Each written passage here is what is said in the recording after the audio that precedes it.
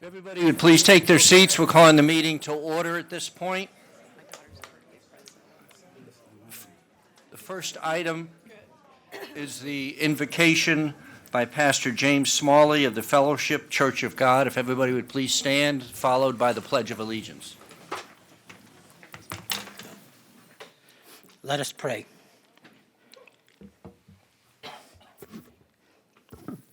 Dear wise and loving God, thank you on behalf of everyone here today.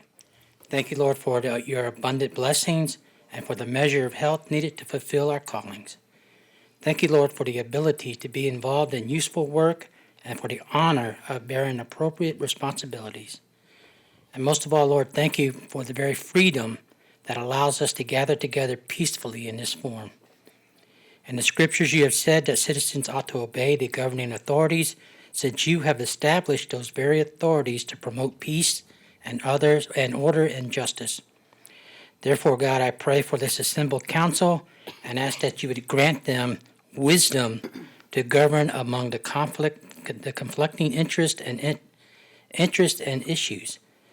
Grant them, O Lord, a sense of the welfare and true needs of the people and a keen thirst for justice and rightness. We ask this in your blessed name. Amen. Amen. Pledge allegiance to the flag of the United States of America and to the republic for which it stands, one nation, under God, indivisible, with liberty and justice for all.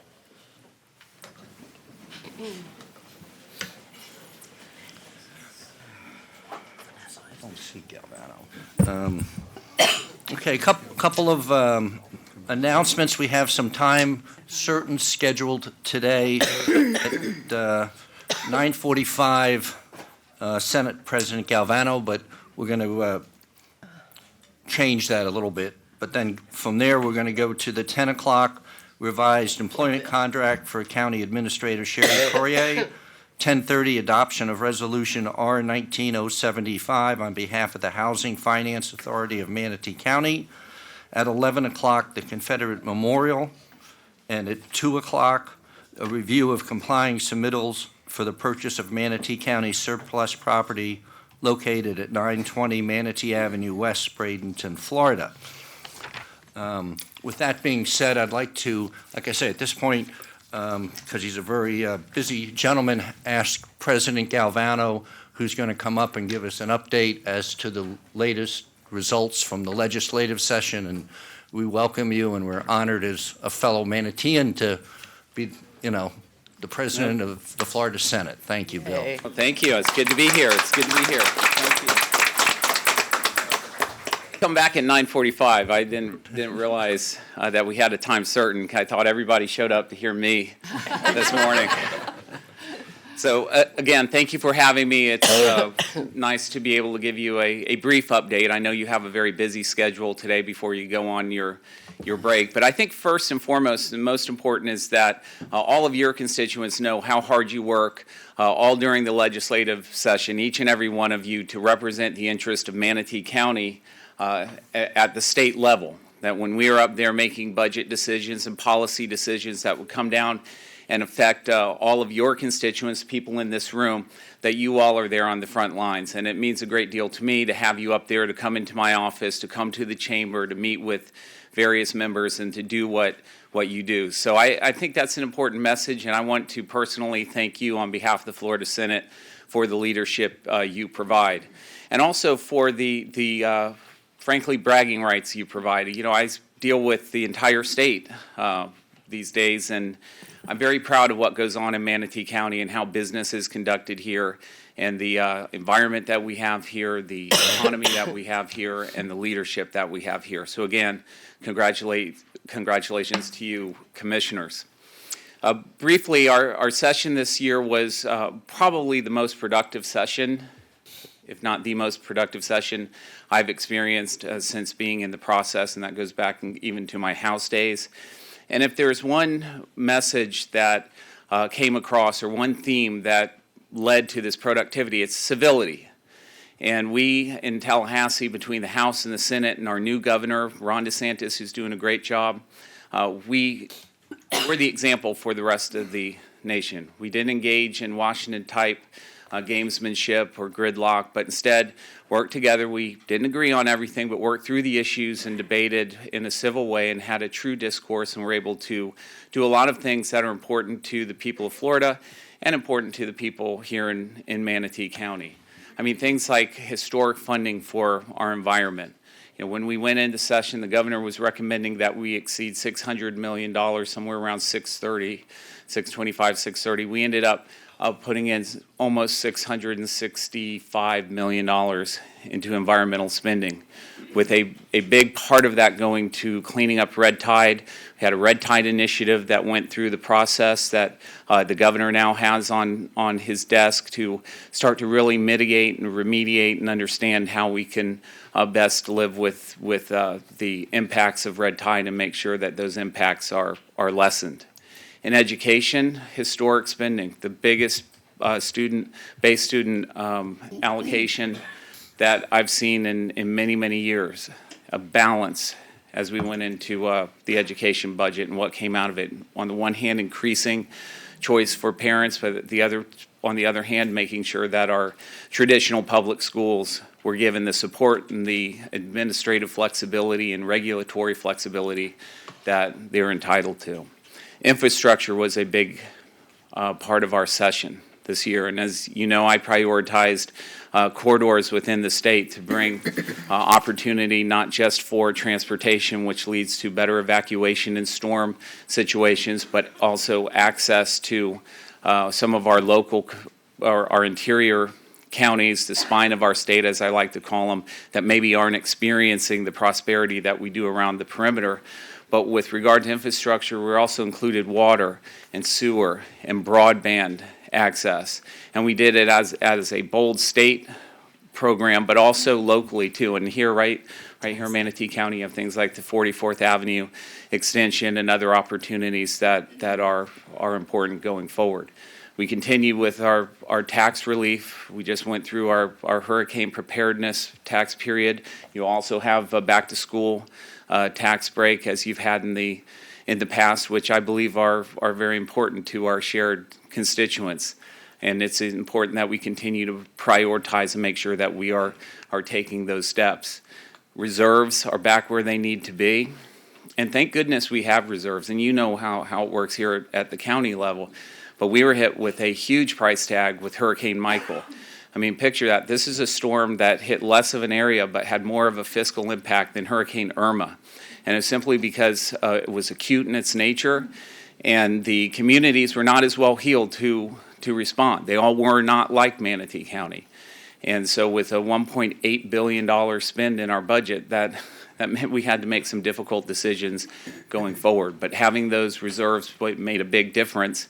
And unfortunately, the federal government did not act in a timely fashion. Now, it has now finally passed the relief package just about a week or so ago, and we're starting to see some of those dollars come forward. And I had a conversation with the chairman just last week about some dollars that were carryover from Irma, and that the governor's office had reached out to talk to me about.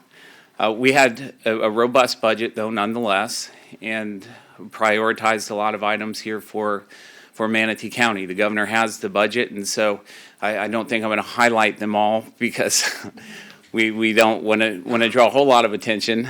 That's a joke. But these are things that are very important to our community, things like METV. I mentioned the 44th Avenue, the stuff that we've done with our South Florida Museum, the prioritization of our local universities and our college, things that make this a special community and things that are important to the fabric of what we do. Finally, I think you all need to know you have a good delegation. You know, Will Robinson, Representative Robinson, Representative Gregory, and Representative Newton all did the best that they could, at least from my perspective, across the hall, to represent each and every one of our shared constituents. And we work together to do some good things regionally. And the Bay Area delegation is strong. And this is a delegation made up of 7 counties, 8 counties actually, that represents about 25% of the legislature.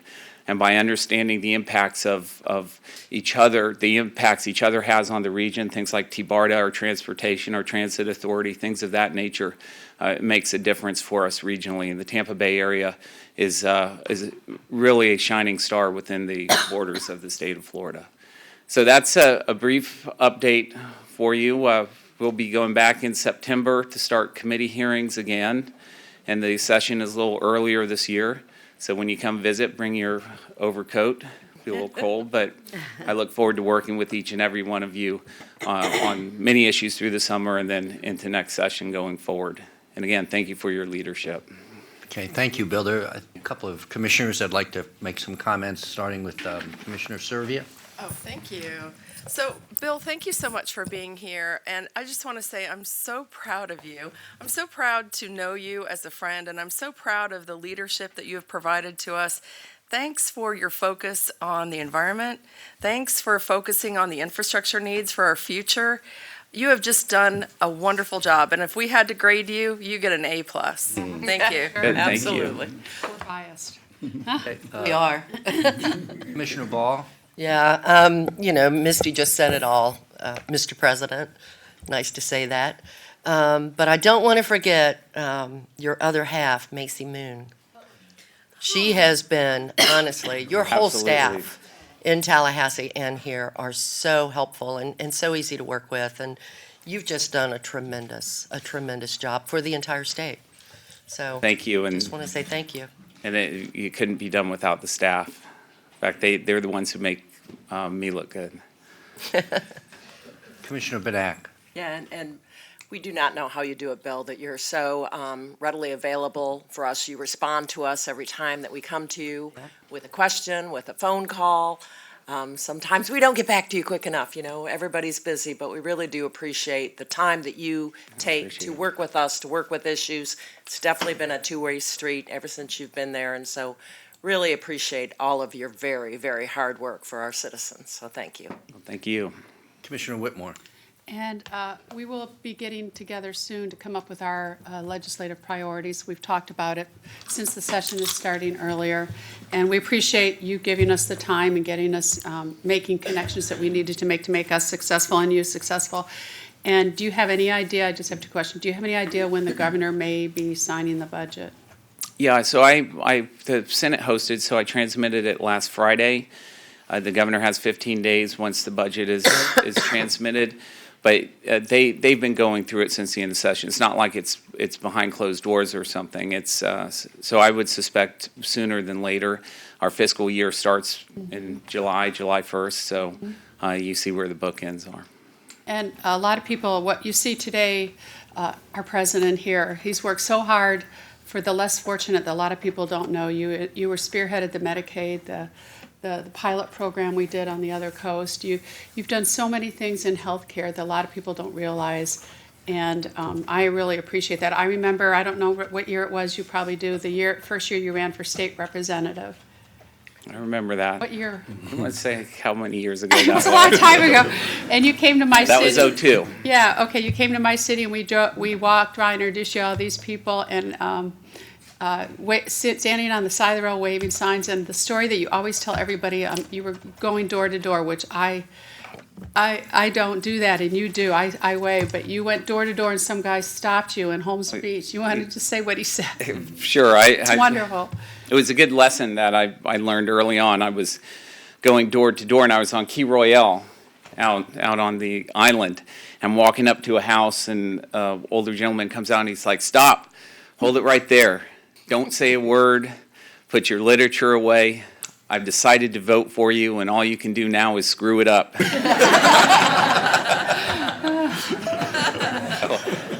That was great advice at the time, and I've retold that story when I was designated as Senate President, and so Did?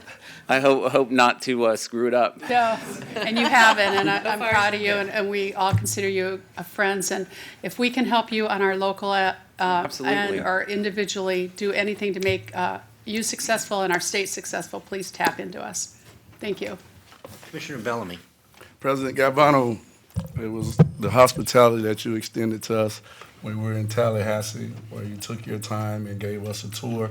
That was my very first time in Tallahassee. Obviously, I'm a new commissioner, but the way you opened up to us and the way you received us and represented Manatee County, I personally want to tell you thank you for the lessons that I learned while I was up there in Tallahassee and for you extending that awesome welcome that you did. So thank you. We got a great picture out of that. Yeah. Whole county commission. Yeah. Okay, well, thank you, Bill, and, what you do for the state and what you do for Manatee County, even more importantly, I guess, from a bias standpoint, is certainly very, very well appreciated. And keep up the good work and good luck, and hopefully next session, will be as civil as this last one, and we can keep moving forward as a state. And your leadership will get us there, I'm quite sure. Thank you. Thank you all for your kind Thank you. remarks. I appreciate it very much.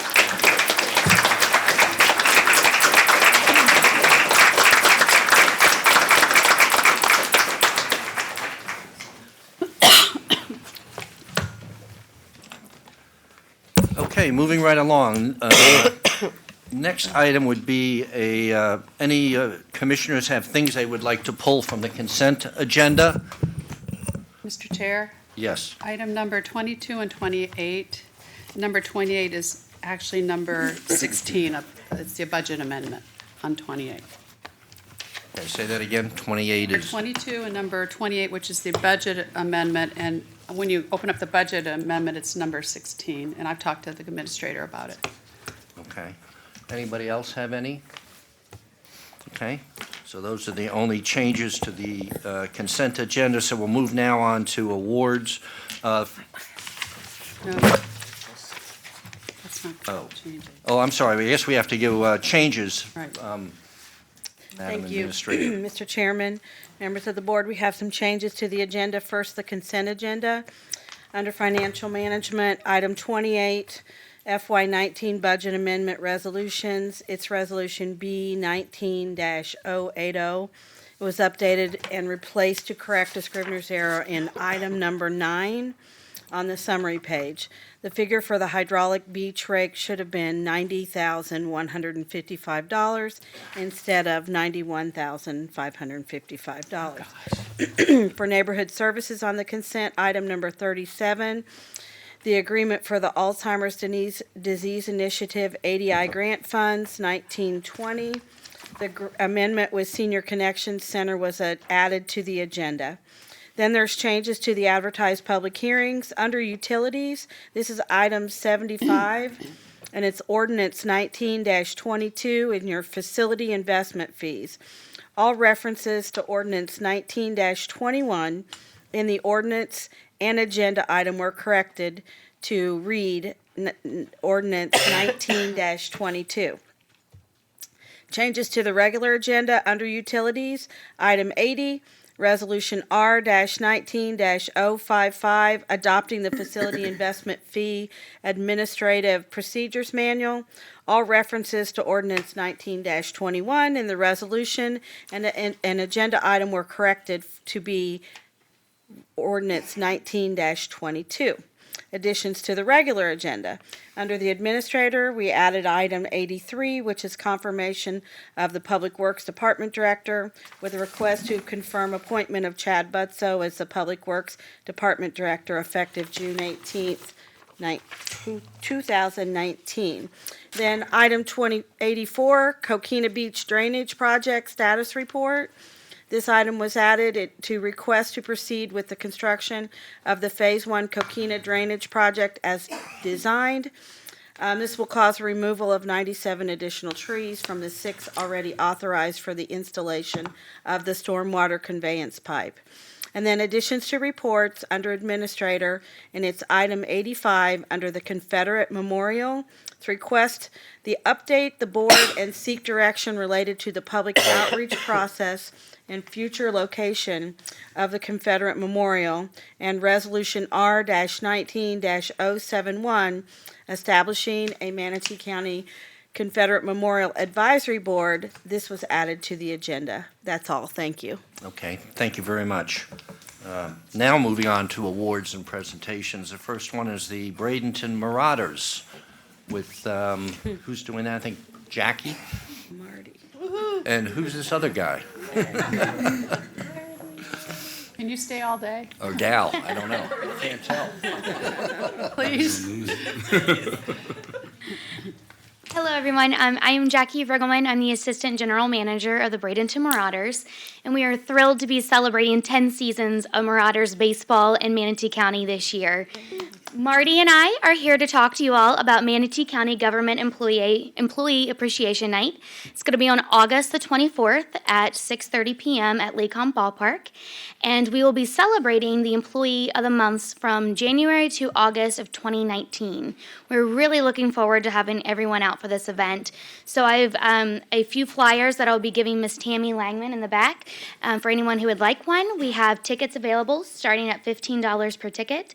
$5 from every ticket sold will go back to benefit the United Way of Suncoast.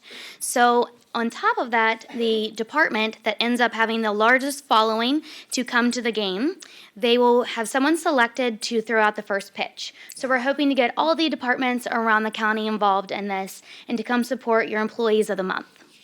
Thank you. Thank you, guys. Good. Yay.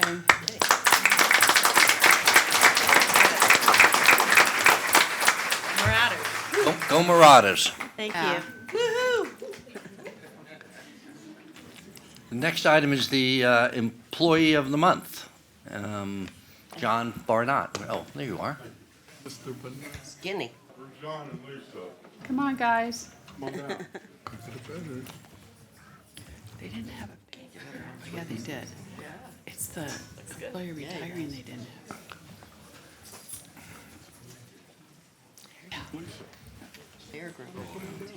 They just added, they had just. They just added.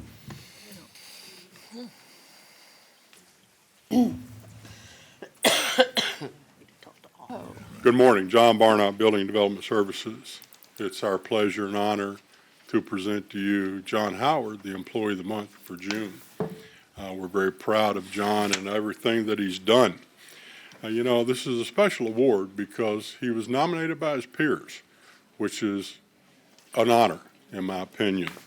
And just some of the things that they've said about John. John always has made time to help me. John is very passionate about officer safety. He puts on a presentation, a program he's created to help them deal with those types of situations. And it goes on and on. John came to us from building services. Property management. Property management. Yes, sir. And, you know, he's got an extensive background in construction, which is very essential and helps a lot in the area. But a lot of people call upon John. If he had a sense of humor, he would be a little bit better. Who, me? Who Deer me? in headlights. I think, where's Jeff? Come on down, Jeff. Jeff has some things to say. Thank you, John. I think there's a few of us that have a few things to say, but I'm going to make mine brief so we don't take up too much time. But Chair, Commissioners, Madam County Administrator, and County Attorney, thank you for having us today. It's my pleasure and privilege to brag this morning about the Employee of the Month, John Howard. I don't know what. I'm right here. Yeah, Hiding. John started with the county back in 2007 in property management, where he excelled. He later joined code enforcement in 2015 after not once, twice, not 3 times, not 4 times, but interviewing for his 5th time for code enforcement. Most previous to my starting here, but getting to know John over the years has been my honor, because John is one of a kind. He's got a big heart. He's there for everyone, no matter what. When he joined the team, he was so eager and excited to prove that he would be one of the best code enforcement officers in the country. He set his expectations pretty high, and he's lived up to that today. During John's tenure with the code enforcement, he has become a leader. He has a great work ethic. He exemplifies the ACE philosophy. He is accountable and takes responsibility for everything he does. He has built a positive rapport, and not only with the people that he works with, but the communities as well. We consistently receive compliments from the public regarding John's professionalism and resolve when responding to the public's concerns and needs. And John is the most ethical person that you'll ever meet. He takes pride in everything he does. His personality is one of a kind, and I think that anybody that comes in contact with John will tell you that. He's a team player and takes time out of his busy schedule each day to assist new employees and train them. There's so much more that could be said about John.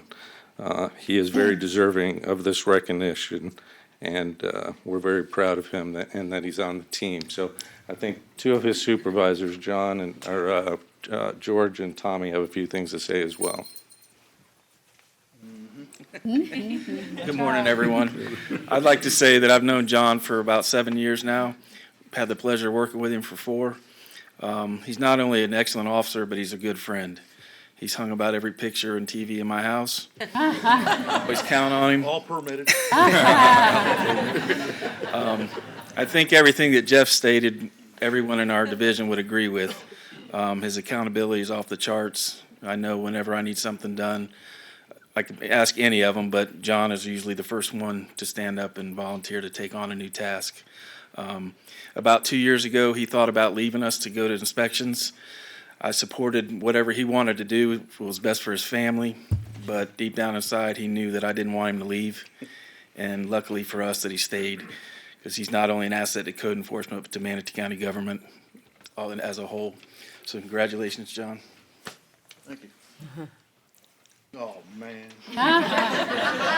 Good morning. As some of you know, I'm a man of brief words. I'm George Martello, John's immediate supervisor. He wanted me to read all these things, but I'm going to keep it to one page for sense of time. So I have the honor of supervising John, and it really is an honor, and because he's the type of person that, like Tommy said, he's very dependable, so it's minimal supervision with him, and that's great, and I depend on him a lot. So, but I do a little thing by the numbers in our division, and I got permission from the chief to do it, so basically I do a number and then something that goes along with that number. So 400,000, the number of residents of Manatee County, approximately. 399,999, the number of persons that John has told he's Employee of the Month. 2,170, the number of pictures he's taken of the billboard over there at the convention center. I actually saw that, I got one in the rain the other day. 1,853, the approximate number of employees in Manatee County, but one, the Employee of the Month for this month, John Howard. yeah.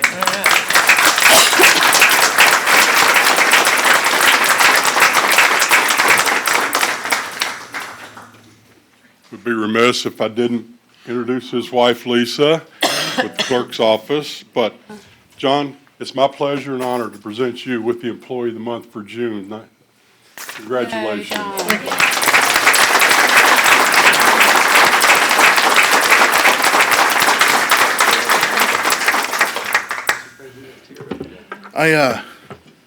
I think this is incredible. I'd have liked it a little bit sooner, but Blame it on them. it's absolutely fantastic.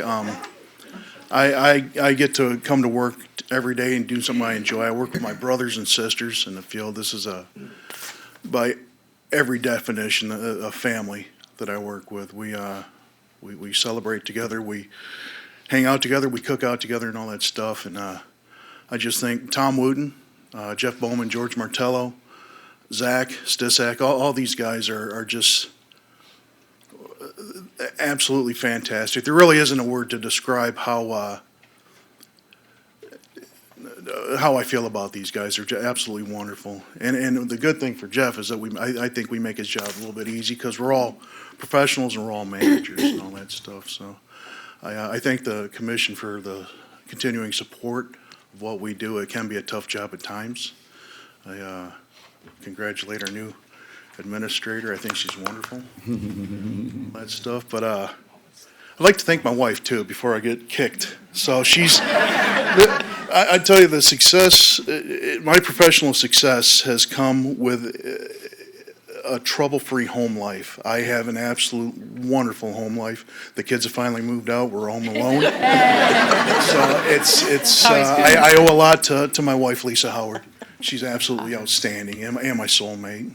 No arguments in 12 years, so. Wow. Good girl. We're absolutely meant to be with each other. Yep. No, that's basically, Jeff Wilson and Mike Owens in the back, they're great friends of mine. I'd like to, I know they nominated me more than likely a couple of times for this, just never went through, but thank everybody. I honestly thought you guys were all here for me. I didn't know that senator guy was gonna show up, so I thank you guys. A lot of them were.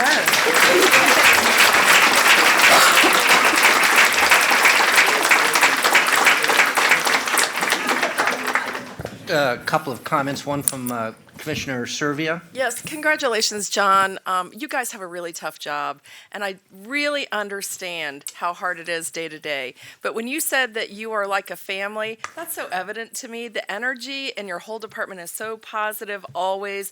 You guys are always so helpful, and I really, really appreciate that. And congratulations. Well deserved. Commissioner Whitmore?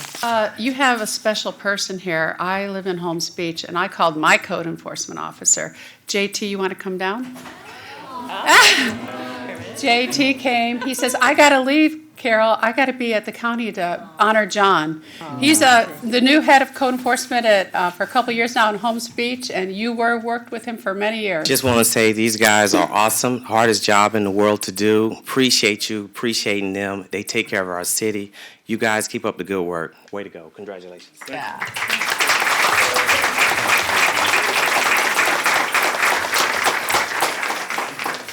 Thank Right. you. Thank you very much for all coming down. Go have a nice Congratulations, workout. John. Thank you all of you. Hey, for the hard John. work you do. Yay.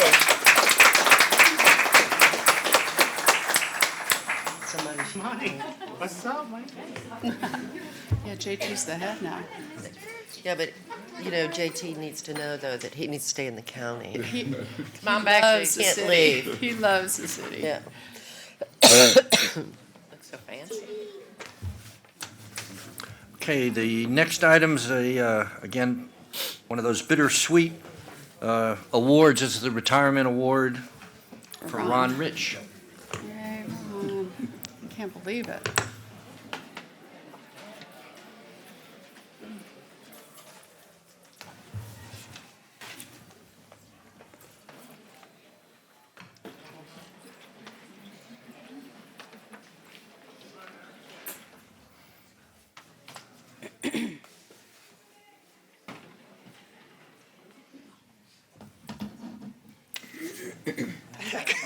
Yeah. Come on, yeah. You're not shy. No, you have to listen to Larry. You need a hook here and I know. pull people up. Good morning, Chairman, Commissioners, County Minister, County Commissioner, Larry Liu, Assistant Chief, Manatee County MS. You're spot on. It's a bittersweet day. Ron began with us in 1983 in Manatee County. He started out as an EMT, and back in those days, we had less than 6 ambulances servicing the citizens. In 1988, we got into a joint venture with the Manatee County Sheriff's Office under the leadership of Lieutenant George Harris, and he was the EOD specialist for the Sheriff's Office. And George Harris formulated a collective hazmat group in Manatee County, made up of all the fire districts, including Manatee County MS, and Ron was one of those hazmat medics back in those days in 1988. Ron has moved up the ranks from paramedic, charge paramedic, lieutenant, captain, shift commander, and he's retiring out as the assistant chief of our administrative section. Back in those days also, we only had 2 hospitals to transport to in Manatee County. Population was about 135,000. As George eloquently said, we're over 400,000 today, and our call volume was less than 12,000 calls, 1,000 calls a month. We're at 60,000 calls a year now, or 5,000 calls a month. So Ron's left a mark within our family, and we are a family too. We're going to miss his humor. I think our office staff is going to miss that the most, because Ron could turn anything into a smile every day of the week. His wife Melody, for a number of years, is standing behind me, so I'm trying to get them up here. And I'll turn it over to, I think Chief Whitehurst was in the background here somewhere. Lee. Get up here. Chief Whitehurst from East Manatee Fire District, he was at our awards presentation earlier this month, and he had some nice, kind words to say about Ron, too, because Ron started with the Bradenton River Fire Department back in the 80s. Come here. Yay, Lee. Thanks for the notice. I was fine in the background there. Yeah, Ron and I went to high school together, and because of Ron, I'm at what is now East Manatee now. We were in EMT school together, and I was a volunteer at the time Samoset Fire Department, which is now part of Southern Manatee. And Ron said, hey, you need to come out and see this Braden River Station. And it was a pole barn, had dirt floor, tin roof, hence the nickname, the Tin House Orphans. And so partially because of that, I ended up out at East Manatee and still there now. But I appreciate Ron. I've always appreciated Ron almost my whole life. And I'm glad that he was able to serve this county for a long 36 years and a lot of good years that he put in with the county. And I'm really proud of Ron. Wow. Oh, yeah, sure. Well, Commissioners, County Administrator, I just want to thank you for your leadership. We've had a lot of good leadership throughout my career here. It's helped me grow as a person. I came here as a 19-year-old, pistol, and had to learn some, manners and stuff along the way. But I've learned a lot, and it probably hasn't sunk in, because I've spent my entire life, working in that division. I want to thank everybody that I worked with. There's a great, talented group of people that work for EMS, and so I know that they're going to continue to thrive, and I'll miss them as well as working for the county. So thank you. That's all I can say.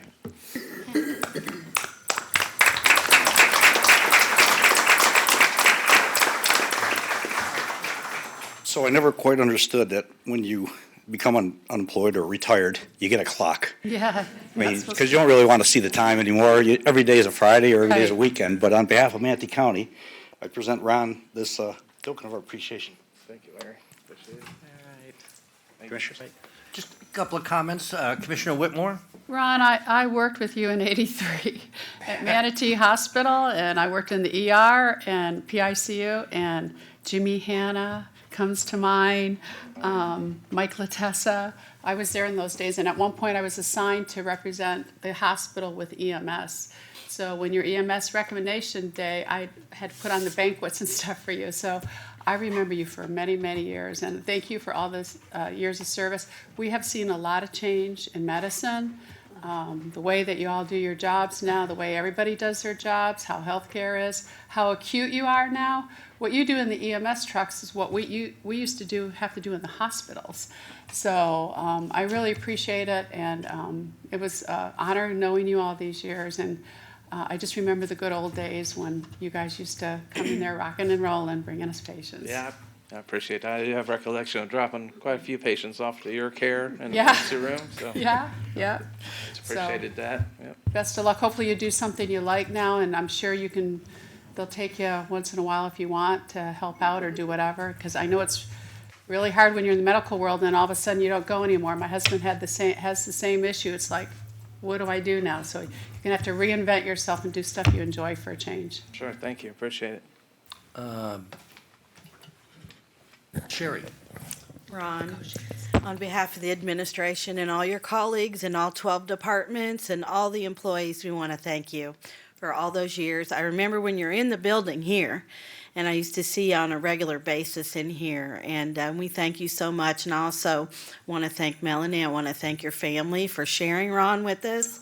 It's a lot of a commitment, I know, and we so appreciate it. I hope you guys enjoy your retirement and come back, please. Thank you very much.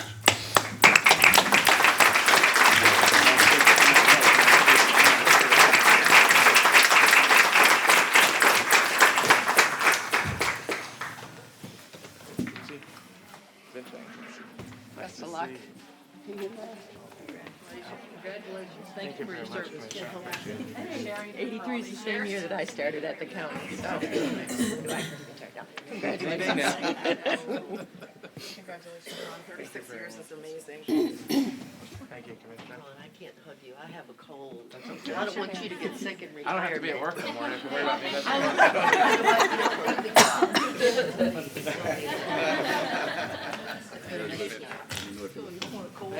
Vacation. Yeah. 6 months and we'll hire you. No. Congratulations, Ron. Best of luck to you.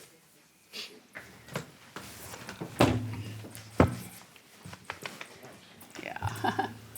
Hey, Ron, stay in touch, will you? Sure. No, he ain't gonna be fishing. All right. Good luck. Camping. Bye-bye. Bye-bye now. He's a nice guy.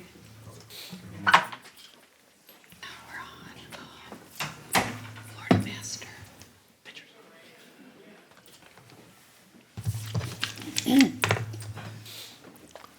Okay, next up is the Florida Masters Naturalist graduates. Thought I'd keep that shorter. Wasn't quite sure I could pronounce all these words. There's a lot of words. I'll go in this back room. I think Dr. Collins or Charlie, I'm not, Yes, Dr. me. Collins, Yeah. okay, there you go. Good morning, Commissioners, County Administrator, and County Attorney.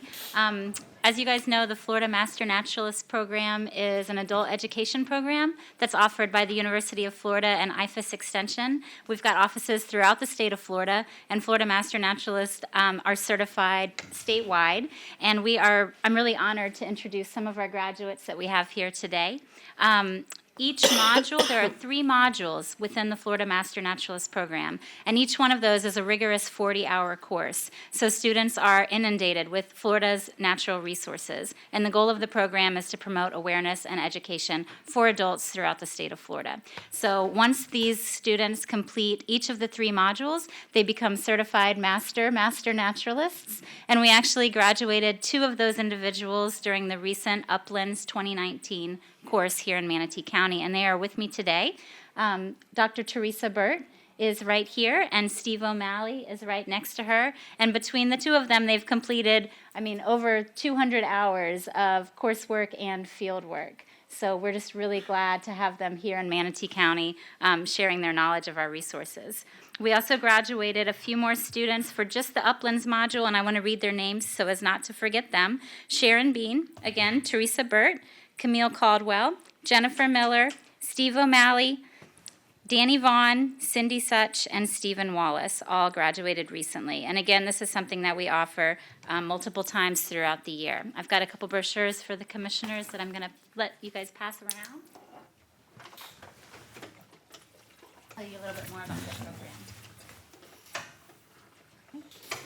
And then I'd like to present the plaques for becoming Master Naturalists to our 2 students that completed all 3 of the modules, the Uplands, Coastal Systems, and the Freshwater System modules here in Manatee County. Dr. Teresa Burt. Thank you. And Steve O'Malley. And thank you guys for listening. Congratulations. Thank you. Our pleasure. Congratulations.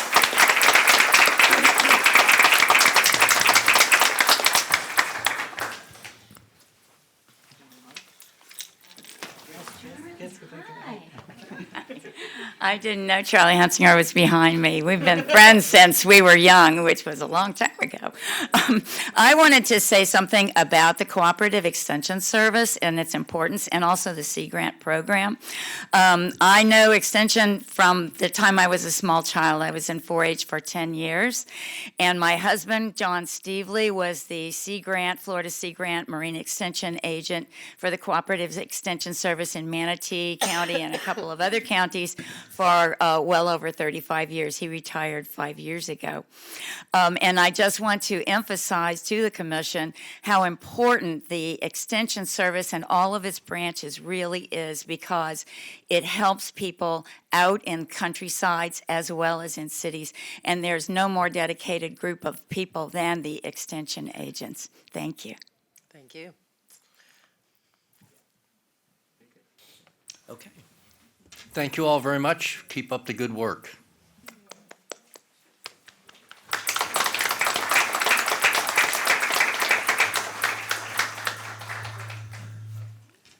Next is the Procurement Division with Jan. Morning, Commissioners. I love coming on days like this. If everybody can make their way down. Whoa, there goes most of them. These individuals support your procurement division. They work very hard to try to balance the need when comply with the law, and that's sometimes a very hard balance. These individuals have, for the 5th year in a row, won the Florida Association of Public Procurement. Woohoo! They are one of 19 in the state of Florida. And again, this award is designed for acknowledgement of excellence in the procurement area. And I do have to say, this group strives every day when they come in. They do better than they did the day before. They're trying very hard for efficiencies. With that, too, we have an extra little bonus. Teresa, if you'll come up. Teresa is also the FAPO president currently.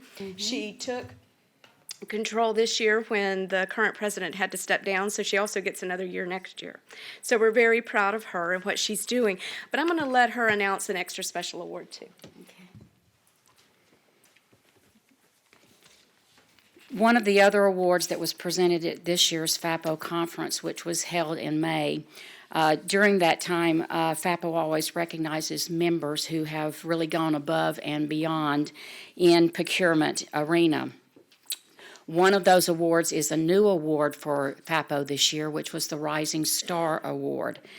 This award is for individuals under the age of 35 who are recognized as an emerging leader in government procurement whose record reflects ongoing and exceptional growth and contributions to the profession and increased levels of leadership and responsibility.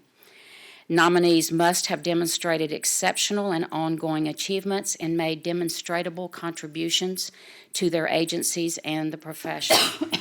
This year's inaugural award was presented to Jacob Erickson. Jake has recently been promoted to procurement manager and is the team lead for the services and technology team. He's been with the county for about 4 years, and he is a perfect fit for the technology team. His degree actually is in technology, and he's always looking for ways to implement new technologies, better utilize the functionality of the technologies that we have. And one other thing in addition, sometime in the next few days, particularly his wife hopes so, Jake will be a new daddy for baby number 2. Jake?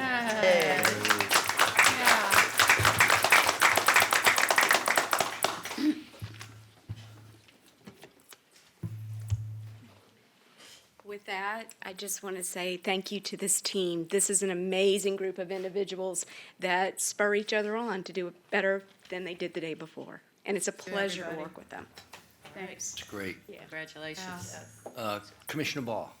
I just wanted to say, Jacob, second child? Second boy. Second boy. All right, so Manatee County, we're getting an addition to our family. That's awesome.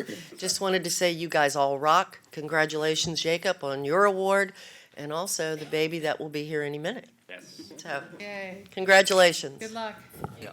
Thank you.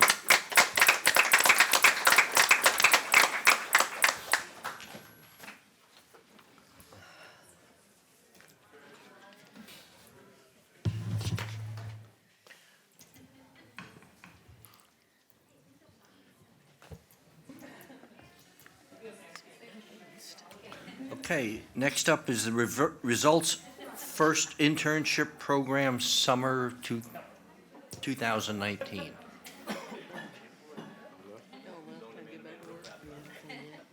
I think they're just gathering outside. Young'uns, come on. Yeah, the young'uns. There we go. Good morning, Mr. Chair, County Administrators, Madam Clerk, Mr. County Attorney, and Madam County Administrator. I did that to try and they don't have to do it. My name is Xavier Colon. I am a Neighborhood Services Specialist with Manatee County Neighborhood Services, but one of my great honors is also being the Results First Internship Manager. This is our 4th time doing it, but this is our 3rd summer cohort. So we do smaller reiterations in spring and fall, and then we have our big groups in the summer. Just a short history, 2017 we started with 4, and now these guys are putting us over 30 successful projects that we will have finished by the end of summer. I have a 20% hiring rate right now, a little bit higher, and that's pretty good for an internship project. And Melissa told me to stall, but I didn't really have that much to say. One of our great things, though, is that we are such a trailblazer that Sarasota has just started their pilot Results First internship project this summer. And Pinellas County, I am talking to them. They want to follow suit because they love how great work that you guys have allowed us to do. As again, thank you so much for your financial and support as coming and watching them present. You'll see our top 5 interns presentations in August, August 13th. And we're excited to have them. And their first public speaking foray in this project is to introduce themselves to you.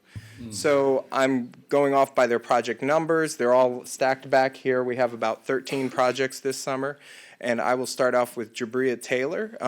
She has the mentor and supervisor group of Susan Ford, who is our lead human services analyst, and James Slusser, who is a human services analyst. And I'm going to let her come and introduce herself. So come on up.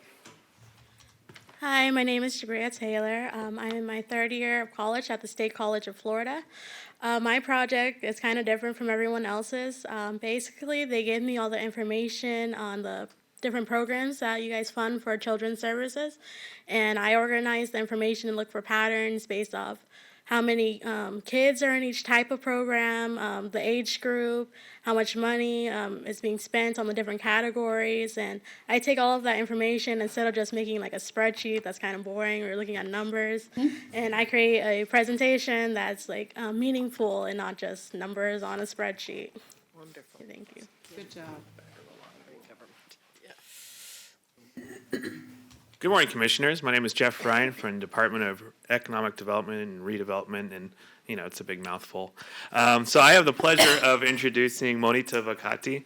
I'm carrying on our proud tradition of hiring some of the smartest people in the country, I think, into our department through our internship program. And I just want to say thank you for this opportunity to have the Results First project. It's really had such a positive impact on our department in our county, and I think it's really a really positive thing that we have here. So without further ado. Good morning, everybody. This is Monita Vakati. Talking about my educational background, I have done my bachelor's in architecture from India, and I have done my master's in urban and community designing from USF Tampa. And I'm currently working as an intern in redevelopment and economic opportunity. And Jeffrey Ryan, he's my supervisor. And we are together working on the redevelopment of the Southwest District project, working on some of the main corridors in Southwest District, finding out the right opportunity sites. And we are redesigning those sites into some mixed use and compact development, which creates a great sense of place, also improves communities' quality of life. And also, I'll be producing some 3D graphics for these proposals. Thank you. Good. Fabulous. Good morning, Commissioners. My name is Brent Stuffelbeam. I work for Utilities. I'm the Cross Connection Control Coordinator, and I'm the mentor for our first intern at Utilities, communication intern, which I will introduce. Good morning. My name is Brittany Hassig. I'm a rising sophomore at the University of Florida. I will be working with the Cross Connection and Backflow Prevention Program, creating educational outreach for high school and middle school students, and also filming and producing and editing a short video for the county website. Good girl. Go Gators. Good morning, Commission. I am Leah Harper. I'm a JS analyst with property management, and I have the pleasure of being a mentor in the program with Maggie Gahn. Hi there, I'm Maggie Gahn. I'm a recent graduate of University of South Florida, St. Petersburg with my geospatial analyst degree. And I am using a new tool called Mapillary to assess our trails throughout the county. Good. Awesome. Yeah, we need that. Great. Good morning, y'all. I'm Steve LaChair, Chief of Emergency Management, and I'm pleased to say this is our second year having an intern, so I'll turn it over to the mentor of our program this year. Good morning, everyone. My name is Tom Kitchen. I'm an Emergency Management Coordinator with the Department of Public Safety, and our intern is King James. Hello, good morning, everyone. My name is King James. I'm a senior at State College of Florida. I'm completed my bachelor's in public safety and emergency management. I am the emergency management intern, and my project goal is to create outreach for materials and in efforts to educate all the citizens of Manatee County. Great. Thank you. Need that.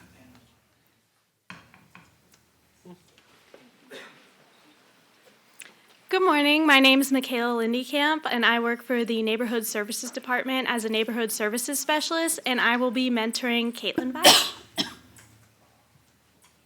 Hello, my name is Caitlin Violet, and I'm a junior at Florida State University. My project is to survey and collect feedback from those receiving aging and eligibility services, and also create promotional materials so that they know the services offered to them.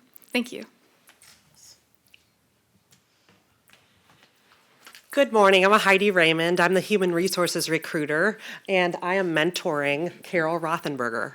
Hi there, I'm Carol Rothenberger. I'm a junior at the University of Florida, and I am the social media intern for HR. Our program is to create recruitment marketing material that will highlight Manatee County as our employer of choice. Perfect.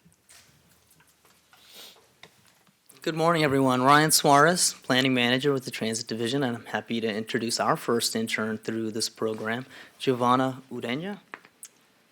Hi, good morning. My name is Giovanna Urena. I'm an intern in the Transit Division. It's my first year at Florida Atlantic University. I'm studying urban regional planning, and I'm going to help them roll out their real-time information system. Thank you. Awesome. We need that.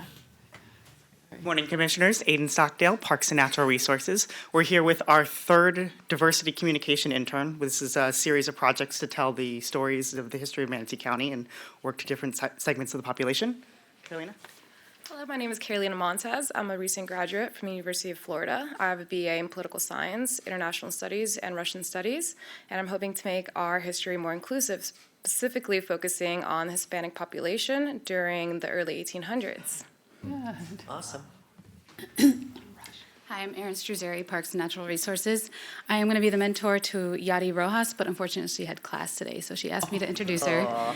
She's graduating in August from USF with a degree in environmental biology, and her project will be mapping the plant species in our coastal preserves with an emphasis on threatened and endangered species to aid in land management decisions, species protection, and future habitat restoration when sea level rise starts to threaten our existing critical coastal uplands habitats. Thank you.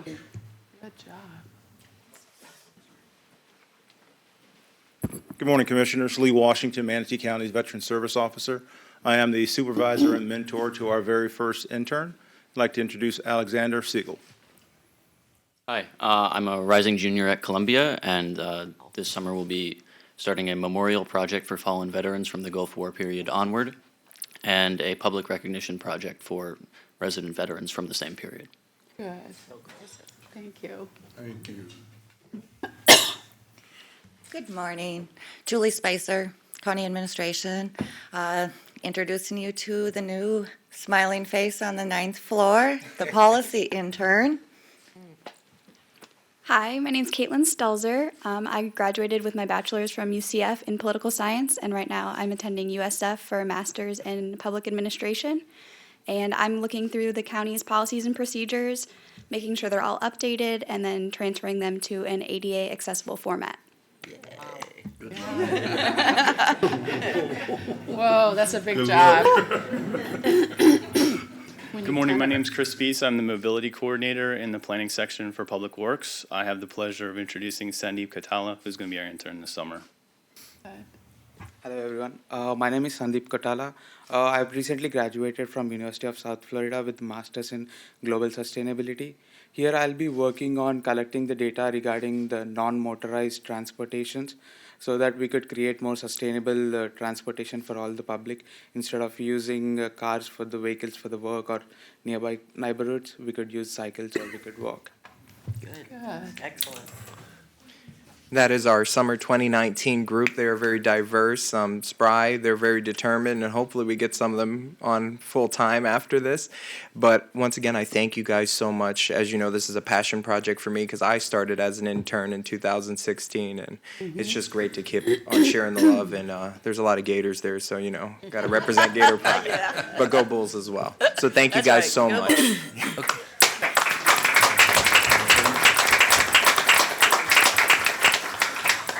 Couple of comments. Commissioner Whitmore? Sherry, I think you started all of this years ago with the M3s. And Sherry was given direction to start this with the county, and this was her baby, and you came up with this and worked with administration so we could get our millennials involved, the younger, to take over as the employees aged out. And look what you've done today now, the intern program. Congratulations. And they've taken it and really we just sort of got the groundwork laid for those first four, and Xavier and Ava now and all the rest of the Neighborhood Services Department that really have dug into this, and all of our interns. We really appreciate you here, and we look forward to seeing you back in August. Yes. Thank you. Mr. Chair, if I'm not mistaken, there was at least one Florida State Seminole among them. Yes, there was. And she was extremely poised at the podium, I might add. That was funny. Commissioner Benak? So, we want to talk about the baseball game last night, but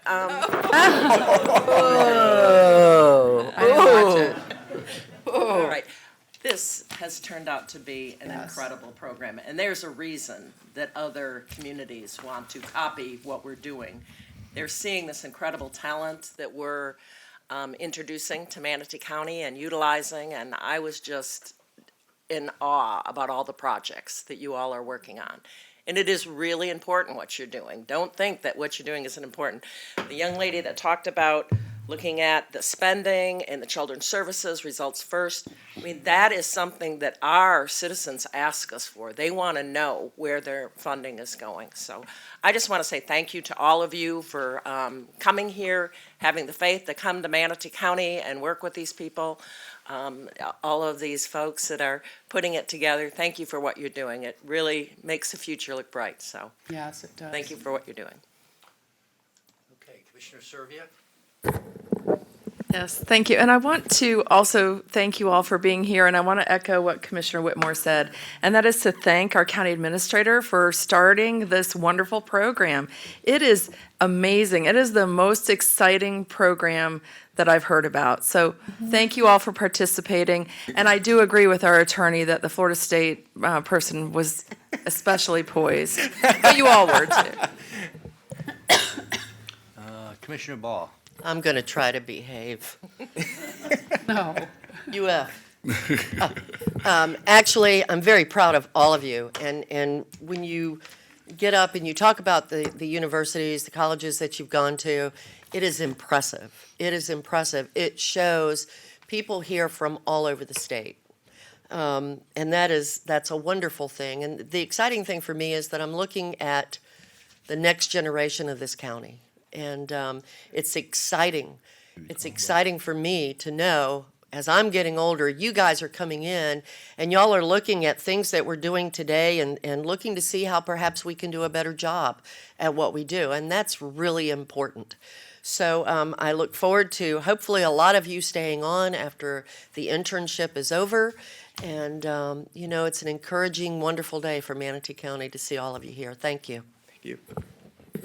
Commissioner Bellamy? To the interns, congratulations on the opportunity. One thing that I would recommend is for you all to embrace the opportunity and build relationships from a personal experience. My internship took place at Tropicana, and I had the opportunity to spend 2 years there in the finance department, and there are still individuals that's a part of Tropicana or PepsiCo now that I still have those communications with. So embrace the opportunity, but build the relationships and keep the lines of communication open, and good luck. Yes, good luck. Mr. Palmer? Thank you, Mr. Chair. Commissioner Benak, I just can't help myself here. He's over the top. I like your tie, though. Nice Mason blue tie you have. Florida State University is much better known for its academics these days than its athletics. And we are very, very proud to say so. University of Michigan is no. I'm worried about sitting jumping between the two of you. either. Okay, time out. Okay, let's keep this civil. Remember the civility thing that we talked about earlier? Yes. Go Bulls. Oh, Lordy. Yeah. All right, Xavier, great job. Yes. Congratulations to all the interns, and we'll look forward to seeing them all back as employees one day. Yes. And we're proud of you, too. Yes, exactly. Yeah. Thank you. Thank you. Okay. Read them The fast. attorney in you is coming out. Okay, 10 o'clock time certain. Let's see. well, I'm thinking, with the board's permission, I know we have a 10 and a 10:30 time certain. Neither one of those do I see as being overly controversial. I would prefer to keep going on and getting these proclamations out of the way. We'll do to them get those fast. people I Yeah. move we I second. adopt the proclamations. Second. All those in favor, say aye. Aye. Proclamations are adopted.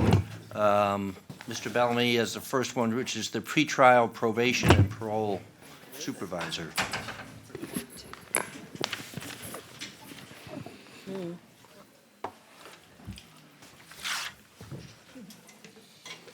I don't know. What can I say? Okay. Come on, how you doing? Gosh, there isn't going to be anybody left. Proclamation, Board of County Commissioners, Manatee County, whereas, get this right, this is so important to me. Community corrections is an essential part of the criminal justice system, and whereas community corrections professionals uphold the law with dignity while recognizing the right of the public to be safeguarded from criminal activity. And whereas community corrections professionals are responsible for supervising adult and juvenile offenders in the community and are trained to provide services and referrals for offenders. And whereas community corrections professionals work in partnership with community agencies and groups, promote prevention, intervention, and advocacy, and provide services, support, and protection for victims. And whereas community corrections professionals have been and will be spotlighting, restoring trust, and recreating hope. Now, therefore, be it proclaimed by the Board of County Commissioners, Manatee County, Florida, that July 21st through 27, 2019 shall be known, designated, and set aside as pretrial, probation, and parole supervision week in Manatee County, Florida, and encourage all citizens to honor these community corrections professionals and to recognize their achievements. Adopted with the quorum, present and voting this 18th day of June, Board of County Commissioners, signed by Chair Stephen R. Johnson. Yay.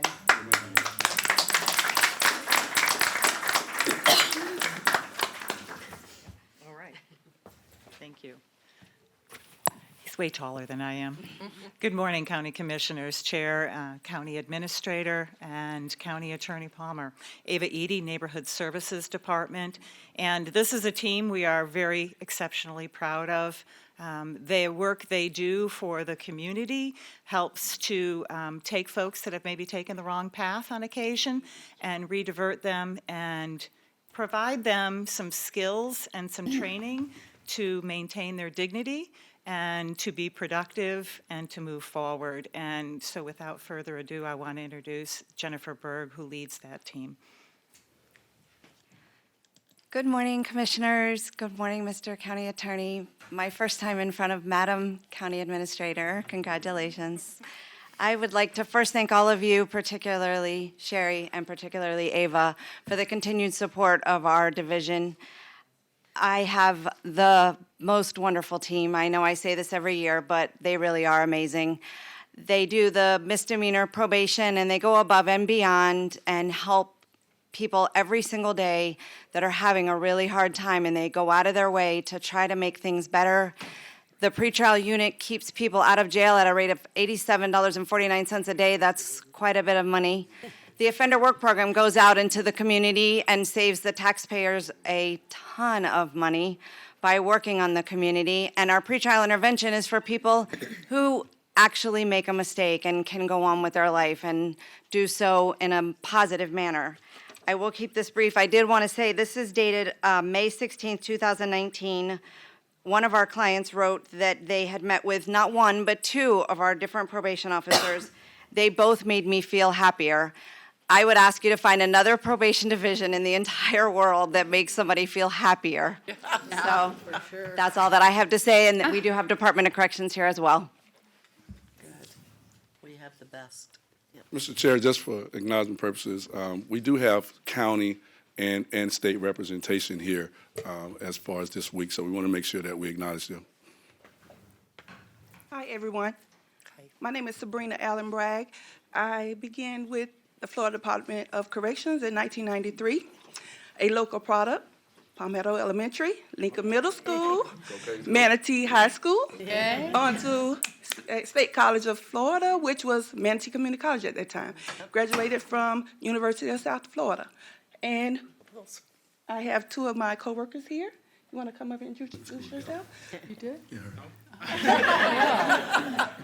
Hi, everyone. My name is Kevin Hall. I actually came from Pennsylvania, so I'm non-native. I apologize. And I am honored to be the felony pretrial intervention officer for the county. And it's been a great experience so far, and I'm looking forward to it continuing. Thank you. Good, thank you. My name is Jennifer Barcelou. I'm a specialist here with the Department of Corrections. I'm a fairly new resident of Manatee County, 2 years now, but I've been here in Florida since 1991, and I'm also a graduate of USF Tampa. Yay, good girl. We just want to thank you all, and it's been a pleasure serving Manatee County.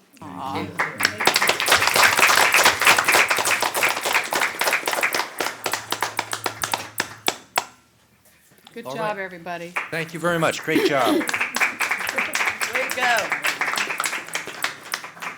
Next up will be Parks and Recreation Month. In between when they're talking. Game on.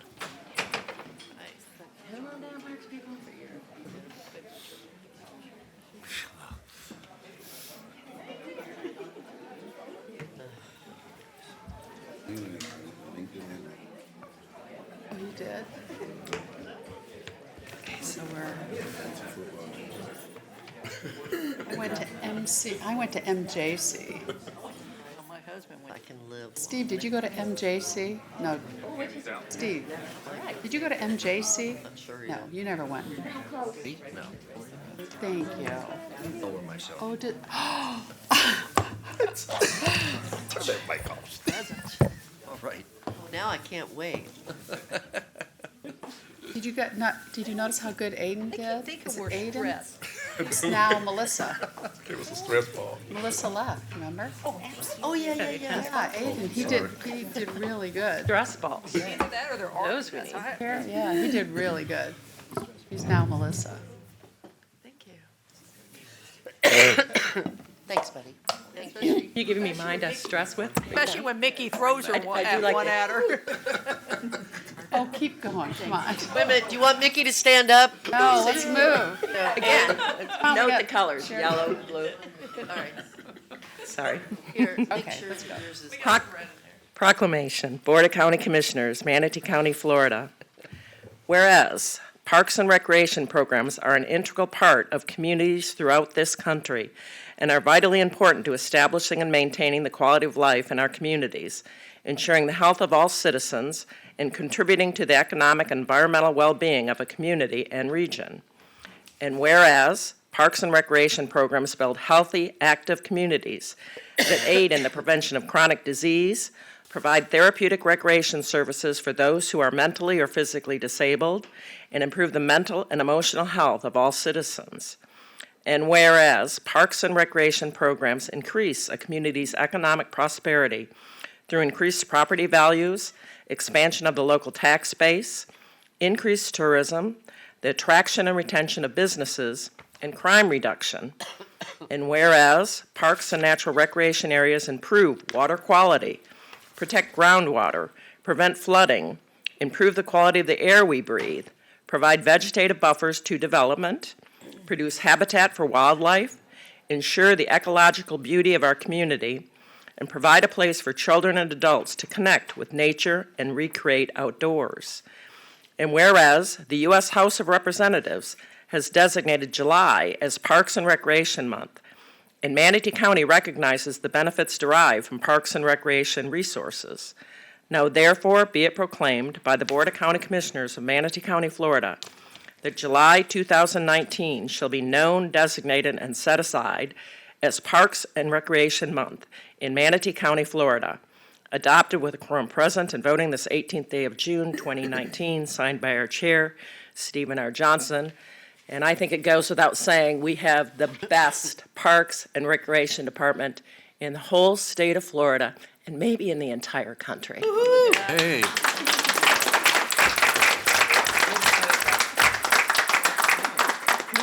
Good. Well, let me thank you, Commissioner Manac, for those remarks, and everyone that works in the recreation industry throughout Florida.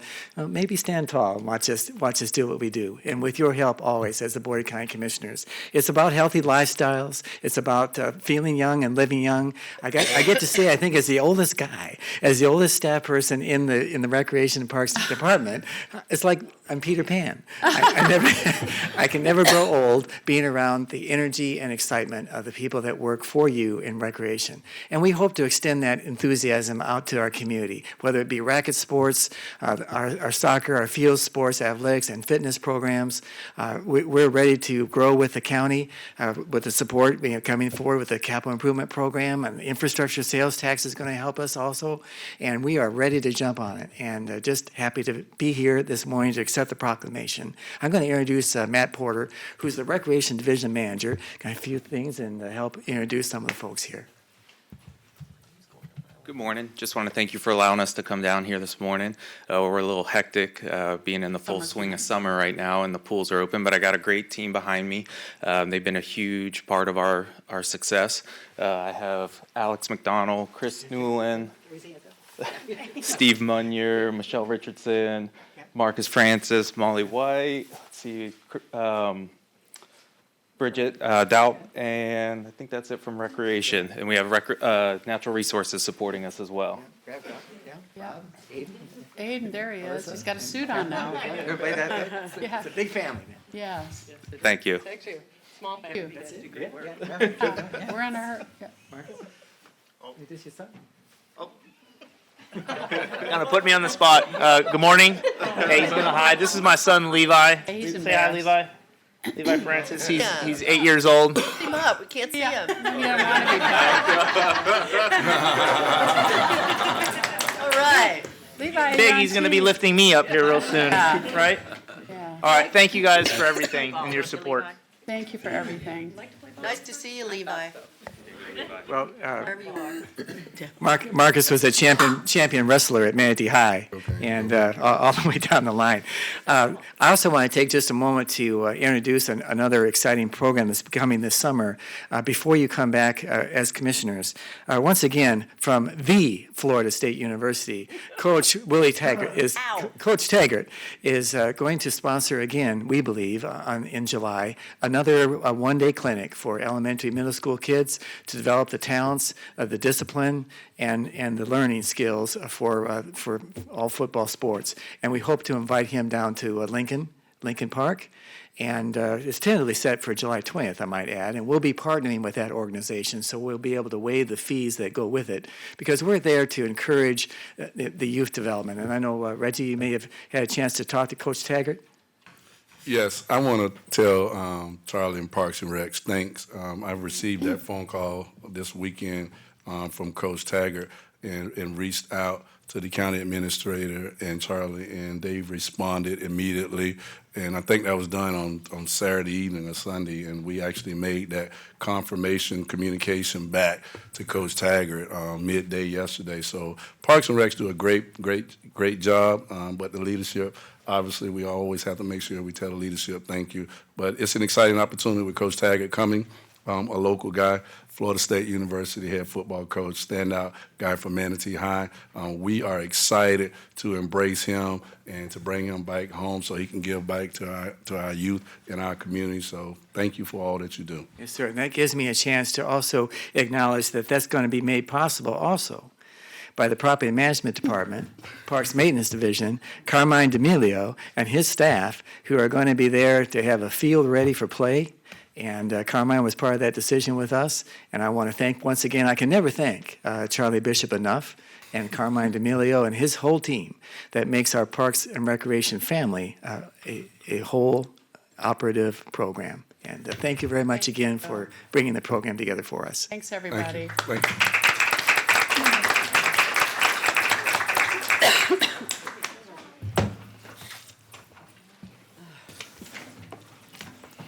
Okay, now we're doing our 10. Yes. Chairman. I don't know if you're planning to move to the time certain. Yes. But if you are, may I suggest citizen comments so that the people who need to go back to work, it will just take a few short minutes, that we could get them back to we have their jobs? Tons of people. I think we've got to go to the 10 o'clock time certain. Hopefully it won't take long because I have a lot of commissioner comments that are going to drag on, or public comments. Oh, So okay. If it was just a couple of them, that would be fine, but it's going to Thank be a you. while. Thank you. So we're on item number 10. So at this point, we'll go to the 10 o'clock time certain, which is the revised employment contract. And I guess Mickey, are you? I'll be happy to take the lead on that, Mr. Chair. Good morning. At your regular meeting of May 21, the board instructed me and Commissioner Benak to negotiate a revised contract document with Ms. Corrier and her counsel. And we are returning to you today with the results of that effort. One of the instructions that I was given on May 21 was to do some comparison with other county administrator contracts from other counties, with a primary focus on termination date, the inclusion or lack of inclusion of a termination date, as well as performance evaluation provisions in those contracts. And so part of your materials here today is not only the recommended contract document that's been negotiated, but also a comparison chart wherein we have compared the contracts of county administrators from 6 other counties, and that is the second of the 2 attachments to your agenda package. And so I'll be happy to entertain any questions that commissioners might have, but we're here with the recommended contract today. Commissioner Trace. I move we accept the contract. Second. Okay, we have a motion and a second. Commissioner Whitmore? And just to confirm, it's a 5-year contract. There's an eval every year, everything we asked for, and the salary is still at $192 plus cost of living. There'll be an evaluation every November, except I think in the contract it says 6 months, like we had said at the last meeting. There's a 6 months eval, and then every November after that, correct? Okay. Commissioner Servia? Yes, thank you. I just, and I don't think my mic is working. I'm going to use Vanessa's. I've talked with our county attorney about some of the comments that I had, and I just wanted to share those comments with the Board of County Commissioners and start by saying that I am so impressed with our county administrator. I'm so happy that we're here today to finalize her contract. She has done an A-plus job. But I just had a couple of questions. One of the questions I had was, should we include a residency requirement? And I actually asked Sherry about that, and she did not object to it. But that was something that I felt was important that our county administrator, again, looking at it from a contract standpoint, that our county administrator lived in Manatee County. The other questions, I asked what happens in the event of death. That sometimes happens, and there are other contracts that I've reviewed throughout the state that all make accommodations. And what our attorney told me is that that is already covered in our ordinance that we have. So we kind of have an ordinance that will work collaboratively with this contract. So that has been covered. I asked if we could include a reference to our code of ethics at the state level. You know, all of us sitting up here and our public officials are bound by those code of ethics. And I thought it was important to include that. And again, our county attorney said that's already covered. I go back to my days as a planner when there's always this argument about should we stipulate code requirements or not because it's already required. And so you can see it both ways. I mean, if you do, it's kind of a reminder of what is needed, and if you don't, well, it's covered anyway. So again, I don't have a problem with that because it is something that is already covered in a different way. And then the final thing that I thought might be important is to extend this contract. Instead of having it live for 5 years, have it live for 6 years. And then every 2 years, just have a date on the calendar where if, our county administrator or board members wanted to bring the contract up for review, they could. And if they didn't, it would just automatically roll through and there would be no mention of it. I've seen that in other communities. I think it's a good idea because I always look through the lens, when I'm making decisions, I'm always looking through the lens of what does our community want, what our constituents want, and I'm trying to prevent any criticism, of our county administrator or this board, golden parachute contracts, and all of the nasty things that sometimes come in this type of work. I don't think that causes any disruption to the great work that Sherry's going to do or any disruption here, and it kind of coincides with the cycles of elections that we have every 2 years to allow those new commissioners to have a voice. So those were my comments, but in saying that, I want to welcome Sherry officially and say thank goodness you are here. You are doing a fantastic job. Thank you. Commissioner Benak. Thank you, and thank you for allowing me to be involved in this process. I did ask, during our discussion of this, we talked about having an expiration date, and if you all may recall, I was pretty much opposed to having an expiration date. Well, that was because I was under the misinformation that the previous administrator's contract did not have an expiration date, and in fact it did.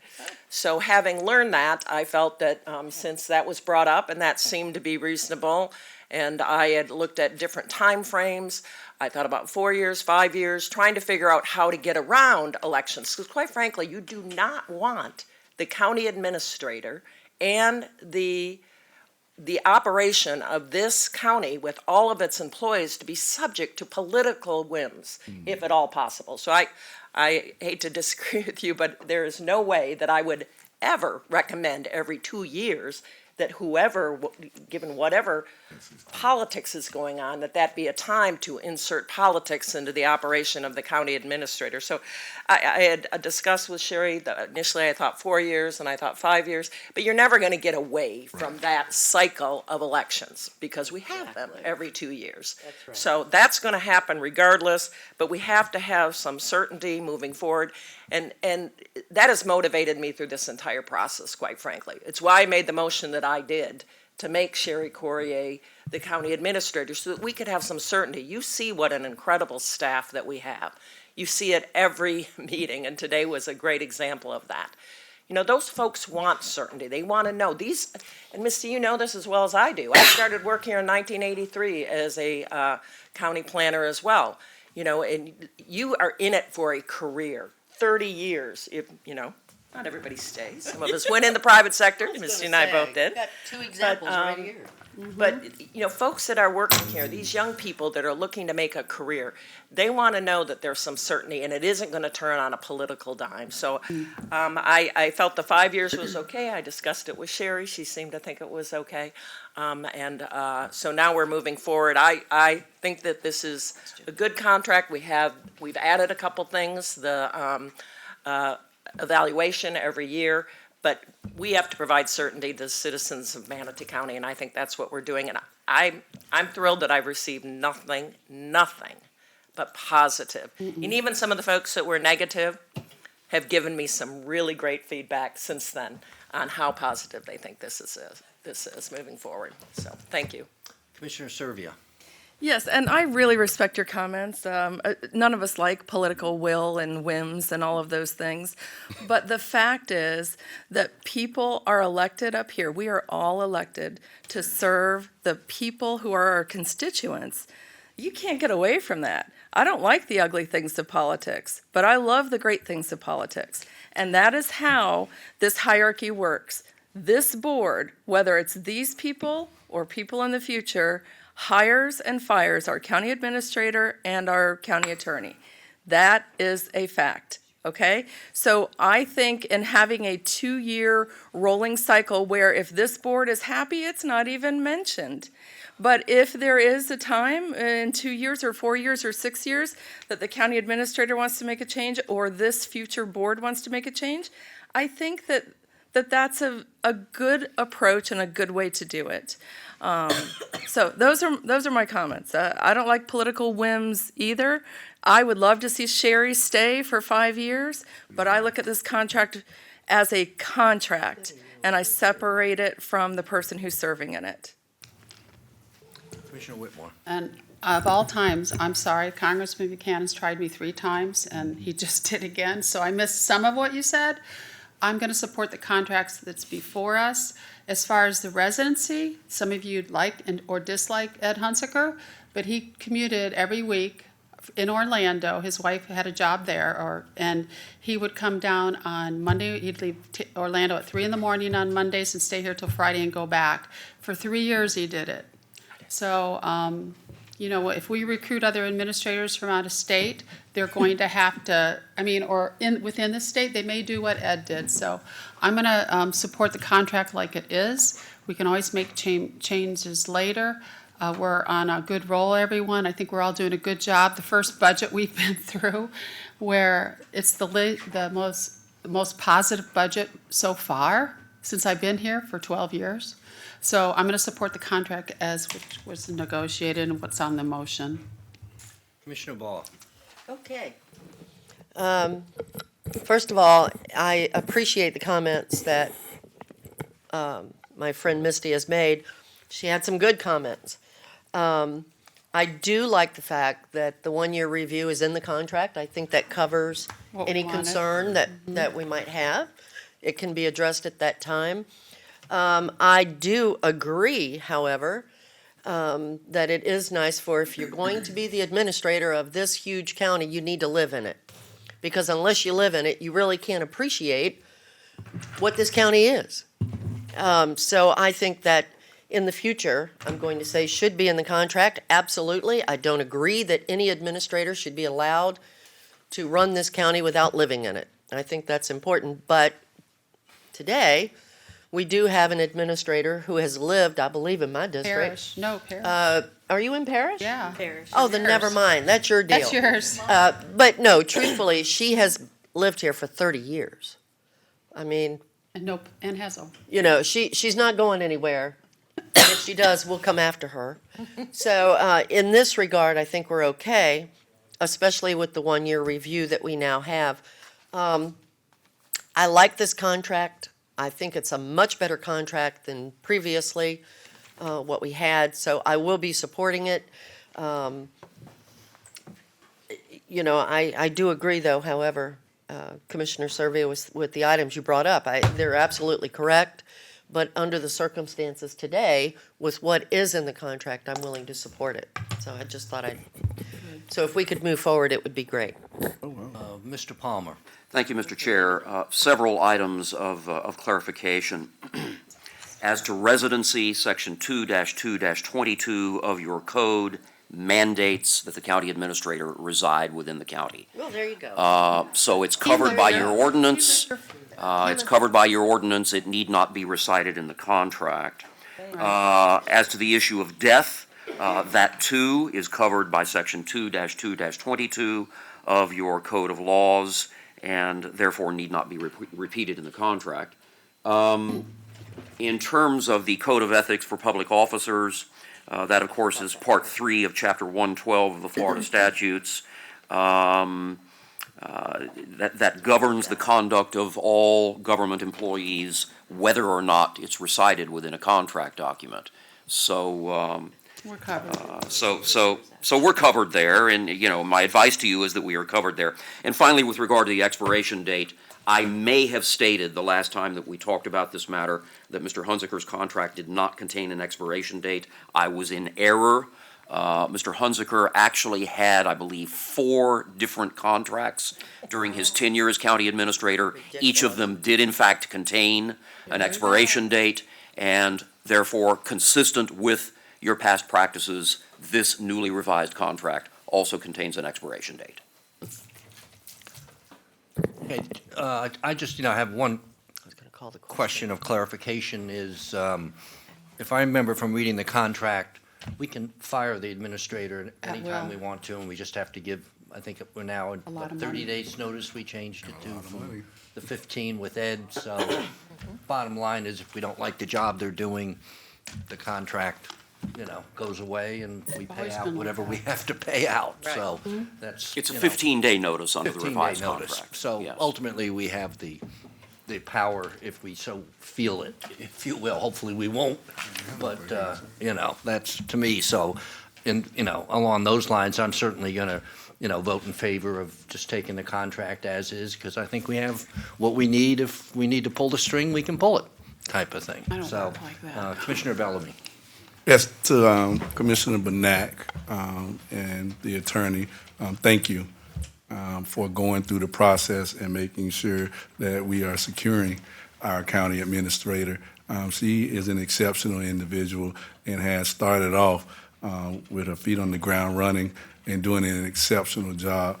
And from a personal note, I want to tell you thank you for the things that you do.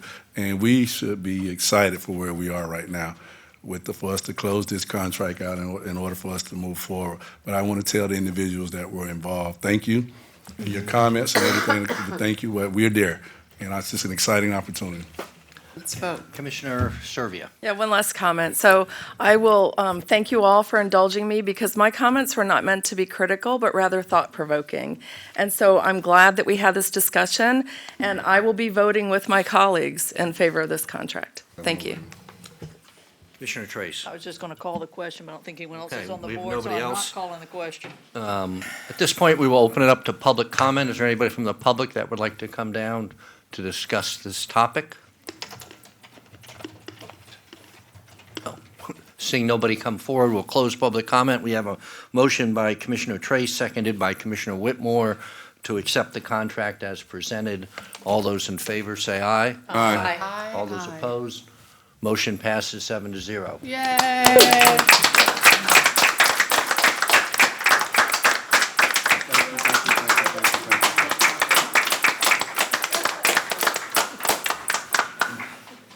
Gonna say something? I'm only going to say thank you. You have a busy day, and as you said, we have our feet running. Let's keep going. Thank you very much. Type A. She doesn't have to talk much, she just does. Good job, Well, Betsy. I think, Now we're on 10:30. yeah, 10:30 should be, again, of course, I said I thought the last one was going to be easy, but let's try to do the 10:30 one, which I think is the Housing Authority. And we'd start at 11. We have to start because Reggie's leaving. Jerry, have at it. Good morning, Jerry Lopez, Director of Redevelopment and Economic Opportunity. The item before you is to adopt resolution number R19-075, and this is on behalf of the Housing Finance Authority of Manatee County approving the issuance of bonds of $26 million worth of bonds for a project in the city of Palmetto Senior Apartments project. So this is just part of the process that the Board of County Commissioners supports the resolutions and the bond issuance. We do have bond counsel here as well as the developer if you have any questions. Okay, Commissioner Trace? I move we adopt resolution number R19-075. Second. Okay, we've got a motion and a second. Actually, don't see anybody on the board with any questions. That's very impressive. All right. Keep going while you're ahead. In that case, we'll open it up for public comment. Is there anybody from the public that would like to come down and discuss the Housing Authority bond issuance? Seeing nobody come forward, we will close public comment. Again, a motion by Commissioner Trace, second by Commissioner Servia, I believe. All those in favor say aye. Aye. All those opposed, motion passes 7-0. Good job, Jerry. Thank you. Good job. Okay. Fun. Easy. Moving along, we will now get to citizens' comments on future agenda items. I have a few people signed up. Looks to me like the first one is Garrett Rainey, if I pronounced that right. Yep.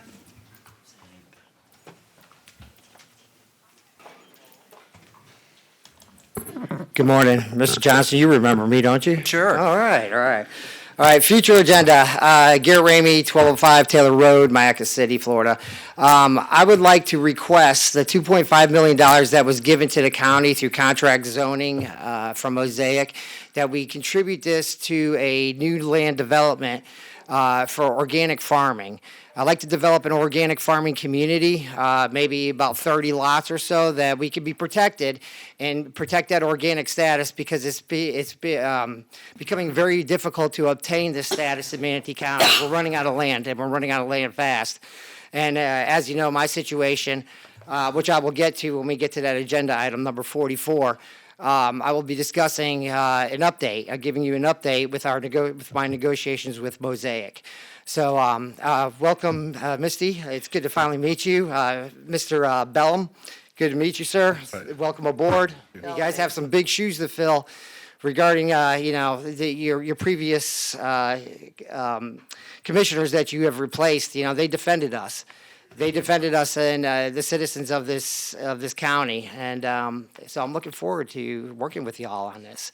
But I would like to request that we maybe release that money. And I was meeting with some of your staff outside here today. This has been an amazing day out here in Manatee County. Seeing all the interns and stuff, and there's a lot of excitement and energy in here today. And I was really excited to talk with them about some of the land opportunities that we do have available in Manatee County. There's 10 acres currently in Mayaca available.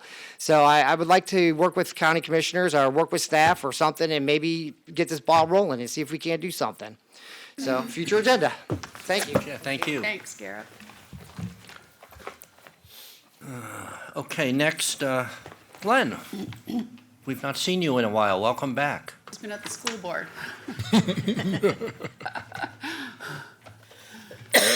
Putting a lot of those tiny houses together? We're working on it. We're getting there. They're not tiny houses, they're fully permitted structures. Glenn Giblina, community activist. Good to see you out here today. Sherry, congratulations. Couldn't have been a better choice. So what I want to do is, the future agenda is, of course, affordable housing, renewable energy. So let me just pull the curtain back on Florida Power and Light. So when you guys went out there to the big farm and the river cutting, this is the greatest thing since sliced bread. We gave them a break on their land. They got different incentives. The fact of the matter is, in a recent Supreme Court ruling, FP&L is going to charge its customers, Manatee County residents, every cent to build that solar farm with a no-bid contract. So if they had cost overruns, the taxpayers and the customers of FP&L are going to pick up that tab, plus give their shareholders a 10% guaranteed profit.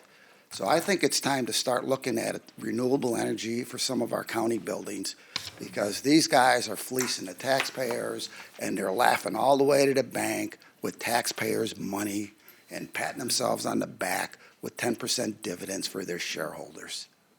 They're not cutting us any slack at all. So I would really encourage this board to look at the renewable energy policy. The other thing I want to talk about is the Livable Manatee. Great program. The SHIP fund's been raided a little bit. The Sadowski Fund, you guys, Tallahassee's been robbing that for years. So this is a great program. I encourage it. I'm glad to see something like that. Surplus property, I did a records request. The county owns, we the citizens own about 1,600 pieces of property. Mr. Belly and I went out and looked at a few. I think that we can narrow that down to see what we have for affordable housing. So I talked to Charlie a little bit early today. He's going to look into it. So hopefully with the new intern and collaboration, we'll find some affordable building lots for that. Electronic comment cards, they've been working at the school district. I'd like you guys to reconsider that. And Sherry, how about a desk and a table back out there? I mean, look at my handwriting. It's terrible. I got no straight surface to walk on. My other concern is the Tallahassee Community Center. I know the county doesn't own it, but my daughter went there, and I helped build some of that playground equipment. When she was at Canaan, we were doing it for $25 a week. I love that community center. now that they've been locked out of it. I understand it's owned by the Baptist Church, but what a disservice to the community, and I thought maybe we can put some pressure on that in that direction. So that's it. I got some other items, but thank you for your time. Welcome aboard, Sherry, and thanks again. Okay. Even Glenn's in it. Cynthia Howard, Before, you want to, yeah, Sorry. he needs to comment. which on that. part? I want to correct something I told Glenn for the record. I was wrong. The Televast Community Center is not owned by the Woodland Baptist Church. I got that mistaken with the Samoset Community Church. Joy's upstairs right now doing some research to assist this young lady and her aunt out in the library right now, so we want to help them out as much as we can. Also, Glenn, I'd like to report that last week Diana Robinson and myself went to Denver for a symposium put on by the Department of Energy for renewable energies, and we are looking at that as we build a new library out east. Which is on Peace River, which has a higher kilowatt. We are always looking at ways we can make our county greener. Thank you very much. Thank you. Cynthia Howard. Left. Did you leave? Did she leave? Okay. Deborah Smith. Welcome. Good morning. My name is Deborah Smith Coleman. I am here on behalf of the Tallahassee Concerned Citizens, and I am here to talk about the Tallahassee Community Center. I am here to encourage Manatee County to halt the funding to the Centers for Success, formerly known as the Tallahassee Community Center, until a full investigation into the financial aspects there are complete. We have reasons to believe that the board chairwoman, the director, and CEO have neglected their duties in not using the funding what it was intended for. We know that the board chair, Melissa Robinson, has been using the space for her own personal financial gains through her decor company, Red Drop LLC. Having countless events have been set up at the Tallahassee Community Center with no solid proof that the funds were redirected back into the community center. This is supposed to be a non-for-profit organization. The board chairwoman has clearly lost sight of that. Nepotism is another concern. The chairwoman husband is the treasurer of the board. No oversight or checks and balances are used. The board was able to sign the deeds for the property over to the Centers of Success and essentially dissolve the Tallahassee Community Center. What was once a public property is now privately owned. We encourage the commission to start an investigation immediately into the funds that were already given to ensure that they were used for their intent. The property is private, and we have no clue as to why and how this has taken place. Essentially, the Tallahassee community has been locked out of the Tallahassee Community Center, now the Centers for Success. Along with the locked gate, the community is kept out. We do know that Melissa Robertson is a certified tax holder, and we have reasons to believe that the taxes were not paid on the property and that the property was essentially stolen. From my understanding, funding was given to the Centers of Success from Manatee County for a playground, which as of Friday, June 14th, there is still no playground at the Centers for Success, the Tallahassee Community Center. I am here to demand a full investigation into what we believe is embezzlement, fraud, tax fraud, misrepresentation, nepotism at the Centers for Success, known as the Tallahassee Community Center. Please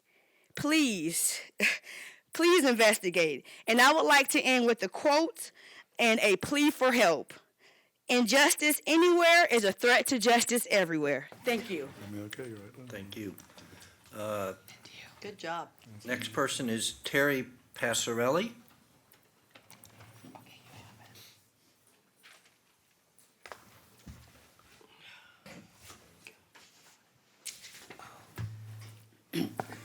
Good morning. I'm Terry Passarelli. I live in Manatee County, District 4.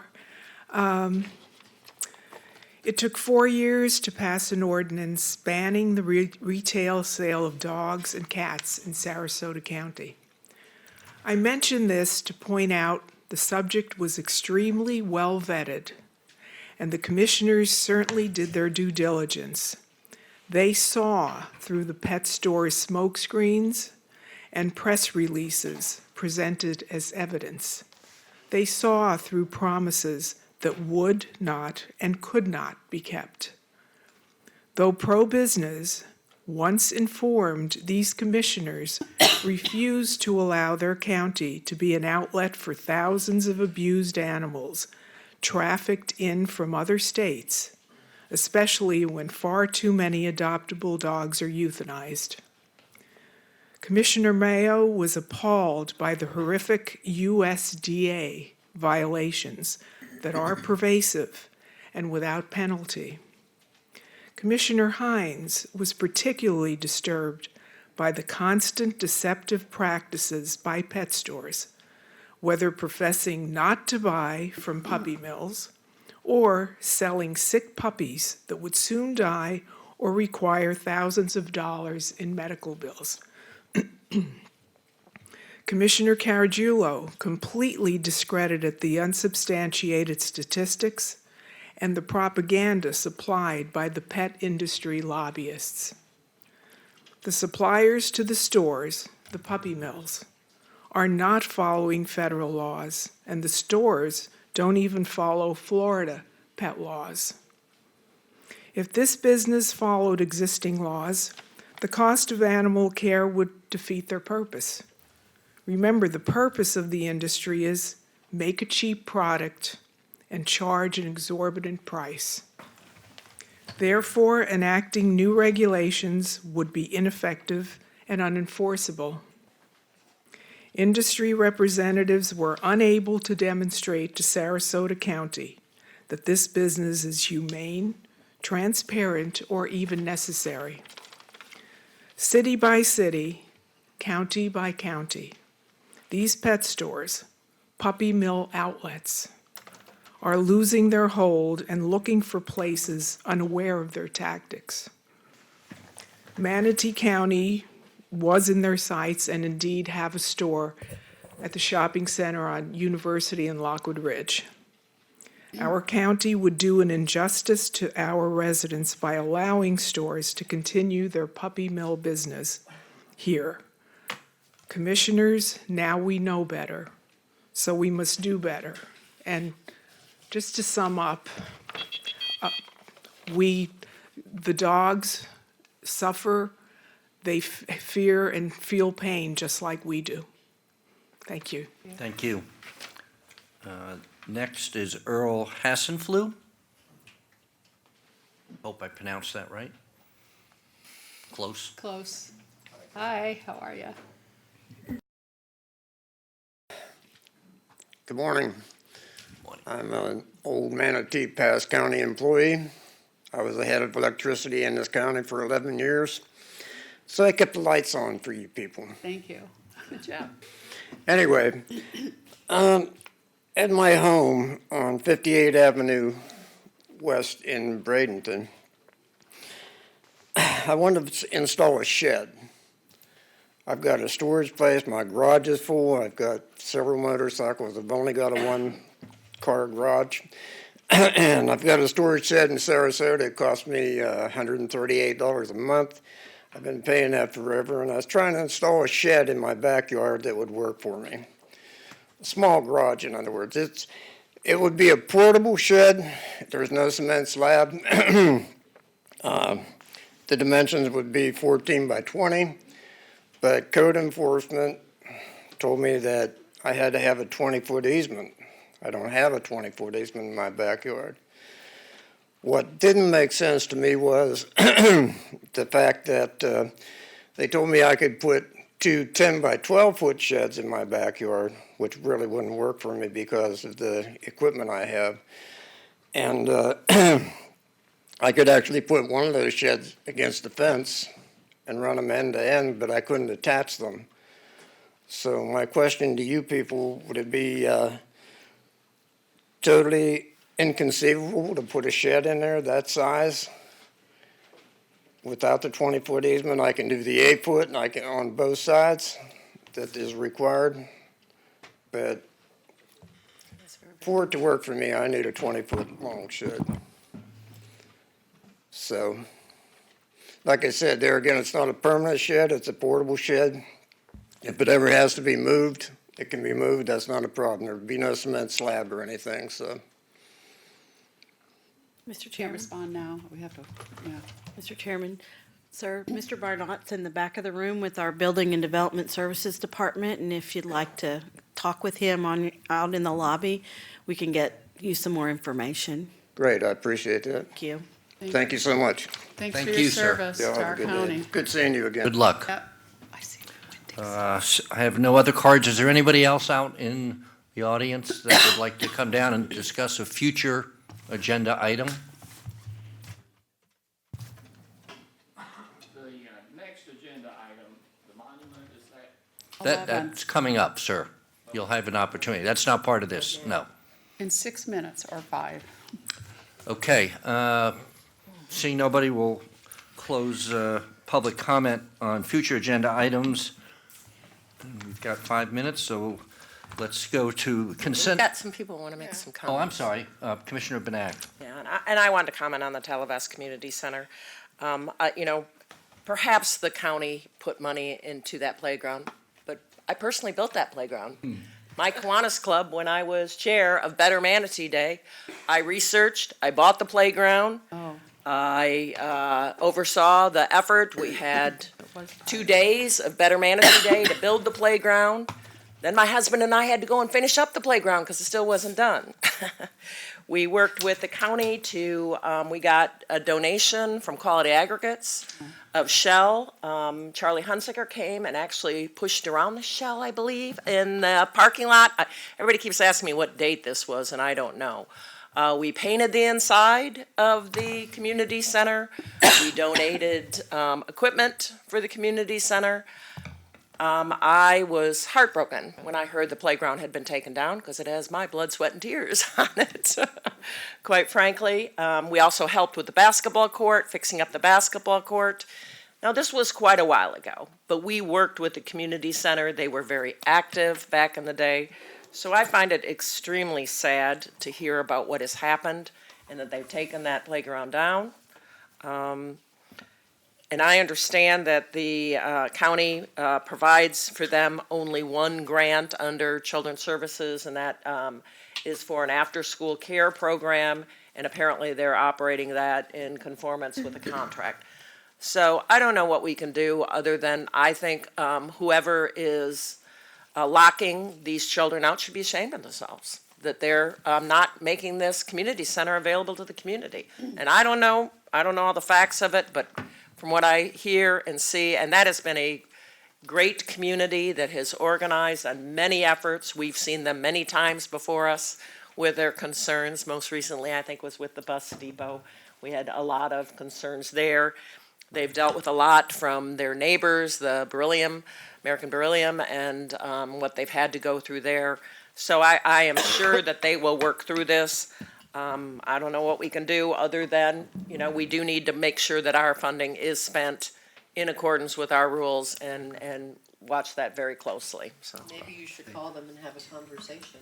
I don't know this person, but I would certainly, yeah, I have no problem. I've tried. You've tried? She doesn't answer. Yeah. Sherry, do you have a comment, I think? Yes, some of the comments made by the speaker were new information, new comments, some accusations.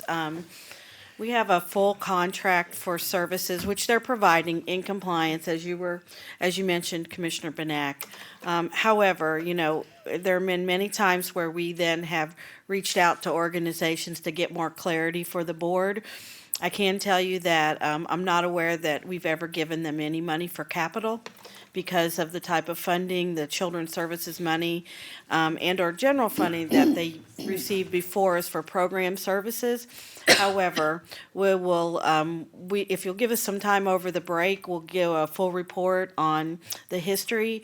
I know that property management is reviewing the deeds, and neighborhood services will help provide the full report. So we'll take into consideration all your comments, what the status is now for access for the community. I think one main issue is that they're lacking in other outside funding that can allow them to provide staffing for when other community members might want to use the facility.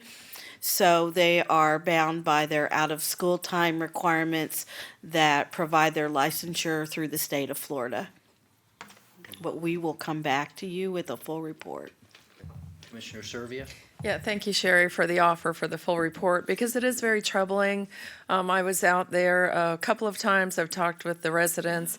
I've tried to reach the current Board of Directors president with no avail, not able to do that. And some of the questions that I have are, was there any county or any state or any federal funding that went into the capital improvements there? And were there requirements tied to that funding? So I think as we just need some time to kind of uncover those questions. And CDBG money, was that ever used?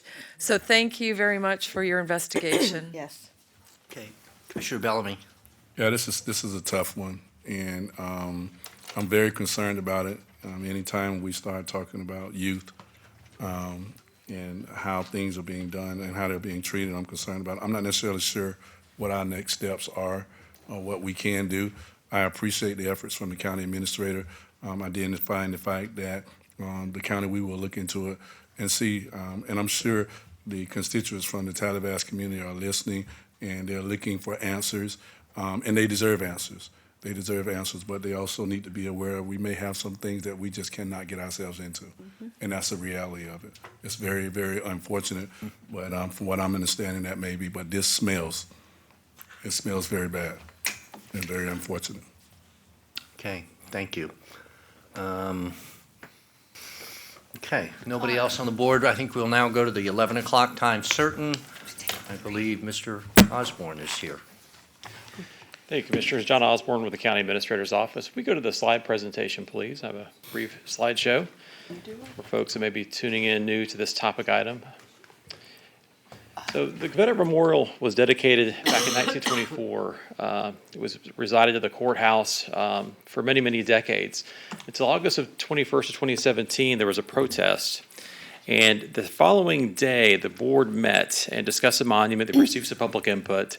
And the board voted to remove the memorial to a secure location until a permanent location could be decided upon. The monument then was removed by the county on August 24th, and it's been in secure storage ever since. You can see the motion there that was made that the new location would be an equally prominent, respectful location. And there was even a couple of sites specifically called out for consideration, the Veterans Memorial Park and the Gamble Plantation. Fast forwarding a bit to May 8th of 2018, there was a board motion, and this actually was a result of citizens' comments at the time, that the board made a motion to put it on the ballot in November of that year to let the citizens decide if the monument should be restored at the historic courthouse until a decision is made as to where it should be moved. This motion, however, failed. Most recently, I was before you last month and presented some options for potential locations for the memorial.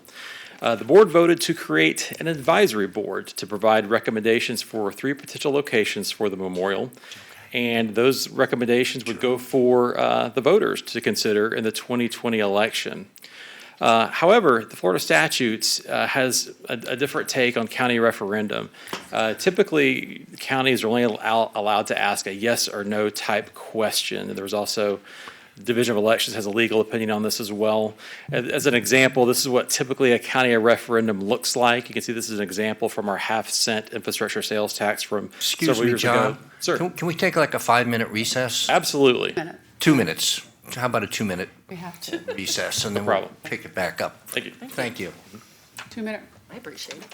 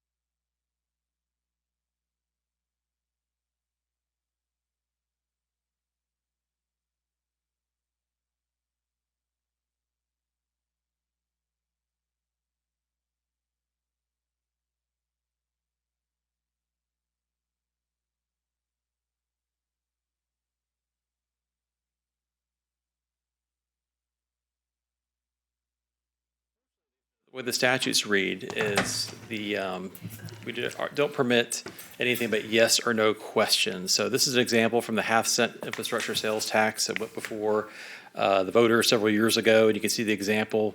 You vote for something or against something. There's no list of options, unfortunately. So it didn't make the board's initial motion from May, unfortunately, viable. So just to update you on some of the locations, the Gamble Mansion has declined location of the memorial there. Veterans Memorial Park has also since declined. In the May presentation we had before, we had some conversations with some citizens about Fogartyville Cemetery as a potential location, and they have also since declined. When it comes to location options, and thinking back to my May 7th presentation, it is kind of complicated. We have to look at property ownership, what jurisdiction that property is in. Is it the unincorporated county? Is it an incorporated area? Is it state property? Also, what kind of deeds, restrictions, other covenants are associated with the property? Was the property purchased with grants, and that comes with some handcuffs sometimes as well? Also, is it located, again, in the city or county with respect to the land development code and site regulations, and what kind of improvements will you be doing to the site to make it viable for an appropriate location to locate the memorial to? So during my May 7th presentation, we focused on properties that were specifically owned and managed by us, Manatee County government, in unincorporated county. And having said that, the board still has many viable options, and these aren't in any order of preference or anything like that. But the first option on your list is the board could revisit the May 7th list that I presented. You could decide today if you wanted to. Think about that motion that you made back in August of 2017, and the board made a decision today. We would certainly work with that site, make sure it's accessible, make sure it be landscaped, and that it'd be interpretive signage, that the memorial would find itself a good home. Going back to the May 7th presentation, we went through a laundry list of sites, and during the conversation, myself and Charlie Hunsaker with our parks was here also. We narrowed it down to these 5 places that would be good sites for the memorial. And we're not infallible people. There may be other options that the board has in mind, but we felt these were appropriate given how the properties were purchased, their location, our management of them, the deed restrictions, and all the other things, infrastructure, and all the things that go along with having a welcoming spot for the memorial. This is a map of where those 5 sites were, and the Church Street site, again, is next to the Gamble Plantation. That's a little piece of property we own next door of that site. You can see the properties are spread throughout the county.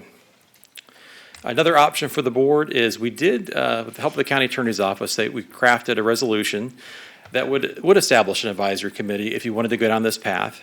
They could recommend a few locations for the memorial, look at interpretive signage, but they could also hear public comment. And keep in mind, every time an advisory board does meet, it's a noticed and advertised public meeting. Advisory board members are subject to the same sunshine laws you all are. One of the things, we do have some concerns about that. This is a topic that's hot. It's an impassioned topic for folks.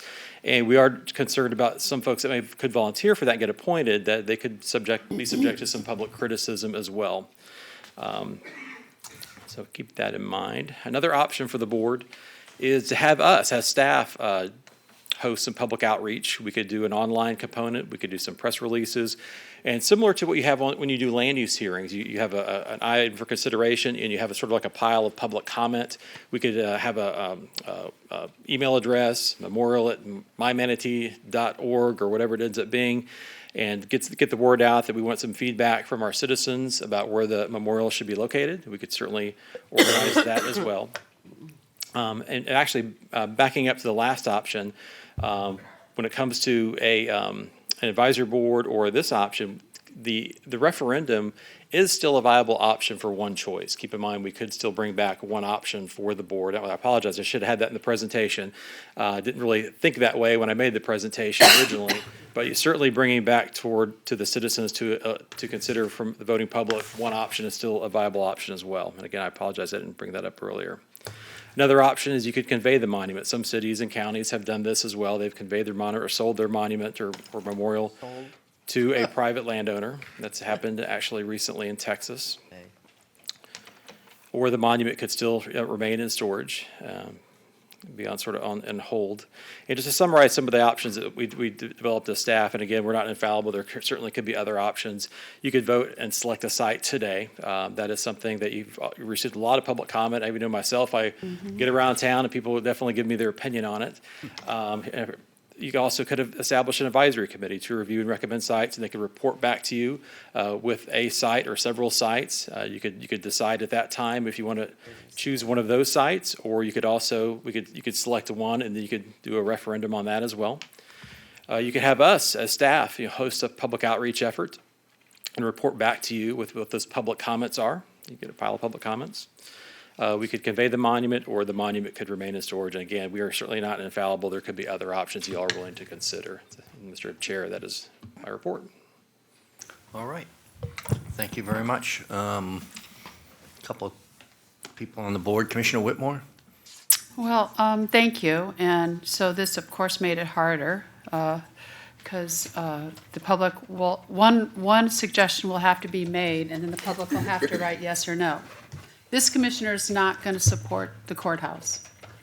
I'm sure we all got our email from Barbara Hemingway, and she's not here today, but I represent 400,000 people in this county as a at-large commission. And we hear from people that support the monument. I support the monument, but it's down now, so I support it being in a better place where it's not going to get vandalized and nobody's going to get hurt. But I've had a lot of citizens tell me that they don't want it back at the courthouse. And I actually got told by a physician the other day, why are you guys bringing this up again? What are you stirring all this hate in this community about? And I've heard from quite a few citizens that, I said, I promised the voters that it would be put back up, it would be repaired, and we would put it at a respectful place. Unfortunately, the state let us down. They didn't have it in them to open this up. It was too controversial. That's what we were told. Unfortunately, the other options, even our Veterans Park wouldn't take it. So actually, I see the Island Sun here. They did a great story, and I think I sent it to all the commissioners, about the history of Rye Preserve, which makes sense, but to me it's too far out, taking it away from history. I mean, I have no problems if we decide another place. Church Street, I was going to ask, and I'm sorry I didn't. I know our state parks are open every 10 years to amend it. The state refused to open it up any earlier to consider this. Does anybody know when the 10 years is up? I think it's in To be reviewed again, our state parks. I would support Church Street with us applying to the state to open it up and try to blend that in with the Gamble Mansion, the plantation. That makes sense. But I am not going to risk public safety. I'm not going to risk the hate. I represent everybody, no matter, the whole entire county. And there are citizens in this county that do not support it at the courthouse. I have no problems with history. I'm sorry that it fell down. I'm sorry that it got taken down. It's down, and we got to make a hard decision. So that's where I stand today. And if we all want to punt and take this to a citizens advisory board or have our staff do more outreach, I'm okay with that. But I think maybe a little more information, because we have 7 commissioners, so we probably have 7 different ideas where it should go. But I don't think it should go to the courthouse again, in respect to every citizen that lives here. I heard that, it was all people brought from all out of the county. I watched it Facebook Live. I saw people I know there. It wasn't all people that just were brought in. It was a blend of everybody. Yes, there were troublemakers that were brought here, and I'm embarrassed to see that all that happened. Unfortunately, we are where we are today, and now we got to make a tough decision. But I won't support the courthouse. Commissioner Ball? I want to thank Commissioner Whitmore for her comments. I thought they were very right on.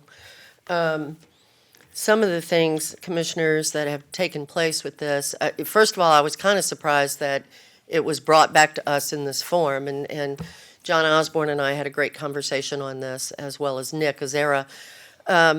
The bottom line is, I still believe that it should be up to the people, not this board, to make this decision, and I'll tell you why, and I said it last time, but I'll say it again. Because of the way this was handled initially, the citizens of Manatee County, whether you're pro or con, doesn't matter. They are very upset. They don't trust the government in this regard. They don't feel that we will have, and Carol, you put it eloquently, they don't feel that we'll have all of the citizens, their concerns at hand. We showed, unfortunately, in the way it was moved before in the middle of the night and then broken, we lost a lot of trust. This board did, even though I didn't know it was going to be moved the way it was. I don't know about the others, others of you, but I didn't know. You know what? So we lost a lot of trust in the community on this issue. It's very sad, but this is a hot topic. No matter whether you're pro or con, it's a hot topic. So just to give you some insight as to what is going on here from my standpoint, I am leaving on the 22nd, going to Montgomery, Alabama, because the Confederate White House is there. I've never been there, never seen it, nothing. But I am going to go and check it out. And the reason I'm going to go is because it's my understanding that they do have other monuments there from the Confederacy. I cringe when I hear anybody say anything about selling it. If we don't have enough respect for that monument, and when I say respect, I don't only mean the soldiers that were killed. I'm talking about what this country went through with that. So if we don't have enough respect for that monument, to have it in Manatee County, I am appalled that even the thought of trying to sell it, that just is even more disrespectful in my opinion. But anyway, I am going to go check it out and see what the recourse might be if it should come back, and I think this is possible. I don't know if the people decided whether it would stay or leave. I don't have any idea. But one thing I do know is that the people of Manatee County have the right to make that decision, period. So that being said, I would like to see if maybe this other is an option. The other thing that I did talk to the administrator and the county attorney about yesterday is that, as you recall, and I don't think the new commissioners were here at the time, but when it was moved so abruptly in the middle of the night and broken in 3 pieces, there were some people in the county that tried to say that perhaps when it was moved to its new location at the courthouse because of redevelopment or redoing the grounds at the courthouse, that perhaps it had been broken. Well, I can tell you the company that moved the monument took great offense to that comment because they knew that they did not break the monument.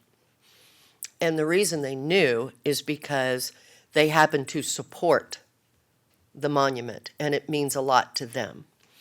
Powell Helm and I have had conversation, and he has offered to look at the monument, if he could go see it, see what the 3 pieces look like.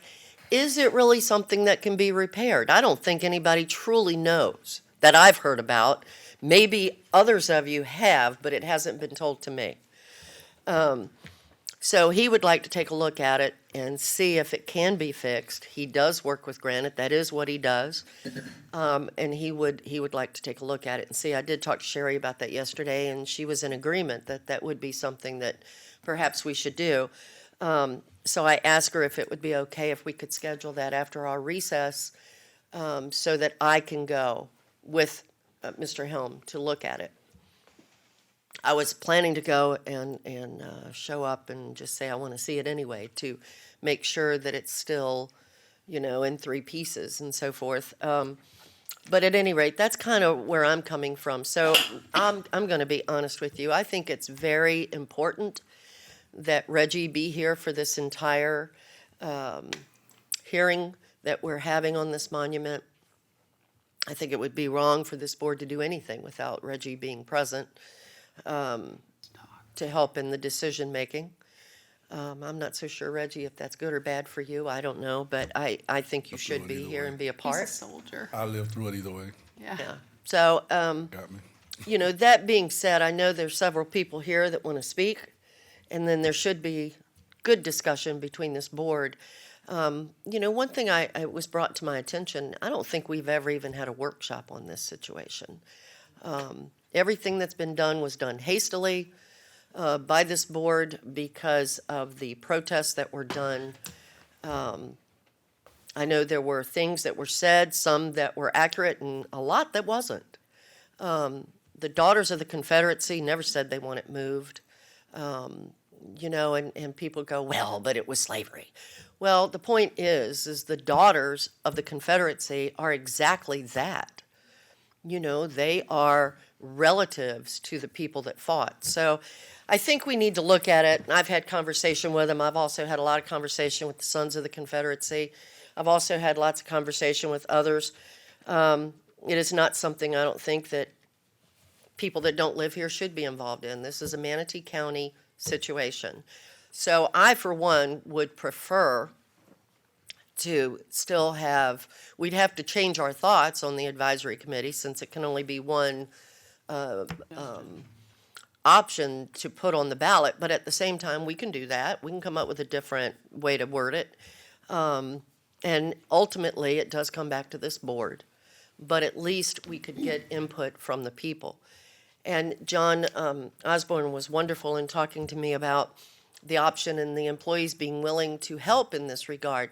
But again, I think that this, in order to make sure that the people really feel good about any decision made, I don't think the county staff or the commission should be involved because we have not done such a great job. Not this administration, please, I don't mean to but it wasn't done very well in the past, and a lot of people are not happy with it, and we need to make sure that they feel, that the citizens feel that we have left it up to them and not tried to intrude. Thank you. Commissioner Benak. Yeah, this has been going on for a long time. This is, we're not alone in this issue. I spent a lot of time Googling and reading about how this whole removal of monuments kind of got started. It's actually, this latest wave is kind of a relatively new thing, but it's fascinating when you look at how other communities are dealing with this and why and what has happened. The sale of the monument, there was one sold. It was a beautiful bronze statue sold for over $1 million. Sold on eBay, so that's why that idea came up. It wasn't anything nefarious in any way. I don't think this obelisk is going to rise to that same level of value. It has huge value and history to a lot of the folks. I read all the articles about when it was put up. I recognized a lot of the names. Bradenton Herald had like pages of coverage of when this memorial was placed, and it's fascinating to see what the thoughts are. But history has to be taken in context. I can't say what the thoughts were exactly of the people in 1924 when they put that memorial up, but I certainly know and understand and do my best to understand what the thoughts are of the people today. I do not agree in any way, shape, or form in putting this back where it came from. I was pretty vocal about removing it to begin with, and I do not see a referendum. And let the people decide. How many people vote, actually? It's really kind of scary who is deciding some of these decisions. And it is, there is a very organized effort. We received emails from many organized folks. I Googled those folks to see what their positions are, what the history on the folks that were not from Manatee County that sent us emails. There's a huge effort, and I get it, that folks, want to preserve what they see as very important, but other people see it a different way. So you do have to do a lot of research to look at this. So I think we do hear from a very vocal minority group. I do not want to see a referendum placed on the ballot so that it could be voted by a very small group of people to put it back. I just don't see that is something that I, as being charged in this representative democracy, I'm being charged with making a decision, and I don't have a problem with making that decision. I am concerned about the advisory group. I believe at the time, when we said we would do this, it makes sense. Who's going to serve on this board? Who's going to want to serve on this board? I see a lot of contention. No one has said to me they want to serve on the board, on this advisory board. Maybe you guys have had a different experience. I would like to see us put this to bed. But again, I encourage you to look at it. I do have a question for Commissioner Bosch. She said that she wanted to keep it in Manatee County, but if I understood you, there's a place that might take it that's not in Manatee County, so I'm a little bit confused by that. She's just gonna look at it. Is that what you said, this place has a lot of these? It is my understanding, and I'll say it again, I've said it 2 or 3 times up here. It is my understanding that they do have other monuments. Okay. And I said, if a location in Manatee County, or if the people chose not to want to have the monument, then I'm trying to find another location for it to go. You certainly don't want, I would hope, Commissioner Benak, that you would not be in favor of just, grinding it up and trying to sell pieces of it, So it would need to go somewhere. Well, So and that I'm is glad you said what I'm that. looking at. I'm glad you said that, because I did want to make a point about the language that was put in the motion. Equally prominent, respectful location. I took that language directly out of the letter that came from the local Daughters of the Confederacy. They sent us a letter. That was what they asked for in that letter. Subsequent to that, we got a letter from the national group that said this local group did not have the right to speak for the national group. Sure, I understand that. It was moving pretty fast.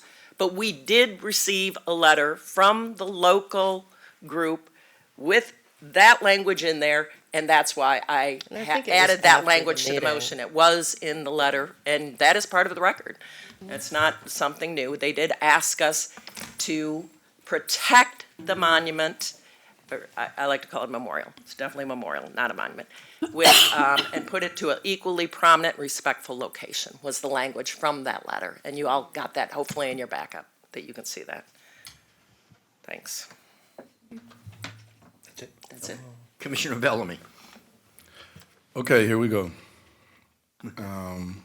I've been on this board close to 7 months now. This was a very, very difficult issue, and it put a lot of individuals at risk, and public safety is a concern. I'm not in favor of it going back to the courthouse, and I want to tell you why. It represents an interpretation from the minority group, intimidation, injustice, and inequality. And to have something that's interpreted by anybody from our community represented at our Justice Center, in my opinion, is a total contradiction. I do believe, from the educational standpoint, the history, we should identify a site. And I think we should take leadership and take ownership of leadership today, this moment, and identify a site. And the reason why, one of the things that I said when I was on the campaign trail, and I want to get all this out respectfully, if y'all, is that the voters should make that decision. With the advisory committee, everything's become public record, just like all the statements and things that we do. And do we want to subject individuals from our community with some of the public safety concerns that took place the last time when the Confederate monument was up for discussion? As leaders, we have a responsibility to protect the citizens of our community with the decisions that we make. If we are going to consider having an advisory committee, and we already know the end result, it's going to come back to us. But after the advisory committee come up with whatever result they could come up with, now all of a sudden their names, their information become public, and now we have done what all of us do not want to do: put our citizens at risk. And I don't think we should do that. And I am the first one to say the voters should make that decision. Well, legality and some of the things that came around, we've been in a situation where, hey, you know what? The reality of it, we have to make a decision. Us 7. And for the ones that I talked to when I was on the campaign trail, when I said that, at that time, I meant that. There's been new learnings, new things that have taken place from my personal understanding. And I will never make a decision. I will never make a decision that I know could potentially put somebody at risk, regardless of race, creed, or color. And here we are right now, and we're in a situation. We have to put this behind us. All of us are responsible in answer to the 400,000 citizens, almost 500,000 citizens here in Manatee County.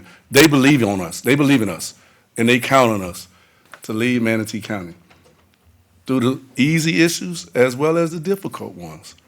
But when we're considering an advisory board, I was for it, Commissioner Ball, but what I'm looking at now is with the advisory committee, you put 8 to 10 people on there.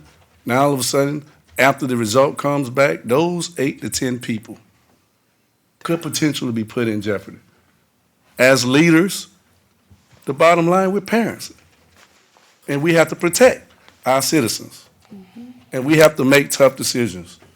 And today we have to make a decision on the location. And like I said earlier, because of intimidation, inequality, and injustice, I am against it going at a judicial center. All of us, when we came in, when we said the pledge, the final 4 or 5 words, justice for all. Justice for all. Justice for all. And having the Confederate monument at the judicial center contradicts justice for all. Thank you. Commissioner Trace. Well said, Reggie. This is probably the hardest vote I've had since I've been here, however long I've been here. Seems probably longer than it has been. I'd just kind of like to say, it was not done in the middle of the night for any trying to hide something. If you have to bring semis into the city of Bradenton, you always do your work at 1, 2, 3 o'clock in the morning, just for traffic situations and things like that. So it was not done in the middle of the night because we were trying to hide anything. I didn't know it was going to be done then, but we knew it was going to be done. But I knew it would be done in the middle of the night when it was done.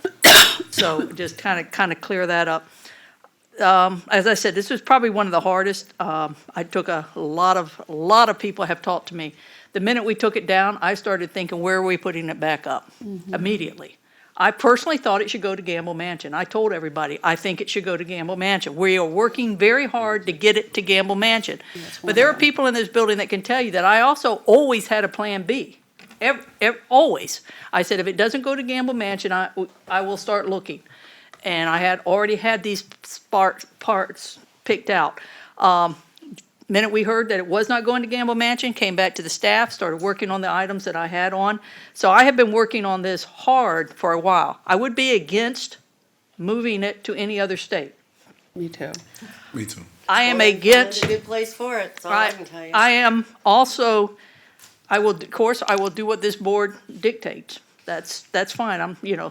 I do not like the advisory board because I have had people that said, why should I put myself through that? No offense, we get paid the big bucks to make these decisions. And I think we're kicking the can down the road. I think we need to decide what we're going to do with it and make a motion and go. And with that case, I'm making a motion, we put the thing on rye and make sure that it's educational and nice. Second.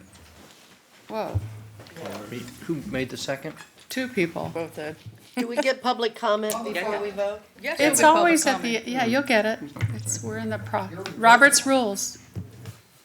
Okay, are you done? I think I've done enough, yes. Whoa. Okay. Well, let me, from my standpoint, since we all are trying to weigh in on this thing, I'm kind of surprised because of all the options that the county has presented to us thus far, none of them talked about the courthouse. And yet we're all sitting here talking about it going to the courthouse when all the options were somewhere else, which, I find I guess we're all kind of sensitized thinking that there's some huge undercurrent out there. One person. That's it's, you know, and I know from a lot of the people I talk to tell me they'd like to see it back in the court, at the courthouse, you know? And I tell them, you know, hell will freeze over probably before that gets done, because it's just not the temperament of the board or what I think is the people of Manatee County. However, with that being said, I also think that it's very important that we get some citizens' input. And I appreciate, you know, the comments about the advisory board. Nobody will want to be on it because they don't want to be publicly scrutinized and so forth.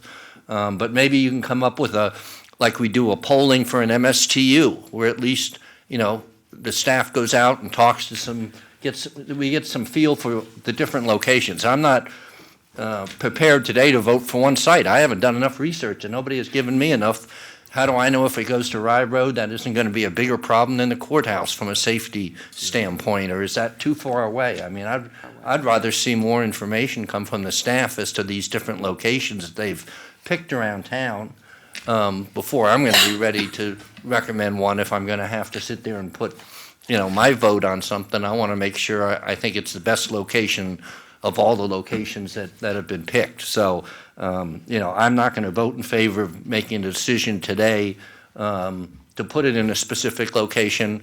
I would more prefer to give the staff more direction to say, hey, you know, come back to us, you know, tell us the pros and cons of these different places so that I can at that point make an intelligent decision as to where this thing is ultimately going to go. And I agree it needs to stay in Manatee County, I think.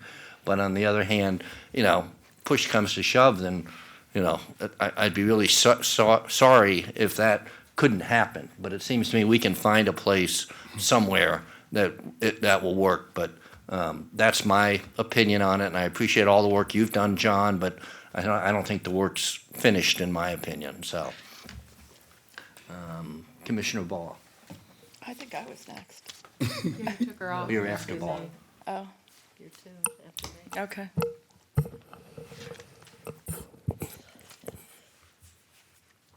You're doing it again. Come on now, be You're positive. taking away the decision of the people, just like you did before. This board voted unanimously to have the people decide what to do. And Priscilla, you can talk about the big bucks all you want. There comes a time when the people of Manatee County should be able to speak and make a choice. Not every decision that goes on in this county is up to this board. We forget. We represent the people. That doesn't mean that they don't have a say in anything that goes on. Y'all can vote today to move it anywhere you want. I never said anything about the courthouse. I was going to leave it up to the people. So I'm not sure where that came from, the courthouse today. I even made the comment that the people might decide they don't want it up at all. Can't do that. Okay. You know, but the people have the right to be heard, and you're taking it away again, just like you did before. It's very sad, in my opinion. I will not vote today to move it anywhere. And you know, I find it interesting that all of a sudden I find out that Nick Azera and John have been working on this and calling people and coming up with this presentation today, and all of a sudden it's not even hardly about having the people decide, which this board unanimously voted for. And so now, all of a sudden, I'm hearing everybody's changing their mind because it might be too difficult for the people. I think what you're doing to them today is as difficult because you're taking away their choice. And it is their choice. And Reggie, you were eloquent, and I so agree with everything you said. I really do. I agree with you. It is supposed to be justice for all. I don't think this board really knows what that is. But anyway, y'all do whatever you want, but I will not be voting today to move that monument anywhere. Thank you. Commissioner Servia. Yes, thank you. And I want to start by also recognizing Commissioner Bellamy and your very eloquent words. Thank you. It was well stated. It was. So I am a commissioner who always wants the public involved. I think that you understand that.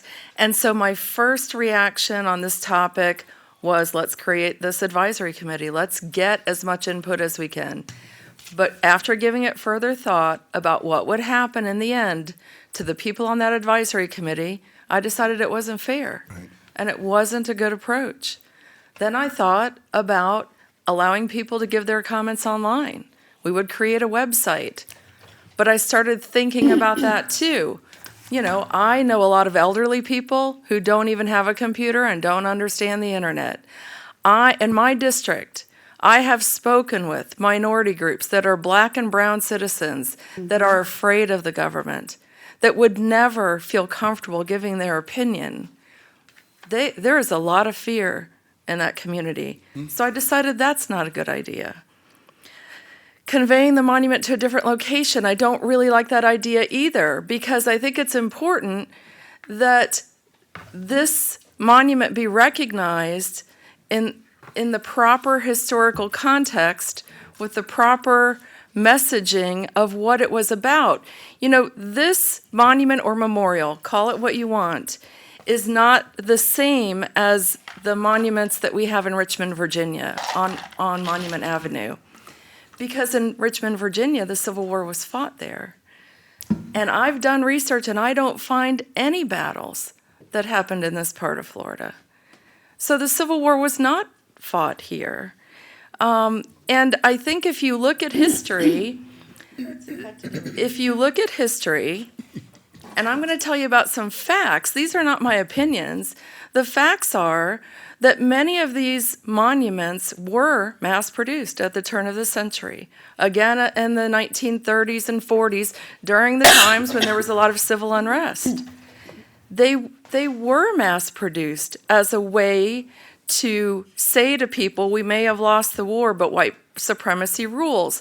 That is the message that a lot of people understand. But it is a fact. It's not my opinion. That's a fact.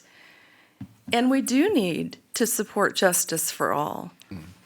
Another thing that was very, very moving to me in the last couple of days was talking with John Osborne, who said, you know, soldiers are always looking for a peaceful and quiet and reflective place because their lives are filled with so much noise and war and fur that they're always looking for the opposite. And that was really meaningful to me, especially having two soldiers now in my family. I thought that's such an interesting perspective. And that's when I started thinking about Rye Preserve Park. So, you know, we are elected to represent this community, and sometimes the decisions we have to make are very painful and tough. But I think this is a time where we need to come together in unity, and this is a very divisive topic, and I'm tired of the community being divided. I am ready for the community to heal, and so that is why I'm supporting the relocation of the monument today to Rye Preserve Park. I'm done. Commissioner Whitmore? First of all, I'm not going to be hateful, and let's all don't be hateful to each other. We can say, I mean, Misty, some of the stuff you said I don't agree, but you said it so nicely that I'm fine with it. So let's don't get in everybody's face. We've been through this turkey show before. No, you did fine, but we have to be respectful. John and Reggie are soldiers. Charlie Bishop's a soldier. We respect that. And I'm going to say it, I voted to take the monument down because of public safety. 99,000 people voted for me. I got 65% of the vote. So I am speaking for the majority because they know how I voted, and it was hell on the campaign trail, as you all know. But I don't support Rye Preserve. Now, okay, and I do think the citizens should have a choice somehow, and I don't know how to do this. But I still think Church Street is an option because when we can open the plan to redo the Parks Master Plan, that could all be married into the plantation. I think from what we're hearing today, I will never vote for it to go back to the courthouse out of respect for all the citizens of the county, not just a few. And there's quite a few, but there's 400,000 citizens. I will never vote for that. So I think instead of us all attacking each other, we need to come up with a couple options. I think Rye Preserve, I think Church Street. That has history with Confederacy. So, and then I don't think that we should do the Citizens Committee. I think you're absolutely right. I mean, all the threats that we get, I mean, I carry pepper spray with me everywhere. All the threats, my swearing in, and I had 2 sheriff officers here, thanks to a lot of the citizens regarding this very issue. And I'm sure she's watching right now. So I'm just telling you, I don't think we should put my friend Joe Kennedy and everybody else through this. We have to make the decision. I think, and Steve, I think you're not on the same page either. So I know we have 3 votes. We need 1 more to make this move forward. And if it does, I will live with that. But I think a compromise for all of us would be to pick the 2 sites that we've talked about today, have staff research them, come up with a plan on how we could give this to the citizens, and then we'll eventually have to pick one of them. As we've heard, we have to legally. I would have totally liked the citizens have chosen it. It takes the skin off our back, one less major decision. It's not going to happen, like Reggie said. Legally, we can't do it that way. But I'm not prepared to make support this today. If it passes, we'll live with it. So if anybody's the 4th vote, I'm not going to attack you or all that stuff, because that's not my way. But I will, if you don't get the 4 votes, I think we should narrow it down to at least 2 to have major investigation with our citizens' involvement, and then staff comes back to us with a plan, and we have to pick one of the 2. And that's it. Okay. Commissioner Benak. Yeah, and I just want to clarify, the reason why the courthouse came up, because it was clear we could only have one got email selection yesterday. on the ballot. My fear, coming in here, that there are folks that want to make that the one selection on the ballot. So I'm being very clear. Yeah, me And I'm too. glad to hear you say that, because I didn't know what your position was. We don't discuss this ahead of time. Right. But I have heard people say, I wanted to go back to the courthouse. We knew we could only put one thing on the ballot. If we were going to say today that we're going to put it on the ballot, I was going to be very clear that my position is cold day in hell. I kind of like that. So I don't know if that's exactly what you said, but I'll say it. That I would vote for that to go on the ballot. So it is very different, so that we're in a very different situation than we were when we voted to have this advisory committee. I don't have any problem with looking at 2 alternatives. I don't have a problem with looking at the Church Street, but we are going to hear from people. This is a very controversial That's why we need memorial, whether we like it or not. It has become so. As I said, look at the history, what's happening throughout this country right now. You're probably going to hear from neighbors that say, don't you dare put that in my neighborhood. Whatever their position is on the historical nature of this. And maybe we'll hear the same on Rye. I have no problem hearing from people, but if we're down to 2 choices, fine. Figure out a way to get input on this from folks, come back. I don't know how well we've looked at the Church Street. I can't even remember why we own that property.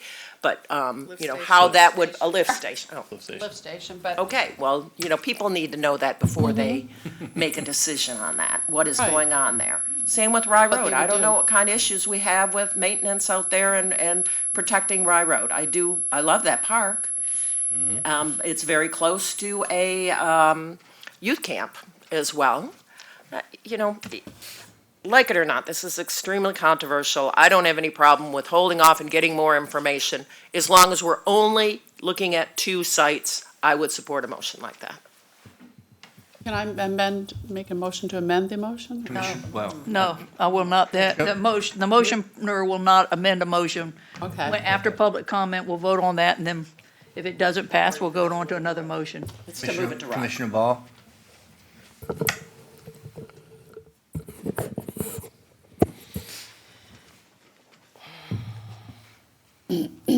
First of all, I don't think anybody's really attacking each other up here. I don't think that's what's happening. But sometimes you have to have serious conversation and say serious things, but that doesn't mean that you're personally attacking somebody. And I don't think that's happened up here, and I don't think it won't happen. I won't do it. So I don't know about others, but never have. The bottom line is,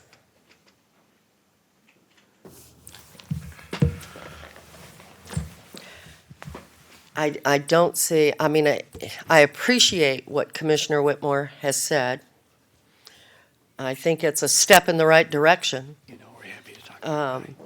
Because, as Commissioner Benek says, come hell or high water. Well, that could be. Yeah, we're commissioners, but we're not God. In our world, actually, the people, the constituents are. So I feel like I don't know how any commissioner up here can make a determination as to where it should go without some input from the public. I just don't see how that's possible. Because you want to make sure that you don't do a debacle like we did last time when it was moved. We don't want another debacle, and that certainly was. And so we want to try to bring, as Commissioner Servia said, and it was a great comment, about bringing the community back together on this issue, because right now it's really divided. And I hear from people on both sides of this issue. And I have heard from a lot that would love to have it back at the courthouse. And I hear a lot from people that say they don't want it back at the courthouse. But the point is, the community is divided. So I think rather than us sit up here and talk about how, well, we won't vote for that and we won't do this, let's figure out a way to bring the community back together in agreement with this issue. Because that's really what our job is. That's what we're supposed to do. So I'm anxious to hear public comment about everything that, before we vote on the motion. Priscilla, your motion first, and then hopefully, we'll be able to maybe go back with something Commissioner Whitmore said instead. No offense to your motion, with all due respect. But, I would like to hear from the people that have shown up today to, that want to be part of this process, the few that can come to our meetings. So Let's open it up. it's interesting to hear all the commissioners, because I don't know if y'all have realized this or not, but you know what? There's division up here on what to do.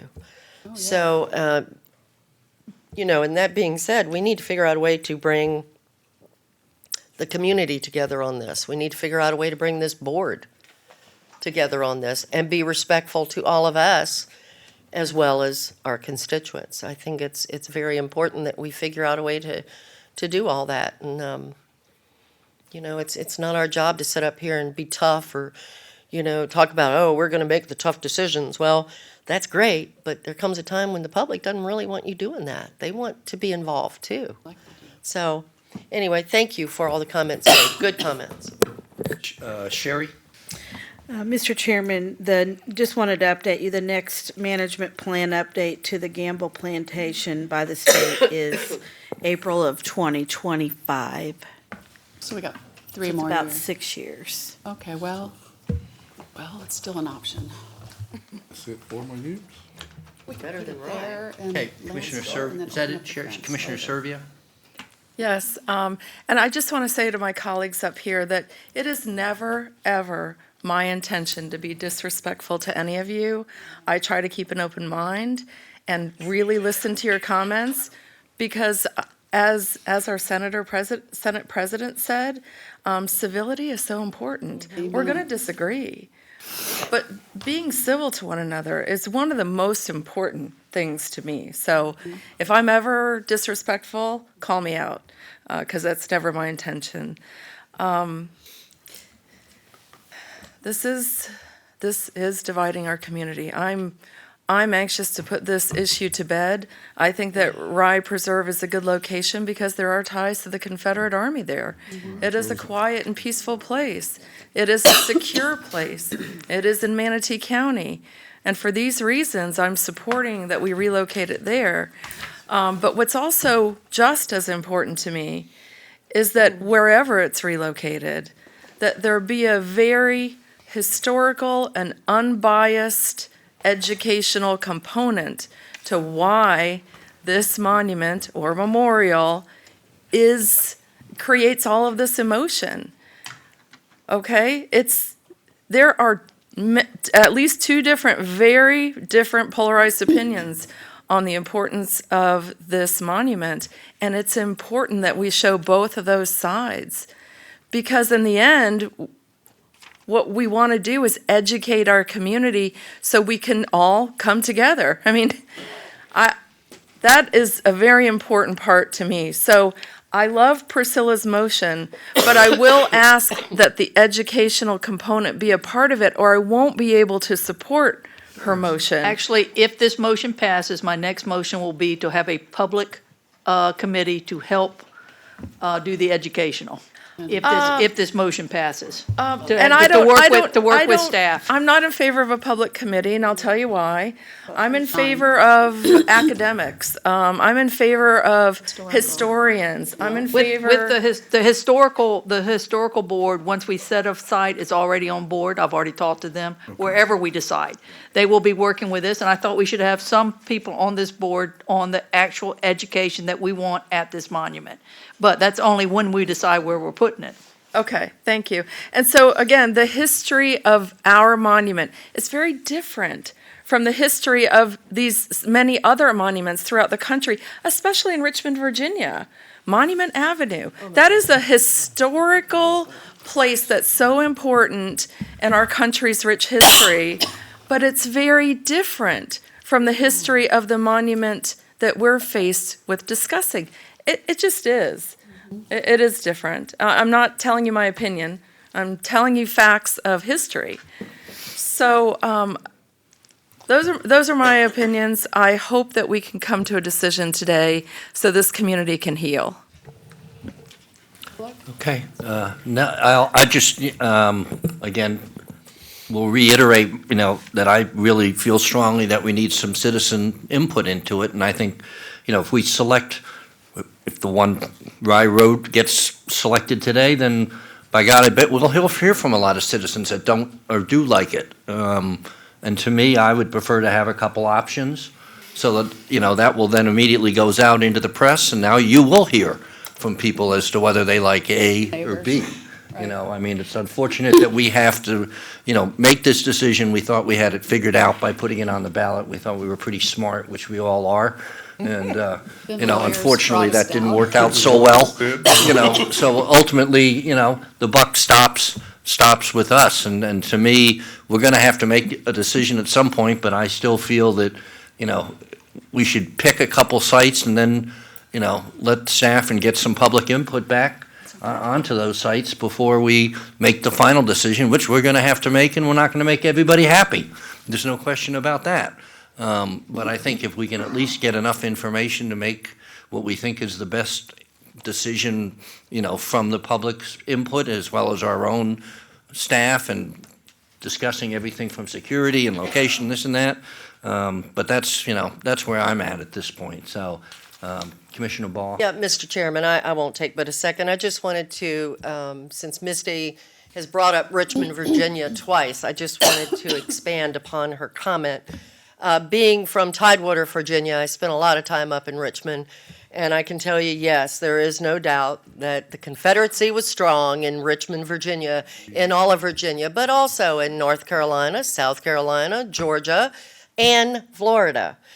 If you look at the different battles that were fought all along the East Coast, you had a lot of Florida Confederate soldiers that fought in the other states as well. And so Richmond, yes, it was a big Confederate state. It was a big area for battles. There's a lot of battlefields there today that represent the Confederacy and the Union, and it talks about what took place. But the bottom line is you had a lot of Floridians that were in that war in the other states as well. So, and I think that's the meaning of, I call it a memorial. I think that's the reason that we had that here, because we did lose and have not just lose, but we also had a lot of soldiers that were able to come back home to the state of Florida, to Manatee County, that were in that war, and a lot of them didn't come home. So that is the reason for the memorial here. That is the reason that so many in the Sons of the Confederacy and the Daughters of the Confederacy in this area are involved. Thank you. Thank you. At this point, we're going to open it up for public comment. Thanks again, John. So if there's anybody from the public that would like to come down, please do state your name, and you'll have 3 minutes. Come on down, stand. Come on down. You just line up. If there's more than one or two. Mr. Chair, while they're making their way down, just for the benefit of the observing public, as long as the board entertains public comment before a vote is taken, whether or not a motion is on the floor, then you are in compliance with the law. Yeah, we know. Good point. Thank you. Okay, hi. Yes, sir. Okay. I'm Dr. William King. Was born here in Bradenton General Hospital on February 26, 1937. So I've been around a while. I was instrumental in getting the Camp Flying Eagle out of the hands of people that wanted to sell it. I spent an awful lot of time on that. I have spent, ever since Nick Ozera got, I've spent a lot of my time looking at this thing. And one of the things in the Bradenton Herald, this was from the Eden Room, Confederate confrontation. And it says right here, protesters outnumber the supporters of the monument, but the Confederacy got the blame. If Betsy, look up pslweb.org. That's where all the protesters came down from up north.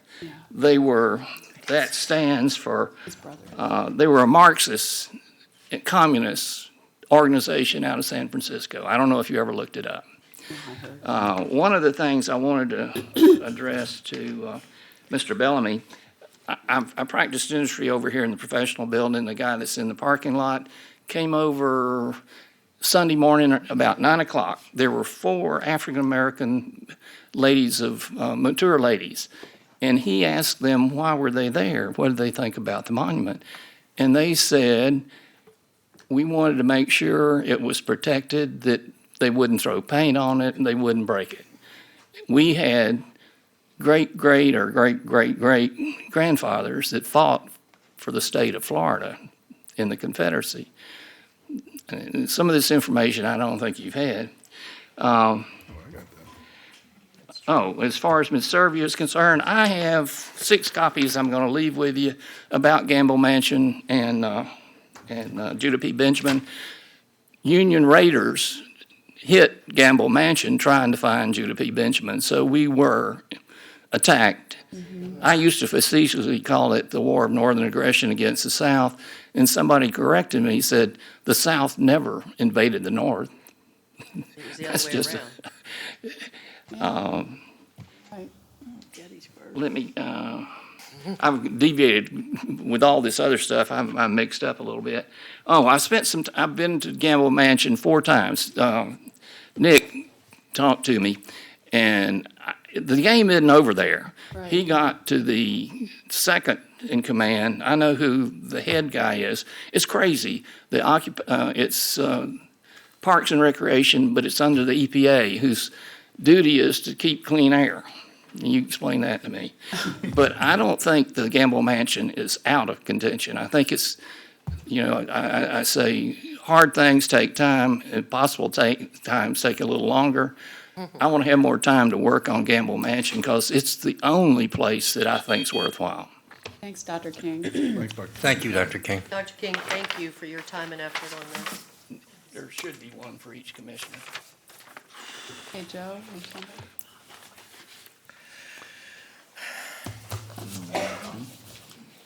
Yeah, so far. I'm Joe Kennedy.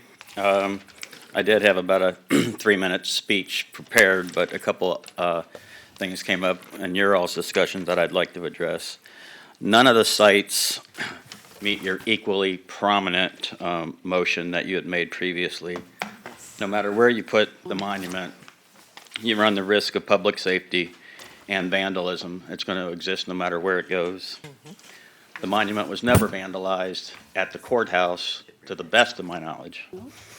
And if you have to have a grasp on being knowing the feelings of a veteran, my father was one of 6 out of 9 brothers that served in the military. My mother had 4 brothers. They all served in the military. My father-in-law was in the 82nd Airborne in World War II, Vietnam and Korea. Obviously, he wasn't jumping in Vietnam. But, so I have dozens of Confederate veterans. I also have Revolutionary War soldiers in my ancestry and the War of 1812. I've done a lot of research on the Confederate veterans in this county. I was on the Historical Commission for 4 years. Carol knows me. We graduated high school together.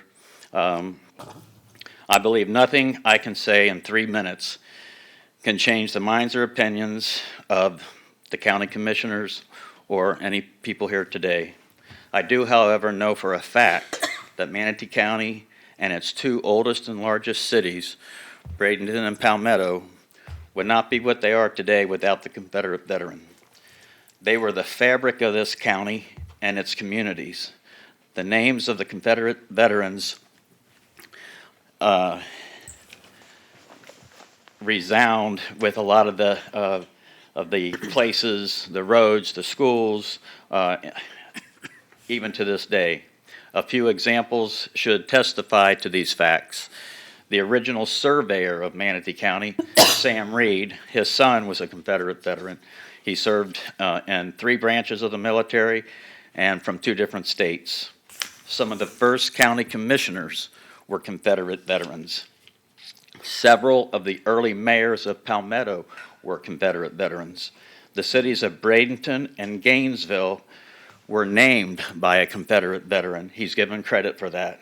He's buried here in Manatee County. Several of the churches still here today were founded by Confederate veterans, which they were also the preachers or the ministers of those very churches.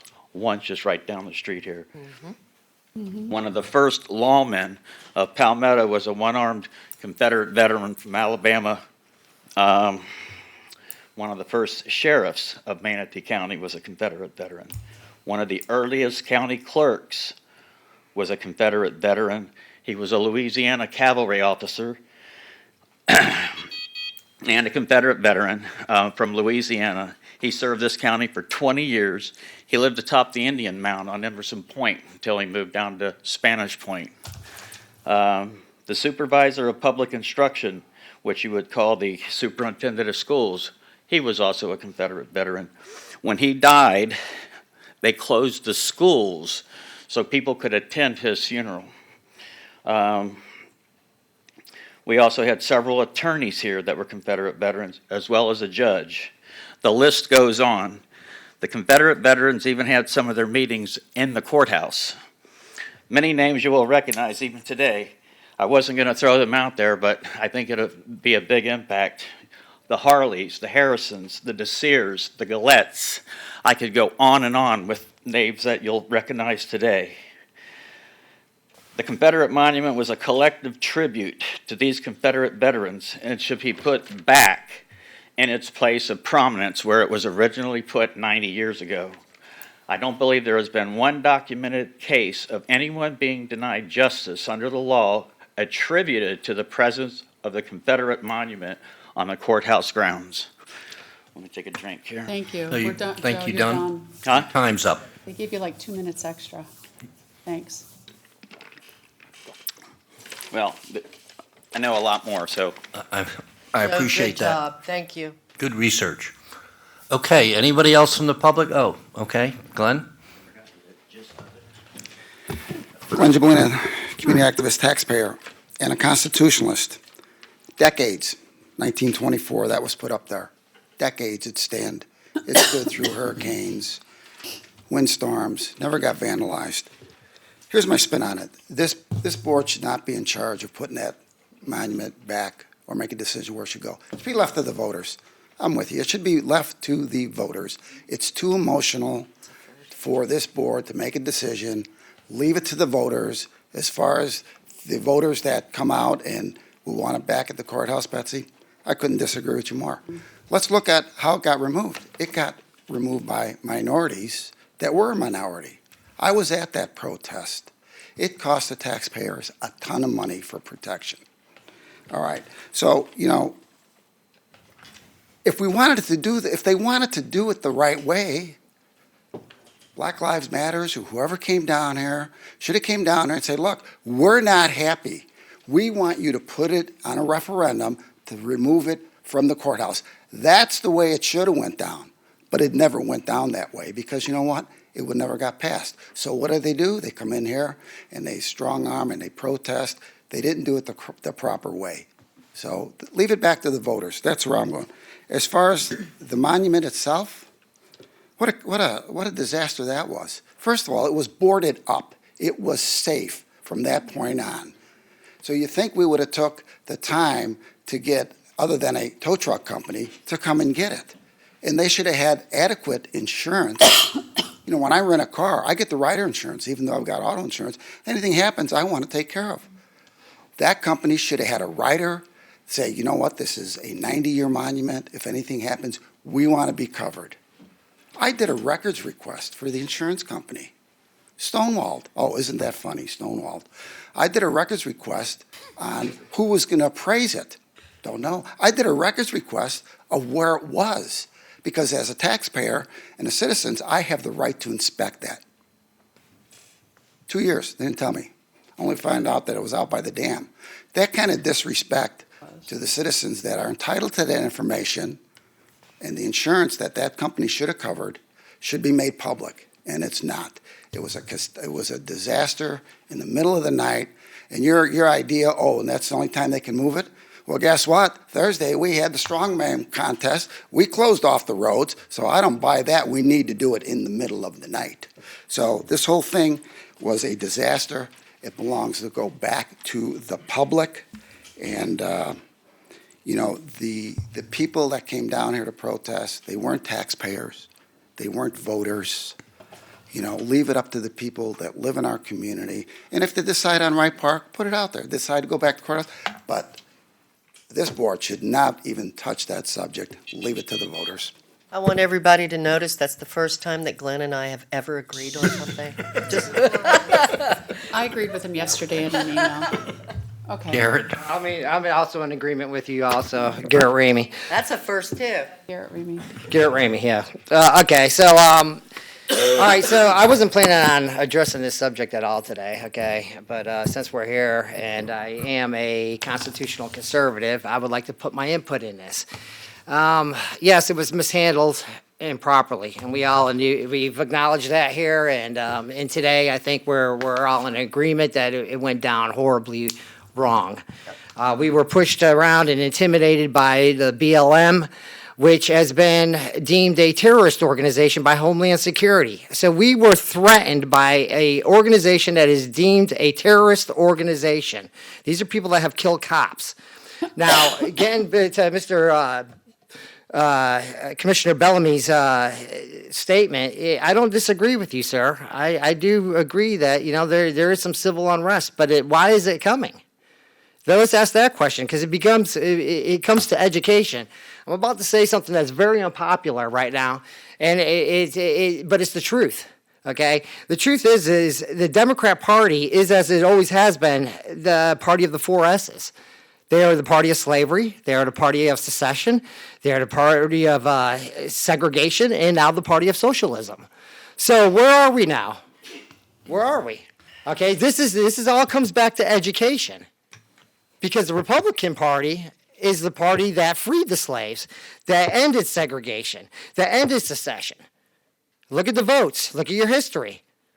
So what was going on? Commissioner Bennett, you had mentioned that you have done some research. Well, the research is, the reason why this is such a fad of tearing down monuments is because they're trying to conceal their sins. The Democrat Party is trying to conceal their sins of slavery.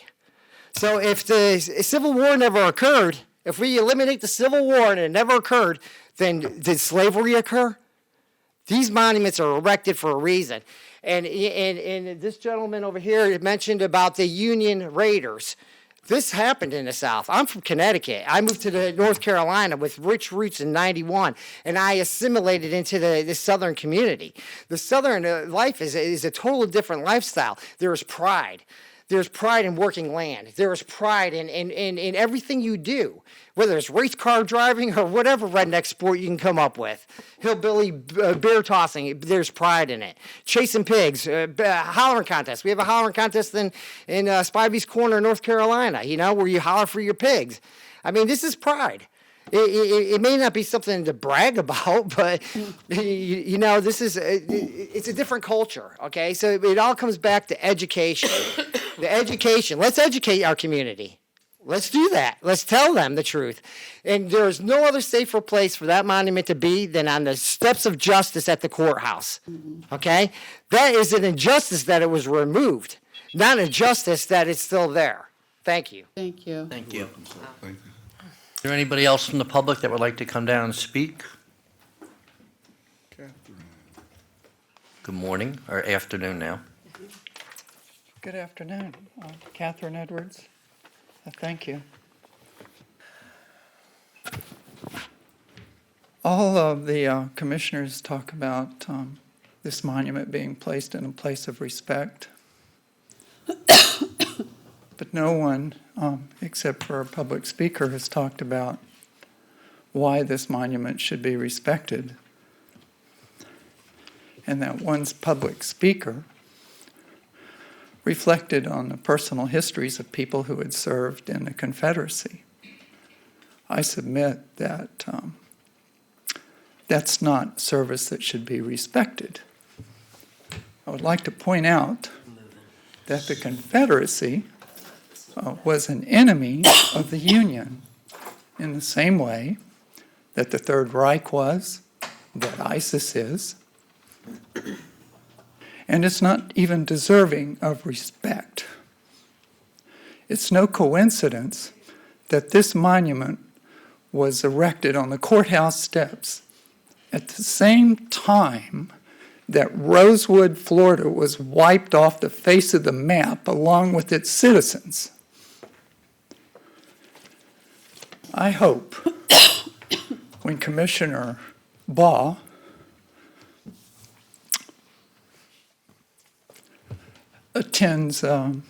goes to a trip to Montgomery to visit and pay respects to the Confederate White House, that she take the time to visit the National Memorial for Peace and Justice established by Bryan Stevens.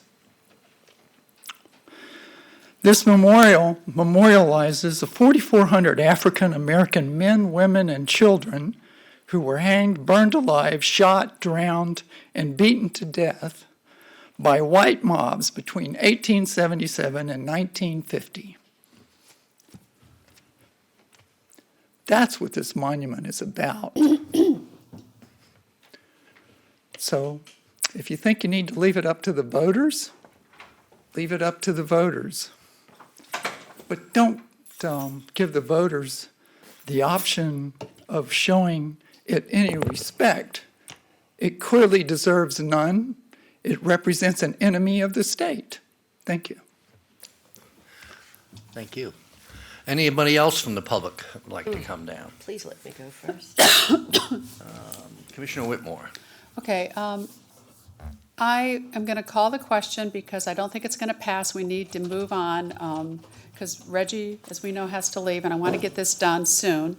And then I will make another motion that maybe the majority compel it to. Second calling the question. Okay, calling question. Okay, we have a motion and a second to call the question. All those in favor, say aye. Aye. All Can those we, I'd like to hear the motion, just to be sure, Well, you'll read. please. they're you gonna- will. Okay, aye. Okay, And now you read the so motion. Carried unanimously? Yes, the call the question. call the question. It was approved 7-0, I believe. And now we have the motion on the floor. Would you read that back? That was put on by Commissioner Trace and seconded by Commissioner Servia. Does everybody know the dates? Motion to put the site on Rye and make it sure it is educational and nice. Okay. And I'm, oh, I gotta press my No, button. you- No, you're the seconder. So. Okay, so, Ask a question.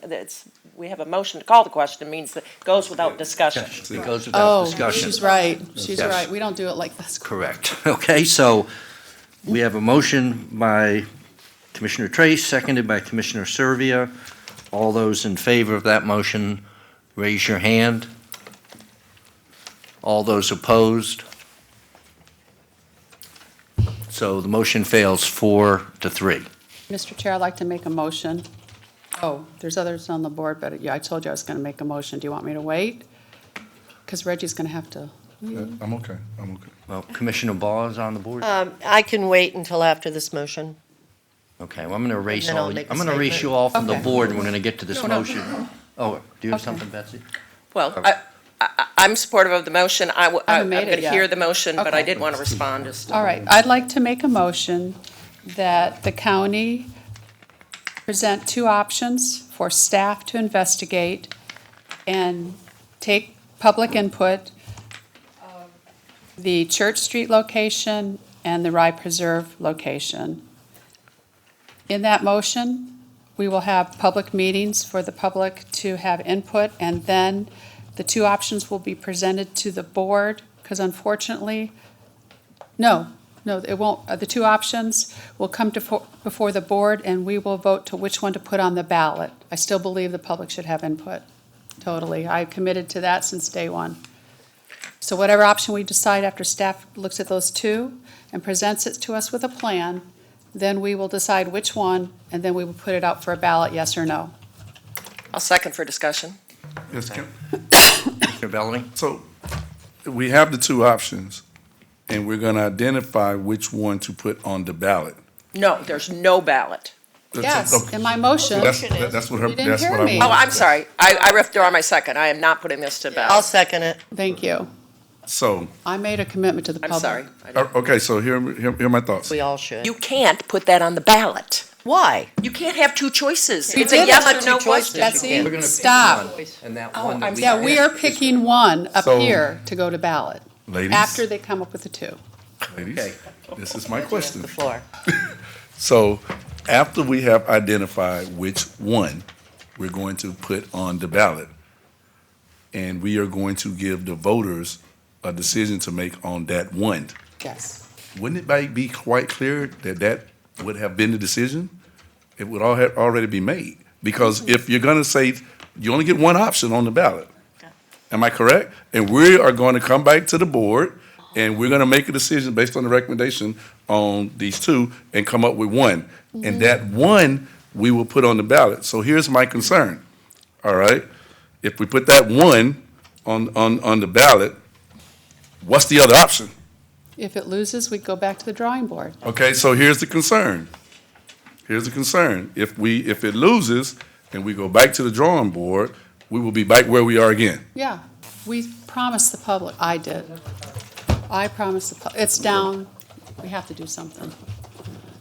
I know, I'm asking the attorney a question. We cannot put both of them on the ballot, am I correct?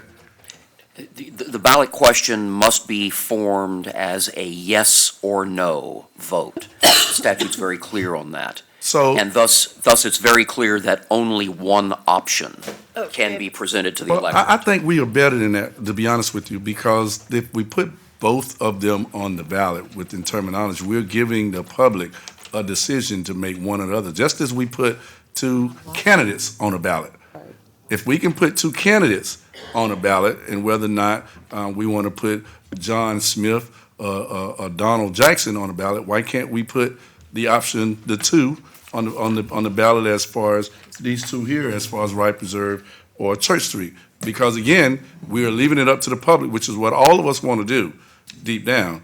If we leave it up to the public with these two options, I want to know what's the difference. Mike Bennett said. I think from the legal perspective, what is the difference within the terminology based on candidates and these two that we want to make a decision on? Sure, I'm happy to answer that question. The Yes, sir. difference is the Florida Statute 101.161 makes it crystal clear that a referendum-type question can only be phrased as a yes or no. So can't you have two questions? Separate questions? Oh, That, Why? no, I cannot advise you to do that. Why? I cannot advise you to Well, do that. tell me why. Because it runs contrary to the statute. How? It would be an effort to defeat the clear spirit and intent of the statute. No, be nice. I wasn't being mean. I know. You're ready to. No, I just don't understand. Okay, Commissioner Servia. Thank you, Carol, for the motion, but I can't support it. That's okay. Because just as Reggie very clearly explained, I don't want to be in a position where we're here at this time next year. This community needs to heal. This issue is painful. We need to make a decision, a respectful decision, and move forward. Commissioner Benak? Yeah, I could support the motion if we were asking for input and public meetings to discuss it and get input. I cannot support this with putting on the ballot. So if the people that show up and say, we don't want it at your recommended church or rye, then we're back to square one. I don't think that makes any sense. We'll be wasting everybody's time and effort. You know, we know what the issues are. There's a contingency here that believes that Bradenton, Florida was a Confederate stronghold. Their relatives died protecting the Confederacy. They see this as a memorial, that it belongs at the courthouse. We've been told that. Unless we vote to do that, I think we need to move on. And I've been told we're not going to vote to do that here. I've listened to everybody. We're not going to do that. So we need to move on. Where's the next location? And that can be done with public input. It doesn't need a vote by the public. You know, if we're going to put everything up to referendum, then we have a different form of democracy. We aren't representing, and I know that everybody says we need to hear from the public. Then let's hear from the public and make a decision like we do every month up here. That's our job, to make decisions with input on behalf of the public. I'm willing to do my job. I think we need to move forward and not throw this out in 3 different ballot questions. That seems like not a good idea to me. I'll call the question. I got Okay. a We aren't statement to gonna make. know what's gonna happen. No, you don't. Yeah, we just So lost now our that the 4th question's vote. been called, No, there has to be a vote on calling the question. You got to vote on calling the question. Mr. Chair, if I might, Commissioners, you can give yourself a little flexibility here by not deciding the referendum question today. You can proceed with the motion that's on the floor as made by Commissioner Whitmore, absent any mention of a referendum. And you can make that decision at some later time if you choose. That gives you some degree of flexibility. is it gonna amend the question? I would hate to see you bind yourselves to Hey, we should vote proceeding on with this a and then make referendum another today. motion if this one doesn't pass. I've already forgotten what that motion We called was. the question, have her read it, we gotta vote on that and then Call the question. Call the question. It's not gonna pass. Did we get a second from the? Yeah, I seconded. Okay, so we've got a motion and a second to call the question. All those in favor say aye. Aye. Okay, motion to call the question passes 7-0. Now, if you could, clerk, repeat the motion if possible. Yeah, I Thank forgot you. what it was. Motion that the county present 2 options for staff to investigate and take public input of the Church Street location and Rye Preserve location. In that motion, we will have public meetings to have public input, and the 2 options will come before the board, excuse me, and the 2 options will come before the board, and we will vote on which one to put on the ballot. So we have to vote, okay. Go ahead, Mr. Chair, you okay? Okay, yeah, I'm just trying to make up my mind. It's not gonna pass, but Louis, Not to be put on the ballot, can you amend it? no, not now, we've called the question, so we have to vote it up or down and then Okay, you so- can do another motion. We've got the motion and a second. All those in favor of that motion, raise your hands. That's of my motion, right? Of your motion. Who? All those opposed? Okay, Mr. Johnson, why did you oppose that? he didn't want it. He I'm said. confused. What are we doing?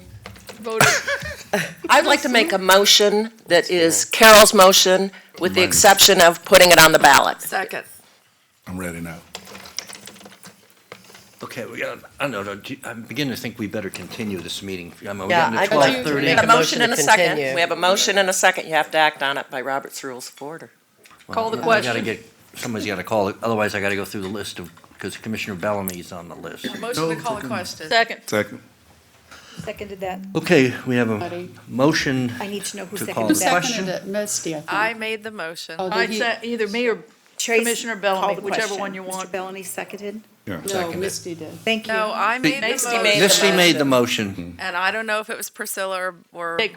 Yes. It doesn't Either one. matter. It was a Surely tie. wasn't me. Okay, keep going, Okay, guys. all those in favor of calling the question, say aye. Aye. All those opposed, Nay. motion passes 6-1. Can you read the motion, please? So, yes, Yes. It was my motion minus the referendum. Who's second? Motion that the county present two options for staff to investigate and take public input of the Church Street location and Wright Preserve location. We will have public meetings to have public input, and the two options will come before the board.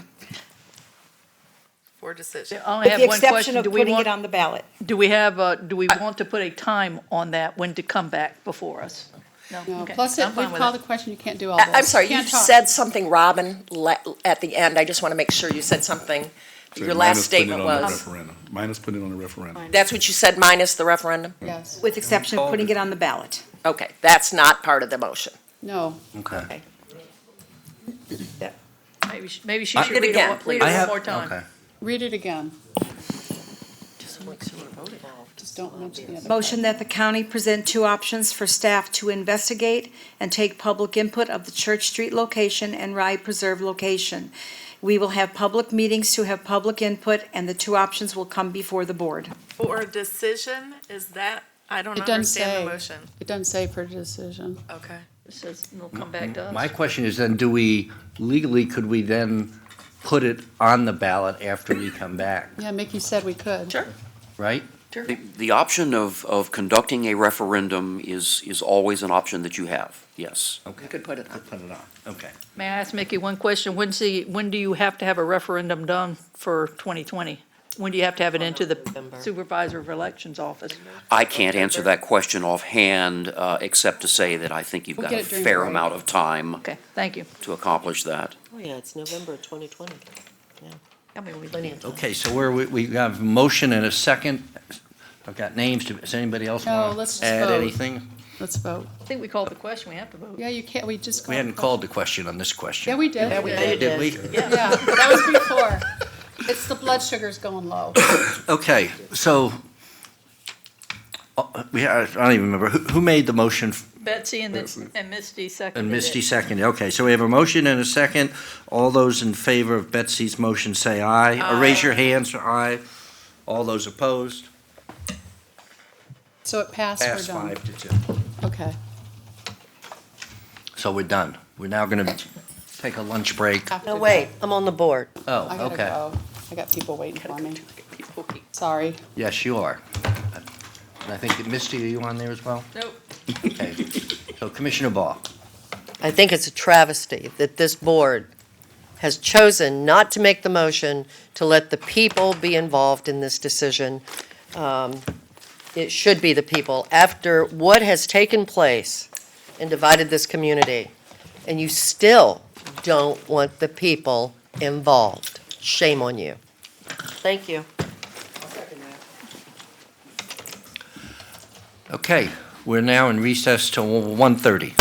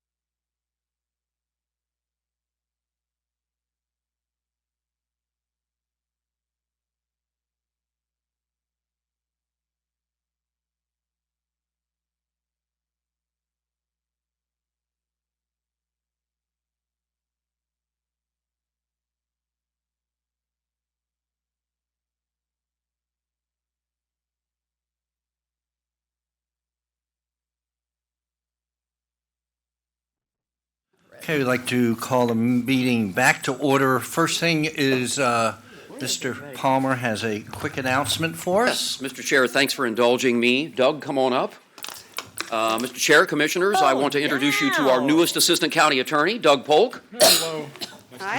He is a highly skilled litigator that's been in courtrooms for 30 years and is very familiar with all of the local judges and the local courtrooms. And I just can't say how pleased we are to have Doug as part of our team now.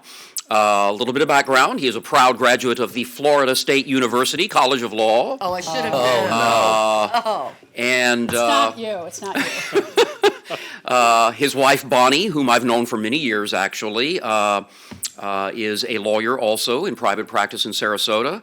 And let's see, your daughter Jill just graduated from Belmont College in Nashville.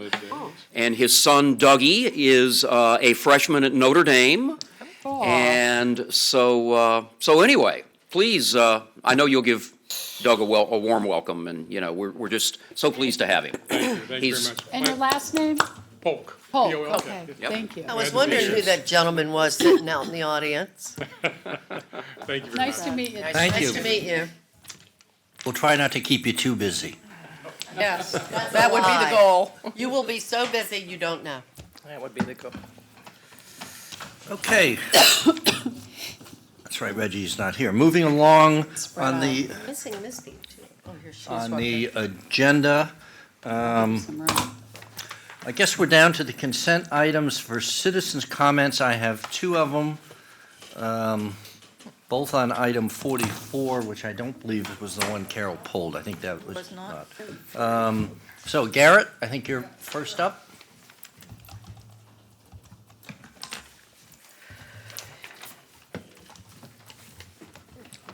Garrett Ramey, Manatee County citizen. Are we not going to hear from the applicant first before we take public comment What are you talking about? regarding agenda item number 44? It's a consent. Oh, it's on the on the consent agenda? item. On the consent. Oh, okay, all right. Well, I'm here to give you all an update. When I left here on July 26th, y'all did a wonderful thing for me. You consented in agreement to have Mosaic purchase my property from me. And an agreement was put together for conditional for their operating permit. You issued an operating permit based on resolving this issue between myself and the Mafaras and Mosaic. Well, I came today to give you an update on that. What happened is I met with Mosaic, and we sat down in negotiations. I extended the olive branch to them, and I humbled myself, and we were able to get across a few things. I was looking to put a solution to this, to end my activism here in Manatee County and just go do what I want to do. Because if I can focus on what I wanted to do, which is my organic farm, which I lost that status because of the land usage change of Mosaic next door, because of that reason, I came up with a proposition for them to end this feud. I provided a win-win situation for Mosaic, the county, and myself. To have a sense of accomplishment and end this activism that I've been entered into, not voluntarily, but by no choice, by just defending my property rights. We're going to be talking about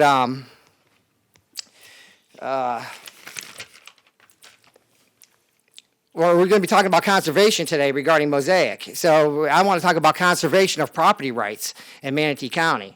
I approached Mosaic humbly, and I asked them if we could resolve some of these issues in the county regarding mineral rights. We have folks at Clay Gully and Sugar Bowl area that do not own their mineral rights. And now they have structures built on these properties, and this is obviously the fault of the county.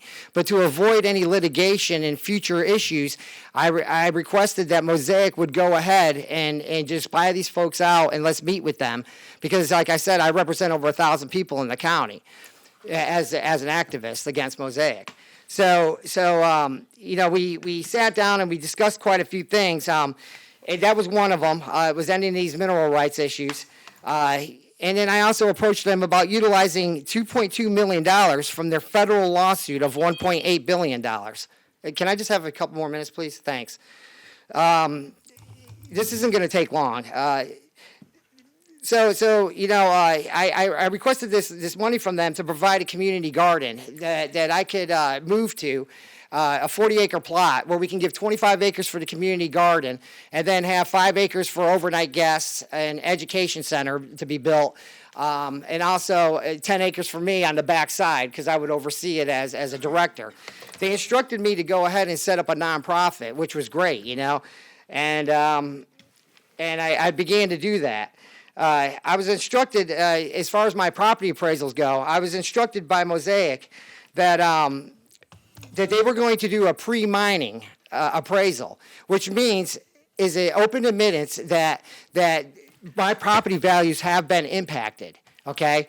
So that's an open admittance right there. So they did it pre-mining, which is great. I have no objection to that at all. That they would make me an offer to rebuild. Okay, so that means they would compensate me more than what the property value was in order to rebuild in Manatee County. The problem is trying to find a location.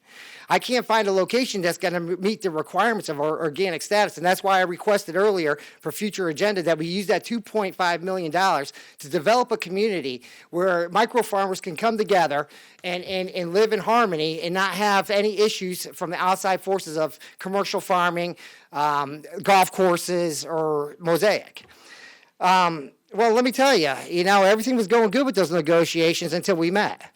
And they said that they're not going to do it, and they're only going to give me my property value. That's it. So the negotiations broke down somewhere on their end. They were trying to get corporate approval. So I need somebody from here to call and do this. And I every time I come up here, I feel like I'm entering into the Shark Tank, I don't know, it's just a feeling. So which commissioner wants to get on board with me and develop this community garden? Nobody? We can't talk during comments. Yeah, I know that. But that is a proposition. I'd like to work with staff on this and see if we can't do this. So I have a place to move to, and I can still follow my pursuit of happiness without it being interrupted, if that's all Mosaic's going to do for me. Now, they're supposed to do the right thing. We opened up a can of worms when we told them to go ahead and compensate me. Point of order. Point of order. This has nothing to do with the agenda item that is before us. I'm sorry. We know that. Okay, well, point of order. So you're going to have to.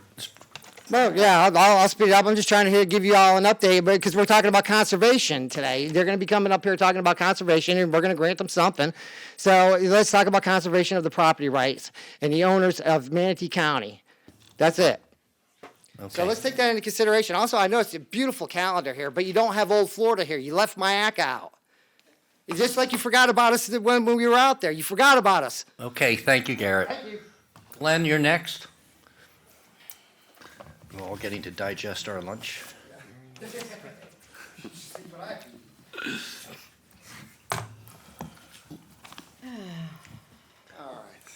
Nice job, Garrett. Nice job. For the record, Glenn Gibolina.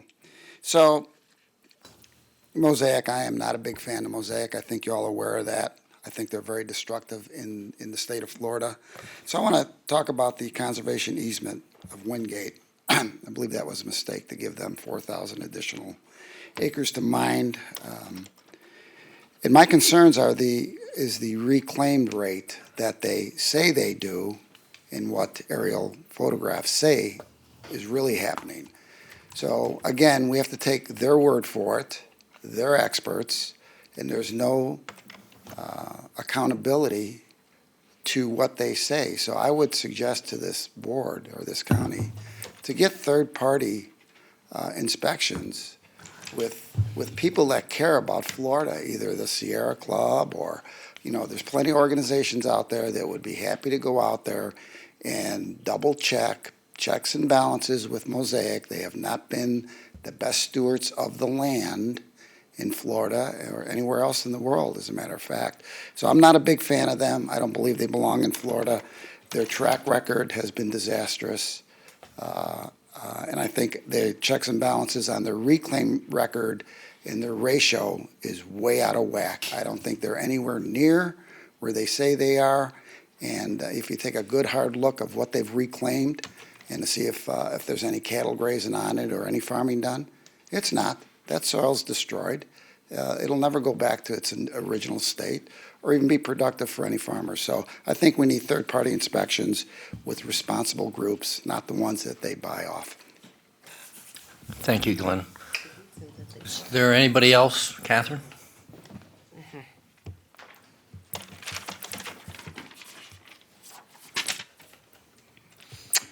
Catherine Edwards, and it's on the same item 44. The Mosaic conservation easements. Mosaic, as I understand it, is granting a conservation easement to the county in furtherance of its mining activities. Furthermore, unless, according to the agreement, unless permitted by the LDC or approved by the Board of County Commissioners, many acts in this conservation easement are prohibited, which include excavation, dumping, construction, etc. But after going through this extensive list of prohibitions, the very next line in the agreement states, notwithstanding the foregoing list of prohibited activities, grantor reserves the right to conduct all site disturbance activities.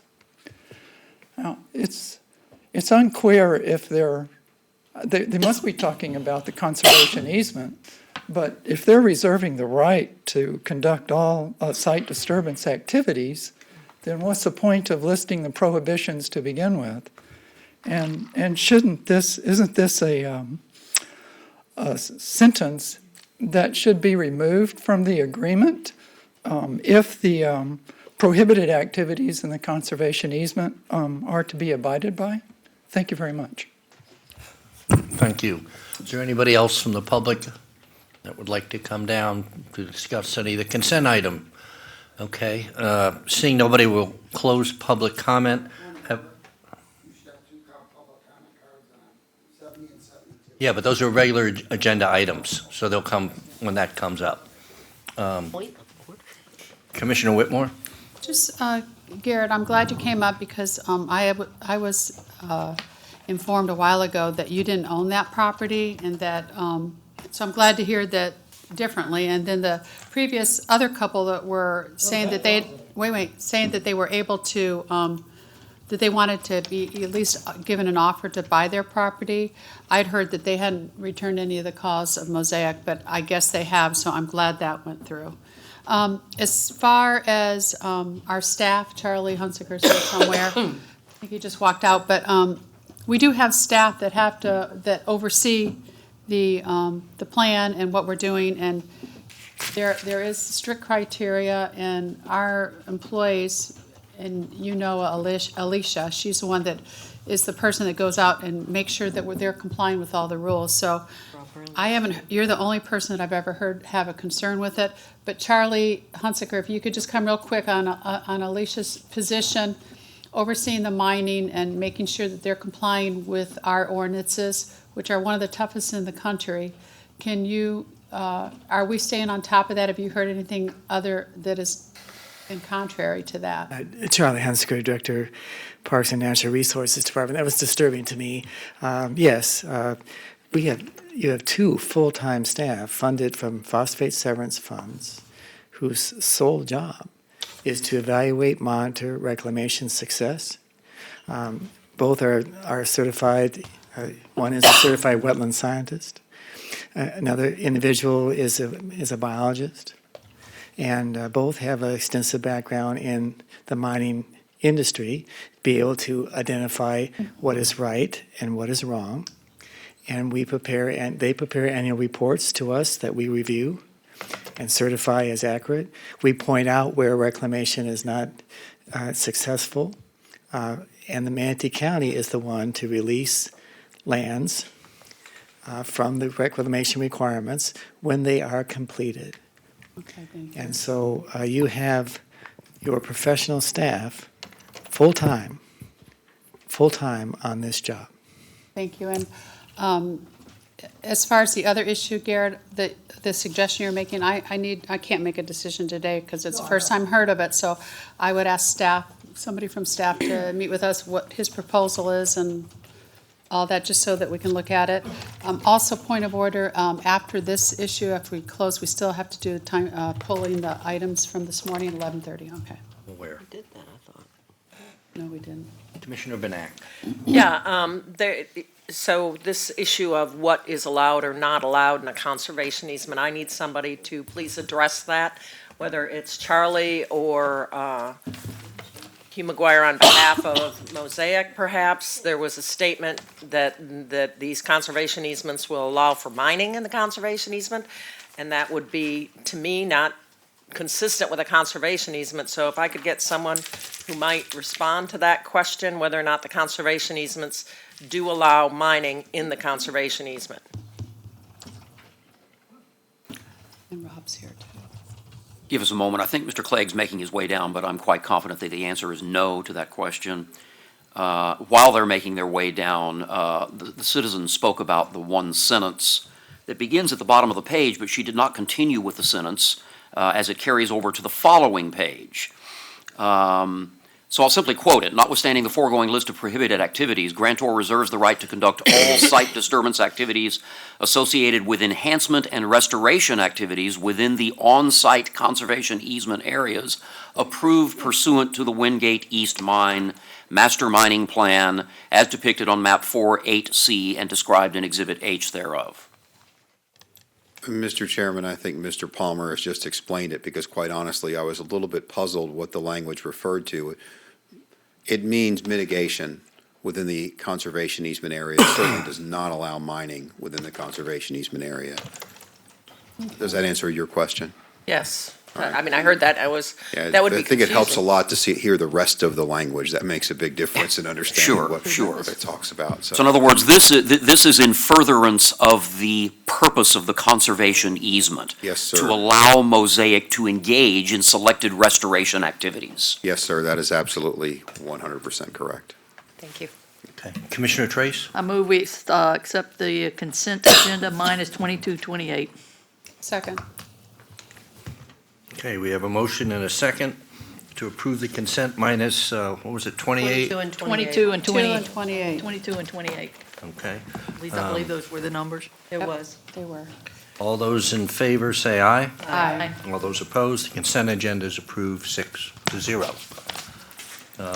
And did, I thought Hugh McGuire wanted to say something. No, I didn't. You know? Because they answered I it. think Bill said what Hugh wanted to say. Okay, all right. Okay, so I think we are now moving on to Pulled items? 69. We're not doing pulled items from 11:30? No, we're going to do those at the end according to my agenda. Those are the last. Pulled items are always 11:30. Am I wrong? Chairman. Yeah, look on the green thing. Carol, thanks for bringing up what you did, though, about. Does say it right there. It was pulled from Yeah, consent. okay. Well, go ahead, Carol, on, Okay, real quick. It won't take long. Item number 22 is a gentleman who I have no idea who he is. He came in compliance within 39 days, and I think this was back in 14. His RV was on a vacant property, and he was fined $2,945. They're recommending $520. The property appraiser at that time gave him his homestead to that second lot and a tag declaring his RV was real property. But if you look at all the emails between, and it was actually Pete Dwyer was our code enforcement officer then, and so this has been a while ago. If you read the emails, and I had Mickey look at it, and hopefully you have a response and I'm not incorrect. I was looking at the emails, and he asked our staff, tell me what to do. I love the county. I don't want this all to happen. And then somebody wrote, well, thank you. And then there was another email that Pete left a while ago, and so they were following up. So in other words, we never gave it, if you read it, it doesn't say, okay, come in and you need to pay this fine. He wants to get this over with, and he's offering $520. But to me, this is a miscommunication to our customer. that, he said, thank you, somebody from the county said, thank you for working with the county, but didn't say, hey, come in, you need to pay this fine. And in another email, he responded, I'm waiting, to hear, but he wants this all over with. So I don't think he should have to pay anything. It was a major miscommunication, and it was in 2014, and we did have staff changes at that time. I think Pete became head of animal services for a short time at that period. So I read this in detail, and Mickey was reading it during our briefing, and there's nothing in it that says that, come in and pay. And then he was waiting, and so that now he's here today, and he's offering to settle this. This guy doesn't seem like he did anything malicious. He was only 39 days coming into compliant, where we know some are years. So anyway, that's how I feel. I would like to ask that we don't charge him anything. Oh, except for recording fees that we have to. Did I more or less say? You articulated that well. Oh, good. I haven't even talked to Jeff yet. So I would like to make a motion that we charge this on item number 22, recording fees. So everybody thinks he should pay when it was our fault. Well, Yeah, what the heck? Okay, It's Commissioner $520. Read the. I admit, I have not read all of the detail that Commissioner has. It looks like it was complied with back May 28th, 2014. Right. So what happened between May 28th, 2014 and the special magistrate date on May 22nd, 2019? I was going to ask that question. Thank you. He was waiting to hear from us. Well, I think he applied, let me start from the beginning. I think that he applied for the property appraisers thing back in 2013, early. I'm not sure if this, and again, this was before me, so I'm trying to put the pieces together, because I think there were some phone calls too, so that's why there's some missing information. Right. But I think in late December of 2013 is when we, in code enforcement, were notified of the violation. He was issued a violation in January 2014 by, what was it, by March or May was the hearing. He was given time to comply. He appealed the decision of the magistrate. It went to the circuit. The circuit dismissed it for lack of information or whatever the thing was. Looking at that. He immediately after that removed the RV, but it took him 39 days to do that. But I think his appeal process was also included in those 39 days. Typically, if somebody's going to appeal the decision of the magistrate, we'll take it back before the magistrate to have that compliance date amended, giving them that time to appeal that. And I think it's even in the statute that we are to do that. And I don't want to be misquoted, but I think that it is in the statute. But anyways, those are the facts that I know of surrounding the case. And the guy does want to put this behind him. That's why he just threw that $500 number out there for your consideration. And ultimately, it's up to the board to decide whether to accept it or you can change it. Okay, again, I'm sorry, because this has come down to trying to figure out what the background is. So what it says is the special magistrate heard this in May of this year. That's not true? They heard it, and then they took it to circuit court, and then it came back to the special magistrate? I'm confused. No, it went to the magistrate on March 26, 2014. Yeah. Okay, so what it says in the backup is not correct. The forms are in there about that. No, I think the hearing notice that you're looking at was the one for the mitigation to go to the special magistrate. Correct. Right. The magistrate took the matter up a second time, if you will, on May 22nd of this year and recommended a reduced fine. Right. Correct. Yes. It does appear as though there was a trail off in communication as between the individual that was cited and county staff, and it appears as though he was relying primarily on the fact that he had obtained homestead exemption from the property appraiser, and so he thought that he was that everything was fine and dandy. But yes, I concur. Having looked at the trail of communication, there was he was seeking additional information from county staff, and then for whatever reasons, the communications just trailed off. So that's why I recommend. Commissioner, make your motion And again. we give homestead exemption for RVs? No, no. Well, they did, whoever it was, No, property it's appraiser. just a mistake. I hesitate to do this because there's so much that goes into this, and it goes to a hearing, and it's gone to a circuit court, and then it's come back to the magistrate, and they've made a decision, he's accepted it. I get it that there's been a lot of mistakes here, but, these cases should not be arbitrarily decided. That's my opinion. Carol, make the motion. I'm going to make a motion that we charge this citizen recording fees only. And the reason why is because even per our attorney, the communication was not the best. And he's trying to make it right so he can move on. But somehow the ball dropped. I did read everything. I mean, I read everything. I read these code enforcement because I try to look out a little bit for the underdog. If I feel differently about code enforcement. To me, it's coming in compliance. One Second. time we were gonna, second. One time we were gonna give somebody a fine and he had a stroke. Then I met him at the fair last year and he came up to me and I had no idea who he was, so, and we waived that one too, so. To the there are gentleman's, solves. I would also add, to the gentleman's credit, as soon as he found out that he was not entitled to homestead exemption, he filed the appropriate paperwork with the Yeah. property appraiser saying, please remove my exemption, I'm not entitled to it. He did. So we have a Did the motion right and a thing. second. Commissioner Servia? Yeah, and I just want to say, I agree with what Betsy said. I feel very uncomfortable when we take things out of order and say, well, this person was so nice, and because of that and these things, we should reduce the fines. I think so many people that get caught up in these code enforcement matters are so nice and misunderstood and mistakes. And so while I don't know what I'm going to do, frankly, right at this very minute, because I do want to reduce his fine, but I feel uncomfortable being arbitrary about it. So that's how I feel. We need a better system. Okay, Commissioner Whitmore? And it fell on our shoulders, and that's the only reason why I recommend this, because we actually, not you guys, but we actually dropped the ball. We had an employee, Pete Dwyer, that left, and then we had to regroup, and this guy tried to follow up. He's been trying. We just, as customer service, didn't get back to him, and I don't think it's his fault. I agree it's gone through all this process because unfortunately it has to, but I think we're also here to represent the citizens, and if they don't get treated right, we need to do something.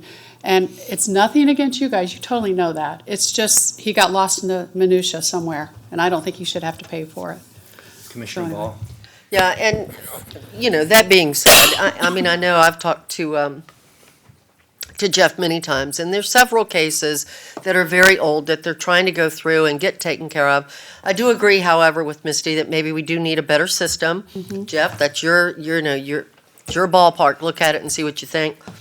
But at the same time, the county attorney has also said that the gentleman, to his favor, he did try to do something about it and did move forward on the exemption when he realized that he shouldn't have an exemption. So I think ultimately, the county tries to make sure that the citizens are in compliance, not so much to raise money for that, but to try and get the citizens in compliance. Obviously, I think in this particular instance, not because of anybody recently or whatever, but because of an employee that left, the ball was dropped. So therefore, I don't think in decisions such as these that the citizen themselves should be penalized in any way, because truly he tried to do the right thing. We didn't follow up on it. So that being said, I mean, I would, in this particular instance, and I don't normally vote to lower, I get heartburn on them every time they come forward. But I do think in this instance it would be the fair thing to do. Thank you. Commissioner Palmer, Mr. Palmer? Who are you? Who do you want to be right now? Mickey is fine. I find myself coming to Jeff's defense oftentimes, it seems, up here on the dais. From my perspective, the system is working quite well. I mean, it's a statutory process that we are required to follow. Chapter 162, I believe. Correct. Jeff? I would remind the board that in every one of these instances where fines are being recommended for reduction, the property owner has complied. Right. Compliance has been obtained, and that is the goal of code enforcement at the end of the day. You know, to achieve compliance and get folks to clean up their properties, as opposed to the punitive side of things, to either punish folks or to fatten the county's coffers. So, that's my 2 cents for what it's worth. Commissioner Trace. I'd like to call the question, please. Second. Okay, I've got a motion and a second to call the question. All those in favor say aye. Aye. Opposed? Nay. Nay. Guess it passed. Well, I guess we're Did gonna. it pass? Raise What your did you hand. vote? Raise your hand. All those in favor of calling the question? Oh, calling the question. Calling the question? Yes. Okay. Okay, so that's passed 5-1. So now we have the motion on the floor. I think we have to open public comment first. Oh, yeah, because, yeah. Can we get the motion and then we'll, We made a motion to just charge the citizen recording fees. okay, and who seconded it? Vanessa. Okay, now we'll open this up for public comment. If there's anybody who would like to come down and discuss it, please do. Seeing nobody, we will close public comment. So all those in favor of the motion, raise your hand. Oh, I All can't those believe you opposed? guys. Motion fails 4-2. Can I make a comment? Absolutely. Vanessa? So, Right. so the reason that you did it after the last time we had to call the question, you made a comment afterwards, so I said, based on that precedent. So again, I don't like finding people for nothing, but this is a process. He went all the way through to 3 hearings that we had to go to, right? 2 special magistrate and 1 at the court. So if we're going to have these processes that we go through and we're not going to charge for them, then let's just get rid of the whole process. If we don't think it's important that people do the right thing, and I totally agree with that. Lots of times people do the right thing, but why bother? Why did we go to 2 special magistrate meetings and then one with as the guy put it, which I love, the real judge. I love that he said that when he went to circuit court. The real judge told him what to do, and now he's going to do it. So why do this? It was a ton of staff time, I got to believe. It had the attorneys involved. Let's just get rid of it, and then we'll just make deals with people and see if we can't, figure out how to make deals on code enforcement. I'm okay with that. Actually, his reference to the real judge was the special magistrate. Oh, I thought it was when he went to circuit court. No, no. But he's a real, Commissioner Serbia? Yes, Mr. Chairman, thank you. And I just want to agree with what Betsy said, but I also say that, I do feel very sympathetic for the people that go through this, but we have to have a system and we have to adhere to the system. And I'm very aware of us being in the middle of a budget process right now with way fewer code enforcement officers than we need. We need double, triple what we have. And we spend a lot of staff time trying to reconcile these matters, and we need to recover some of those fees. So that's why I voted the way I did. Well, I can tell you that currently we do business differently than we did 5 years ago. Thank you. Today, it's our last resort. Right. We try to work with them. We exhaust all means of trying to get compliance before things like this happen and fines start. Prior to that, I don't want to speak to that, but it was a little different than how we do business today. Yeah, you weren't here. Commissioner Whitmore? And, we screwed up, and he offered us money because he knew he had to offer something. We didn't work with him. You just heard Jeff. We didn't work with him. I was in charge of code enforcement at a city as mayor, and my job as mayor was to make my code enforcement go out, knock on that door, and ask that person to please come in compliance. And they worked with them. One day I heard my code enforcement officer complaining in the cafeteria, well, the mayor makes me go out and talk to everybody, and I heard it. And I usually, I've been in these situations, not with this, but I've been down and out. And I went into my staff, I said, well, if you don't like it, you can quit now, because my job is, our citizens are our customers. And I strongly believe that, and that's why I read all these guys, and that's why I do my homework. And unfortunately, government is not in the business to make money, and we just did on emails. That's what our costs were, emails. He paid for the courts and all that, emails. So I'm upset, but that's all right. I can get on. Okay. Okay. Let's just move forward. I want to ask Jeff, is it true that we don't pay a special magistrate to hear this twice? And don't pay our attorneys to go to circuit court? It was he filed a suit against Manatee County. Did we not have to defend ourselves? Did it really not cost us anything, as Carol said? We screwed up. Our magistrate does work pro bono. There is no fee. Oh, so now you're going to So there was no cost. I see John Barnott shaking his head otherwise. So I got to believe that there's some cost for taking it to two special magistrate, whether it be the special magistrate or whether it be staff, and the fact that we did also have to go to court and defend ourselves, apparently, because there's a court order in there, so there's. I'm just saying our magistrate is pro bono. When it goes over to the circuit, Then the it's county different. attorney's office does represent. Right. And they're salaried. Okay. They don't get paid for. Right, but you get a hours. salary, so I'm just saying, there is money involved. Oh, yeah. On the taxpayers' behalf to process these code violations. Absolutely. Thank you. Okay, moving on to number 28, Carol. Sorry to whoever you are, I don't even know if you're here. Okay, number 28, I asked to have that pulled, and it is the budget amendment. And it's number, what was it, Sherry? 16. Yeah. Yeah, it was number 16. And I asked Sherry, this is something that I think that we need to say publicly of what we're doing here, because we are going to have a work session and staff's going to come up with a recommendation regarding this.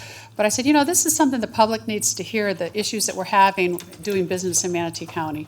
So I'd like somebody to explain it, and I know this will be coming up to us in the future.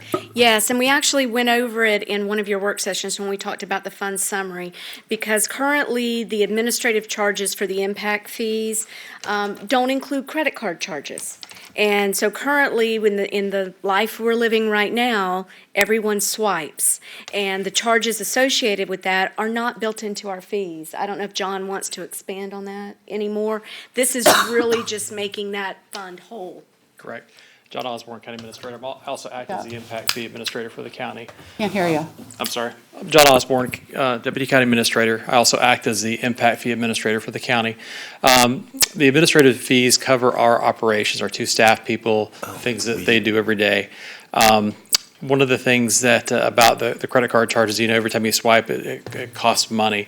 The credit card expenses have been going up dramatically, and especially since we've gone to the Acela system, which is much more efficient. But now everybody, out of convenience, pays everything on the credit card. So we had projections for back when we adopted the impact fees in 2015 of a very steady increase in credit card charges, which we were going to account for. But with Acela and everything else that's happening in the way we do business today, it just went from to dramatic increase, and we couldn't cover our cost of doing business. So this is why you have the budget amendment before you on impact fees. And the budget amendment is we're transferring $420,000 from reserves to pay for our charge card fees. And I just want the public to know that, and this is the impact fee administration. This is the impact fees, right? Correct. So I just thought that the public needs to know this and that we are working on it. We are going to come up with a resolution. But that is something important, because there are some people that really look into our budgets that need to know, and it's all across all departments, right, Sherry? Many departments, excuse me, Mr. Chairman. Several departments, we put a report together on those departments, and we did explain during the budget, we're going to come back and address that so that you can see the variety of different departments that have that impact. We'll need to address it. We look into the board to help with a policy decision on all of those. And with that, I'll move to approve the item. Second. A motion and a second. Open it for public comment. Anybody from the public would like to come down?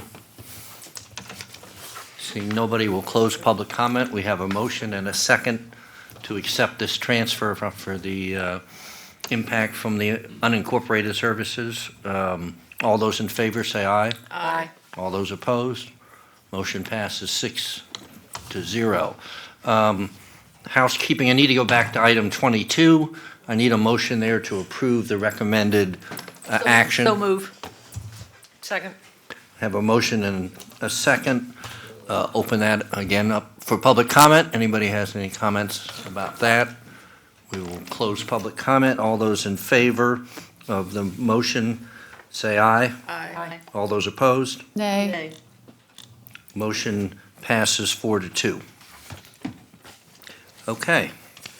Now we're going to go, I believe, to item number 69 on your... We have a 2 o'clock. We have a 2 o'clock time, sure. 2 o'clock. Oh, is it 2? What time do we have Bernie's show? Oh, Oh, 2 o'clock, yes. We have one appointment for the MIACA. So we have the 2 o'clock time certain. And I'm not sure, let me get back to see who, well, I think I know who's presenting it now, Joy. 2 o'clock, number 78. Good afternoon, County Commissioners. My name is Joy Leggett Murphy. I am the Property Acquisition Division Manager for Manatee County. We're here today on item number 78, which is the review of complying submittals for the purchase of Manatee County surplus property located at 920 Manatee Avenue West. We're asking you today for your decision or your input into which complying submittal we should select to enter into a contract on this property. Manatee County purchased the building located at 920 Manatee Avenue on September 13th of 1995. In 1998, the Public Defender's Office moved in there and resided there until the Judicial Center was completed, and then they moved to the Judicial Center in 2007. Since 2007, that building has remained empty and vacant, and over time has become a bit dilapidated, and it is not currently a building that we can occupy. The building was originally built in 1960.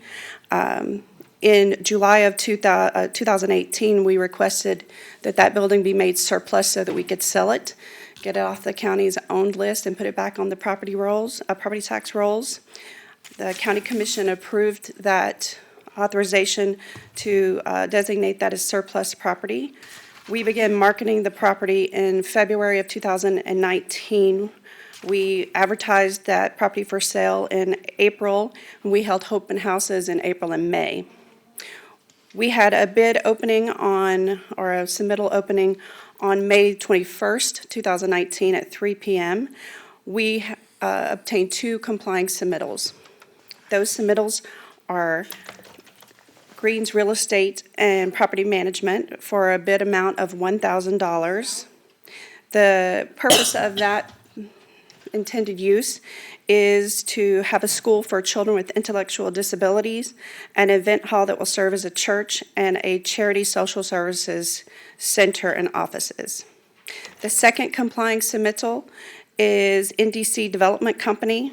Their bid amount was $100,000.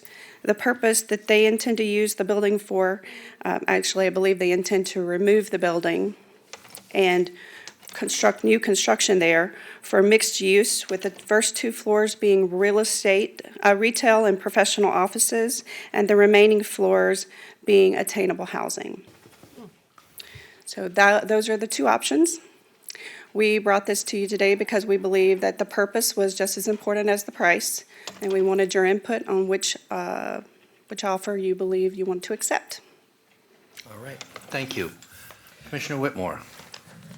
I've looked at them both carefully, and thank you to both applicants, and I would like to make a motion to approve NDC bid submittal. Second. And then I have a question, if that's all right, Mr. Chair, when it's time. Okay, well, we got a motion and a second. Mr. Palmer? Yes, Mr. Chair, Commissioners, just so we're clear for the record, Joy, regardless of which proposer is accepted today, the result of today's board action will be that staff will then commence Correct. Contract negotiations with that successful proposer. That's correct. Those negotiations may or may not be successful. Right. And presumably, at some point, staff will come back to the board with a recommended detailed contract in terms of the disposition of the property, correct? That's correct. Yes. We have a negotiation that will take place after you tell us which one you would like for us to negotiate with. The contract will be a little different because we're used to selling residential lots or scraps of pieces of land. This is going to be more of a commercial type deal. We also had some requirements in our bid documents that they relocate some electrical services and that they sign a contract with us for chiller services. So when we come back, you'll have the full package with all of the details worked out and approved by the county attorney's office. Great. Commissioner Benak. Yeah, I would like to hear from the applicant, if possible, if that's what you call him, not the applicant, the bidder. Bidder. My understanding, I'll have to go through the city of Bradenton zoning process to build a new building, and I'm not familiar, or Joy, what the city's limitations are, height, and because it's my understanding that the city's zoning has changed quite a bit, and they do allow more flexibility and density and height, but if somebody could just maybe, if not the bidder, then Joy, somebody could update us what the possibility is. I'm going to let Chris speak to that because he did a lot of research whenever we put this up for sale. And also, I believe that our submittals also did a lot of research. Okay. Chris Mignon, I'm a real property specialist. Yeah, the zoning is T6, and they have a maximum of 8 stories. 8 stories is the maximum. Do you know the density is? We have it right here. We have form codes. I'm surprised it's only 8 stories. I thought the city got more flexible than 8 stories. That was what it was when I permitted the judicial center. Yeah, I don't have eons the ago. density, but we have all the permitted uses and things like that, which, is residential, hotel, office, retail, civic center. And then, you can go into special uses, which would need to be approved, which is urban farming, which I don't think, automotive, drive-through, civil support, education, colleges, things like that. Okay. All right. Well, the applicant's behind you, so maybe they could say something. Keep calling it. Ron Allen, NDC Development Company. Thank you again for entertaining our offer for this purchase. The city of Bradenton, under T6, I believe allows 15 stories. But you also have some bonus activities for LEED certified buildings and/or attainable housing, those kind of things. So I think there is some flexibility in that. I will tell you, with attainable housing, we will not be going 15 stories because once you give above 8 stories, we run into high-rise, which completely changes the dynamics of cost. So I'm going to guess that the building, as you described, is probably going to be no more than 8 stories. Thank you. Commissioner Whitmore. And I want to thank Green Real Estate also for their bid. The reason why I made the motion for this is because we do need attainable housing. We do need some more commercial multi-use downtown. And the space, the space is very limited on being able to do that. So that's why I decided to go with NDC. I'd like to know about, and I know you guys probably talked about, what about parking? She's going to You can do that one too. Yeah, and my partner here, Bernie Krogan, I don't want to leave Bernie out of the process, who was very active and actually brought us into this fray. I won't call it fray, I guess that's the wrong word.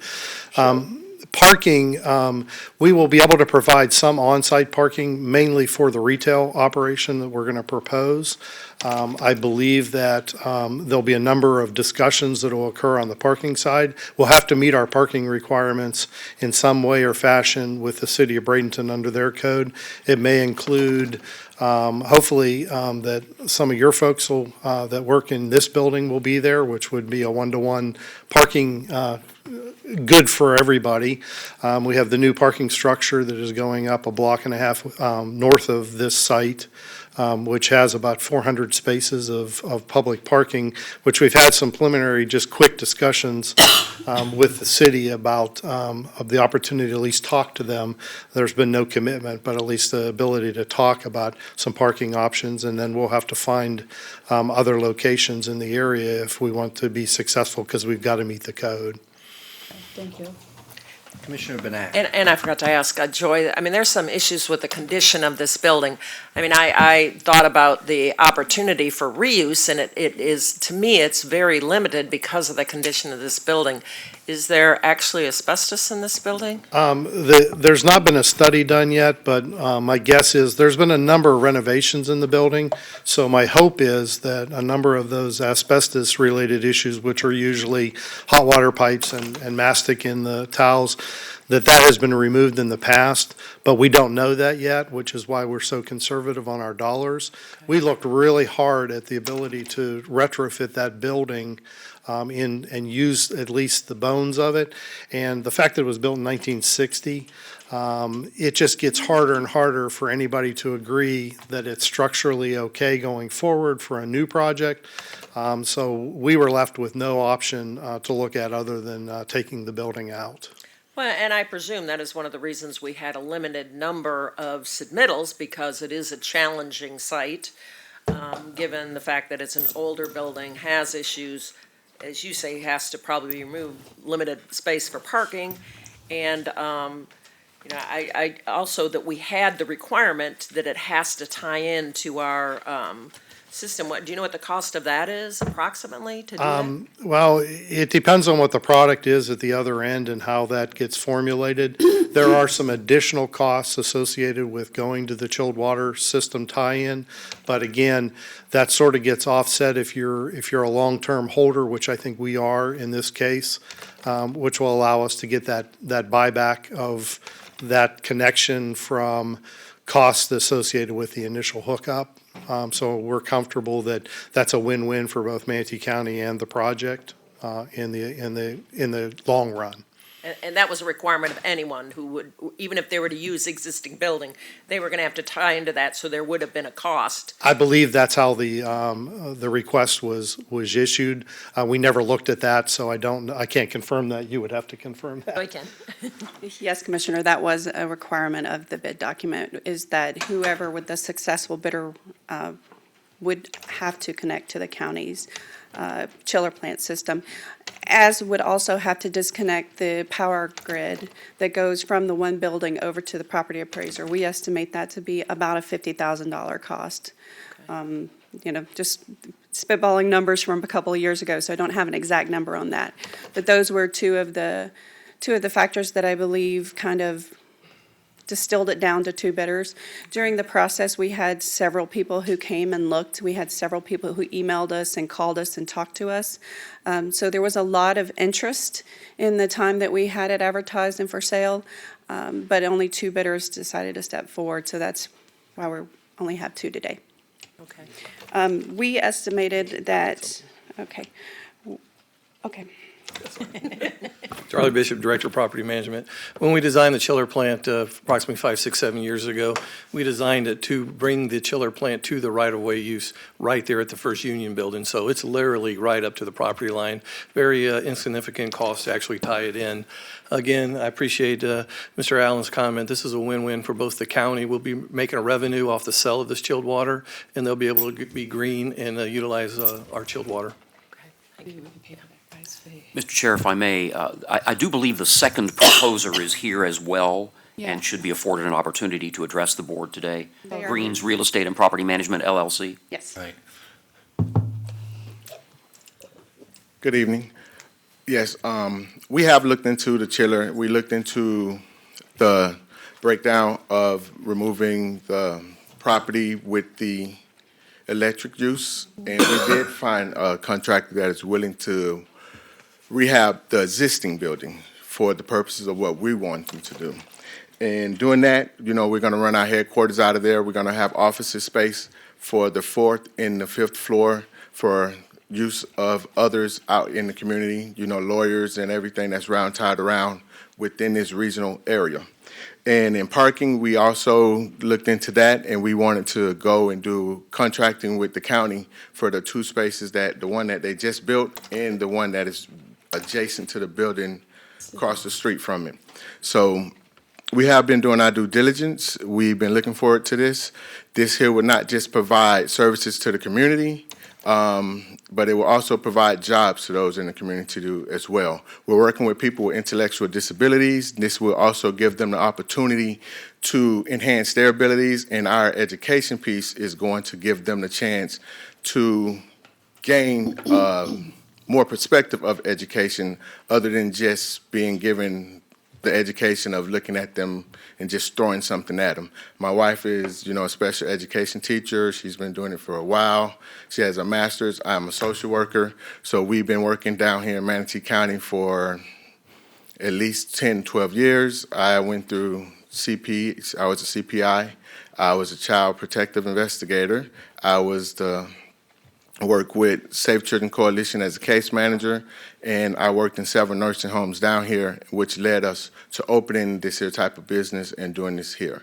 We're going to have an actual trade center there where the individuals with intellectual disabilities are not just getting an education, but they're getting a trade suitable for their abilities, where they can go out and be productive citizens within our area here in Manatee County. Thank you. Thank you. Joy, if I could just ask one question. Okay. What we're agreeing to today is to enter into contract negotiations, and we will see and have answers to a lot of these questions when the final contract comes back. At this point, we're just, because they could walk away tomorrow if they decide it doesn't make economic sense. That's true. So I just want to make sure that's the way I understand what we're looking to do today. You're advising us which applicant or submittal or bidder that you would like for us to select to begin the negotiations. And as I said, we don't have a contract specifically created for sale of a commercial property, so it will have to be modified a bit, but those modifications will go through the county attorney's office. We're also going to have to enter into some sort of contract for the chill water services. Our contract for sale would take into account their requirement to dislocate the electrical service. And I'm sure we're going to have lots of language about liability and indemnity and stuff like that. So it's a contract associated with that It's going to have a activity. little hair on it, you might say. I think Yeah, is what that's they going to say be an interesting. in the real estate business, yeah. Correct. That's going to be interesting to kind of craft that language, but we're going to rely on our partners in the county attorney's office to guide us in that. Okay. Misty? Yes, I just want to say I appreciate both of the bidders very much. I really do. The reason that I'm supporting NDC is because of the use, because we so desperately need attainable housing in downtown Bradenton. We really do. And so I thank you both, but that's why I'm voting for NDC today. Okay, Betsy? And I appreciate the folks also that are here from Green Real Estate. I don't know if you've had an opportunity to speak with Easter Seals and the work that they do. I did just yesterday have an opportunity at Vern Buchanan's event to speak with the director there and what he's doing with special needs and the training. I've been to their facility, and they do an incredible job with. And so I don't know if there's just this much of a demand that we need to expand on what they're doing, but they do have a very active program. If you haven't had an opportunity to touch base with them and the program that they have do they still call it Happiness House?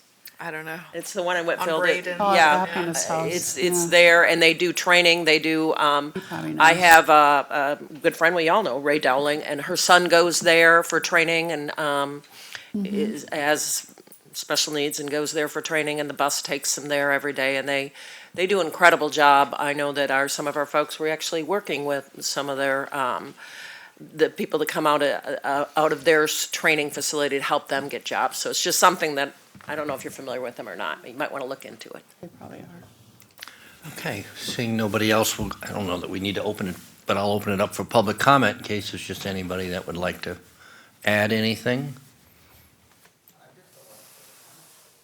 Oh, you feel like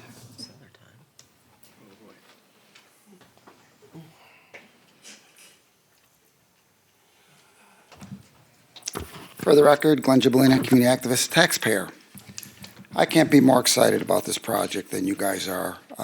If you look at where we've come,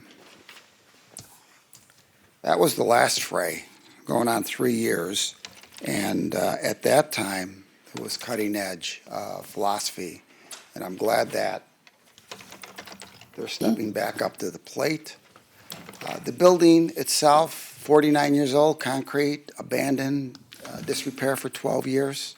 It's time to come down. I mean, you don't know what's in there. Structurally, probably some other problems. I think that says it all, housing. I mean, jobs are nice, but if they don't have any place to live, what good do jobs do? This is a great program. I'm sure the parking's going to get worked out. And quite frankly, if you have Alice people there that work in the area, they don't need a car. Right. They'll use Uber or they'll use mass transit.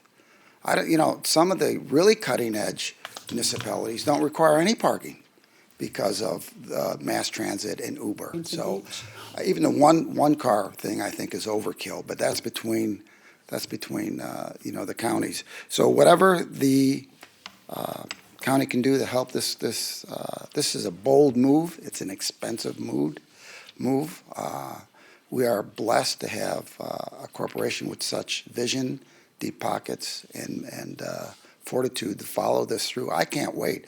50 years ago, we still had dial phones. Cutting edge, you will get a cutting edge building out of this that will probably last 100 years if it's built right. And I'm excited. The 8 floors is great. It's not going to be overwhelming in our community, and I think it is a tremendous asset. And I'm glad that we're moving forward in this direction. And somewhere down the point, if you look at that 72-page report 3 years ago, a lot of effort went into that, a tremendous amount of effort. And for these guys to come back to the table and try it again, my hat's off to them. They're going to be successful in this. And the only thing I would like you to consider is reimbursing the printing costs for that report that they did. Thank you. Okay, thank you. Anybody else from the public that would like to come down? If not, we have a motion by Commissioner Whitmore, seconded by Commissioner Surveyor, to approve moving forward with NDC Construction, or NDC, whatever they're called, LLC or something, whatever. So all those in favor say aye. Aye. All those opposed? Motion passes 6-0. Good luck. Thank you. And your time's up. On that note, I'm going to leave. Thanks On the to- same note, I'm just going to say thank you for the last 3 years. It's been a joy. Well, we can still do the jail. We're not done yet. Now it's time to go to work. Yeah, we'll go back. We haven't gotten to the Thanks finish to line. Green Realty, too. Okay, I think we're on number 69, which is the Myakka City Fire District. I think it's just one person. No, there's. I don't think I think this is, maybe Mickey, this is just, I think we just have to adopt the resolution, if I'm not mistaken. Yeah, your motion would be as follows: adopt resolution R19-069 to appoint fire commissioners to fill districts seats 1, 3, and 5. So moved. Second. Okay, we have a motion and a second to approve the nominees. We'll now open it to public comment. Anybody from the public that would like to speak on the Myakka City Fire Control District? Not, we'll close public comment. We have a motion and a second. All those in favor say aye. Aye. All those opposed? Motion passes 6-0. Okay, screaming right along. Number 70 is summer grade level reading program. That's only presentations upon request, Public correct? hearing. And we already did it, didn't we? It's a public No. hearing. It's a required public hearing. Oh, well, they have it under the wrong thing then. We don't need that, do we? It's under advertised public hearings. Presentation upon request. I move that we authorize to fund the school district of Manatee County for the summer grade reading program, day service, an amount not to exceed $25,000. Second. And adopt budget amendment, Resolution B 19087. Second. Whatever. And anything else we need. Second. Hey, at this point, we'll, I get what, Commissioner Ball, do you have a comment? No. Oh. Okay. We'll open it up for public comment, and Glenn, I do have it this time. Sorry about the last time. Did we need to be motioned? Or two? She did two. Back.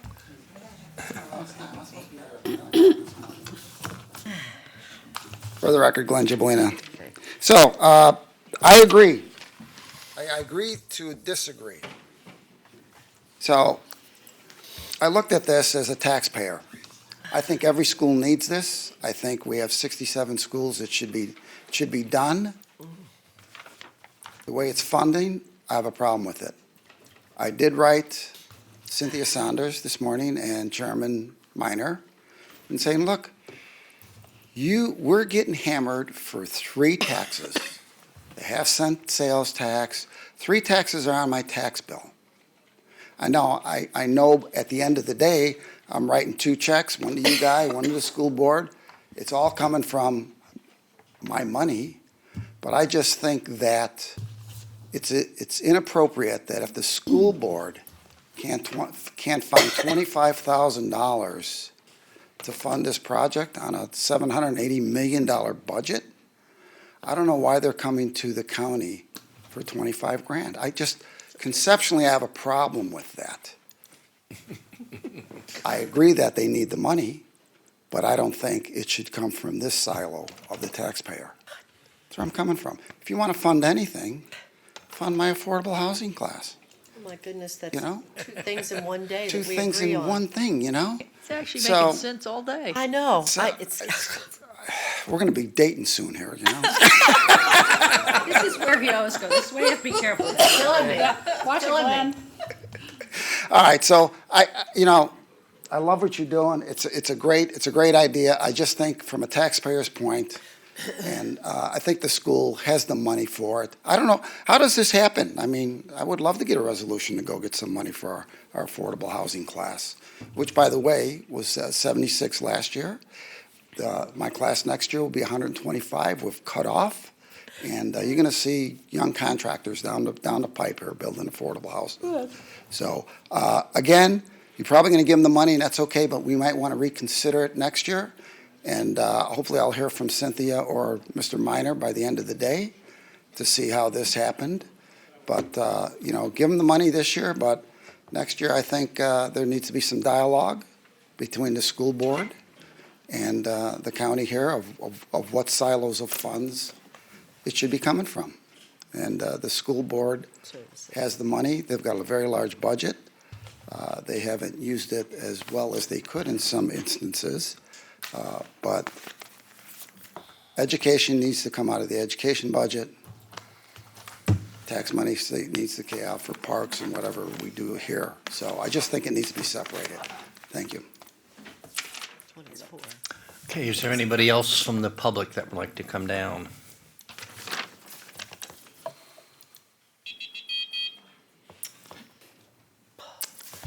We'll close public comment. Eva, you have a... Good afternoon, Commission. Ava Eady, Neighborhood Services Department. And I would like to just say this is going to come from our Children's Services tax. And so reading from that scope, number 2 is to establish the general terms and conditions under which Manatee County shall fund, develop, and provide for the operation of programs which shall include the enhancement and expansion of existing programs, as well as new and innovative programs for the prevention and treatment of Manatee County's neglected, abused, at-risk, or economically disadvantaged children, and provide essential and necessary programs to serve such children. So really all we're funding through the Children's Services Advisory Board would be the after-school, 2:30 to 6 p.m., to extend that summer school programming, so it really makes it possible for those single parents or parents that are struggling to be both working, to allow their children to be at a program where they're working on reading comprehension and to take it beyond the typical school ending date of 2:30 and take it from there until 6 p.m. so they can be picked up afterwards. Okay, thank you. Commissioner Benak. Yeah, I don't have any problem with Glenn's premise that the school board has a lot of money and, what the heck are they doing with it? I mean, that's always a great question. But, I did have some discussion. I think some of us are volunteering. I know Misty is, I think Priscilla is, in this reading program this summer. And I did ask about this, and it is actually they're taking in more kids than just Samoset. This is a center, regional, I guess I was searching for the word, a regional center. So the kids that Rogers Garden that are in the reading program, they're going to Samoset. So they have summer school, not at every school, obviously. So this is where the summer school is happening, the Title I summer school, and it is a place that we're focusing a lot on reading. And so, it's a good use of children's services tax. That can't be used for affordable housing, sorry, Glenn, but, it really is going to take a community to solve this reading problem. So I am supportive of this. And it's a great project to get us started. We'll be able to evaluate the results. And again, all of our work is results-based with this Children's Services Advisory Board. So that the $25,000, do we actually hire people to come in and run the after-school, or is that something through? The school system does, Mr. Chairman, members of the board. It's a pilot at one school, Samoset. It's the school board offering to extend the day, as Ms. Edie mentioned. Teachers have signed on to continue. They're teaching during the day, and they'll continue on, but it has to be reading-based. Ms. Ford is here, and she knows that ordinance back and forth. We're not allowed in the county to spend any of the children's services monies on anything that the school district is jurisdictionally supposed to provide, and they're not allowed to spend money on programs that they're not supposed to jurisdictionally provide. So they're extending this school, I don't believe, Susan, they're extending any others, just this as a trial for a full day and to Fridays. This is a pilot, and they're just doing it at this one school this year. Yes. That's what makes it different. Commissioner Trace? I think this is I kind of agree with you that maybe it's not our responsibility, but when we have troubles in the county, it's our responsibility, and this is a great partnership. The county, the school board basically says we can provide, but we can only provide till 2:30. Let's face it, that's not really good for parents to have to take their kids 2:30 or in the morning, then they have to find somewhere else to do with them, and we're saying, okay, we'll pick up the ball. It's a great partnership. And I think it's a good use of children's services, and I'm certainly hoping that next year that we're going to be spending more money on this because we're going to have more than one school open. And it's just basically saying we have a problem, we all need to work on it. That's the way I look at this. So I'm definitely in support of it. Okay, we have a motion by Commissioner Trace, second by Commissioner Baugh to approve this funding request. All those in favor say aye. Aye. All those opposed, motion passes 6-0. Item 71, emergency access. Not sure Presentation on who- request. Yeah, only, I don't so, need one. gotta get to, Where are we at? I'd like to move approval of ordinance number 19-15, amending and restating section 2-28-2 of the Manatee County Code of Ordinance relating to emergency access. Second. okay, we've got a motion and a second. We'll now open this for public comment. Anybody from the public that'd like to speak? Seeing nobody, we'll close public comment. I think we have a motion by Benak, seconded by Servia. All those in favor say aye. Aye. All those opposed, motion passes 6-0. On to number 72, adoption of some parking restriction areas. Again, this is only upon presentation, so Commissioner Trace? I move we adopt ordinance 1929, amending section 22224 of the Manatee County Code. Second. Okay, we have a motion and a second. We'll open it for public comment. Anybody from the public that would like to talk about the parking restrictions in these locations? Seeing nobody come forward, we'll close public comment. We've got a motion by Commissioner Trace, seconded by Commissioner Whitmore. All those in favor say aye. Aye. All those opposed, motion passes 6-0. Next one is item number 73, Samoset Street Lighting Municipal Services. Commissioner Trace, are you still, or did I not take you I'll be off? happy to make the motion, but I would kind of like an update, because it's something we've been talking about for about 2 years. I don't know if it has to be a long one, but just Okay. kind of an update of where they are. But I will make the motion to adoption of ordinance 1931, establishing an MSBU. Hi. think they want you to give us a Okay. Just kind of an update. Yep, Cleo Otero, Senior Assessment Coordinator with Public Works. Right now, we did hold a public information meeting in May, letting the property owners and everyone who lived in the neighborhood what was going on. Now we just need the public hearing, you guys to say go ahead, and then we'll work with FPL to work with them and get 70 lights in the neighborhood. Yay, finally. Great. Commissioner Benet? What's the expected timing? I mean, how long will this take? Do you have any idea? We're trying to be conservative, considering it's hurricane season and we have to work with FPL. So we're shooting for December, but depends on the season.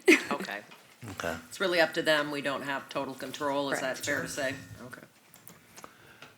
Okay, seeing nobody else, we have opened it up for public comment. I have one gentleman that would like to speak.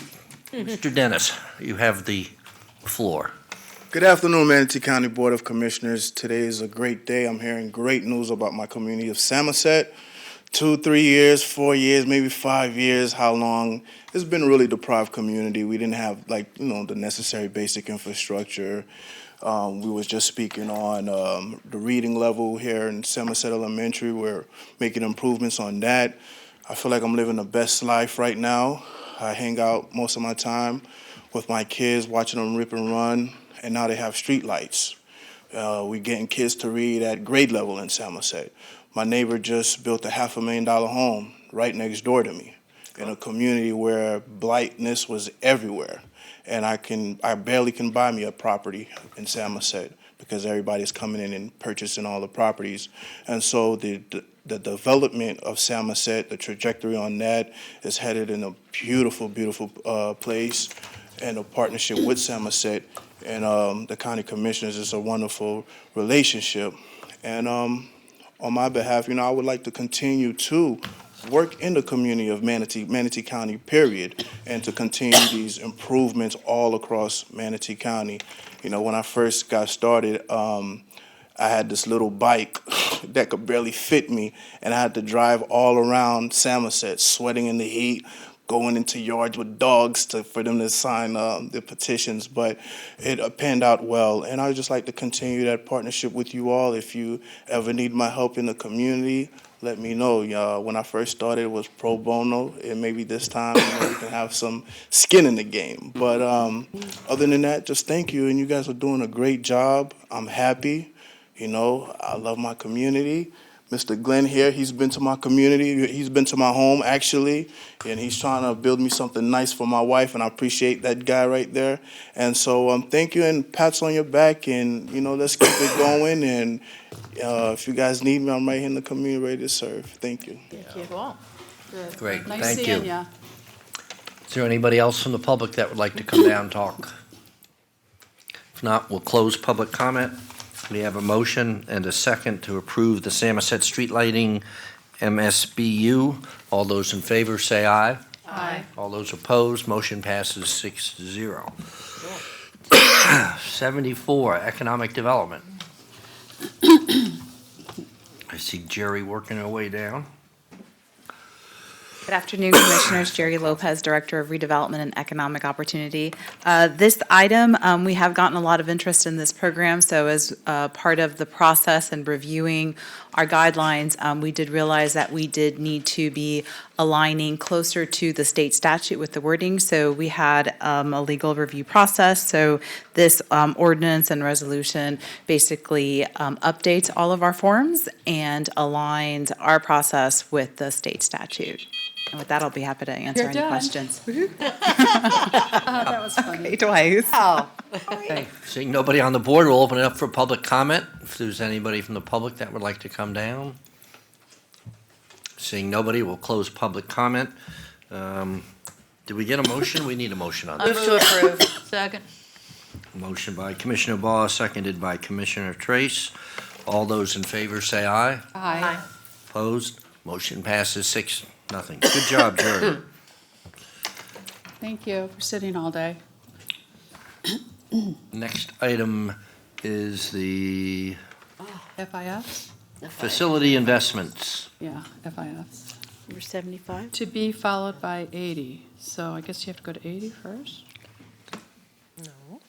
Is that right, or is it? Yeah, you have to do the Oh, I think resolution. 60, 76, and 80 are going together, isn't that right?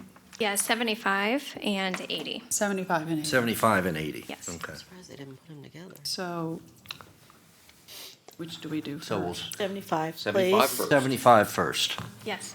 Afternoon, Commissioners, County Administrator, County Attorney members. Michelle Belay, Senior Fiscal Services Manager with the Utilities Department. We completed our work session with you May 14th regarding the facility investment fees. We are here today to request the adoption of Ordinance 1922, which was rewritten to be more in line with the impact fees, update definitions, and remove administrative details into the Administrative Facility Investment Fee Administrative Procedures Manual. Thank you. Move to approve ordinance Second. 1922 as written.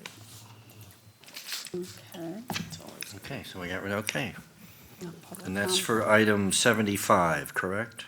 Yes. Yes. So we have a motion, a second. We'll open this for public comment. Anybody from the public that would like to come down? Seeing nobody, we'll close public comment. We have a motion and a second. All those in favor say aye. Aye. All those opposed, ordinance passes 6-0. I move we accept the accepted motion on number 80, Resolution R 19055. Second.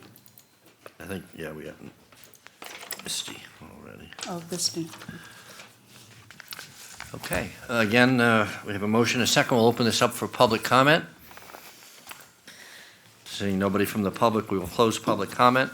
We have a motion by Commissioner Trey, seconded by Misty. All those in favor say aye. Aye. Opposed? Motion passes 6-0. Great work. Thank you job. very much. Thank you, guys. Thank you. Now we'll go to. Good job with the work session. Yeah. Yeah.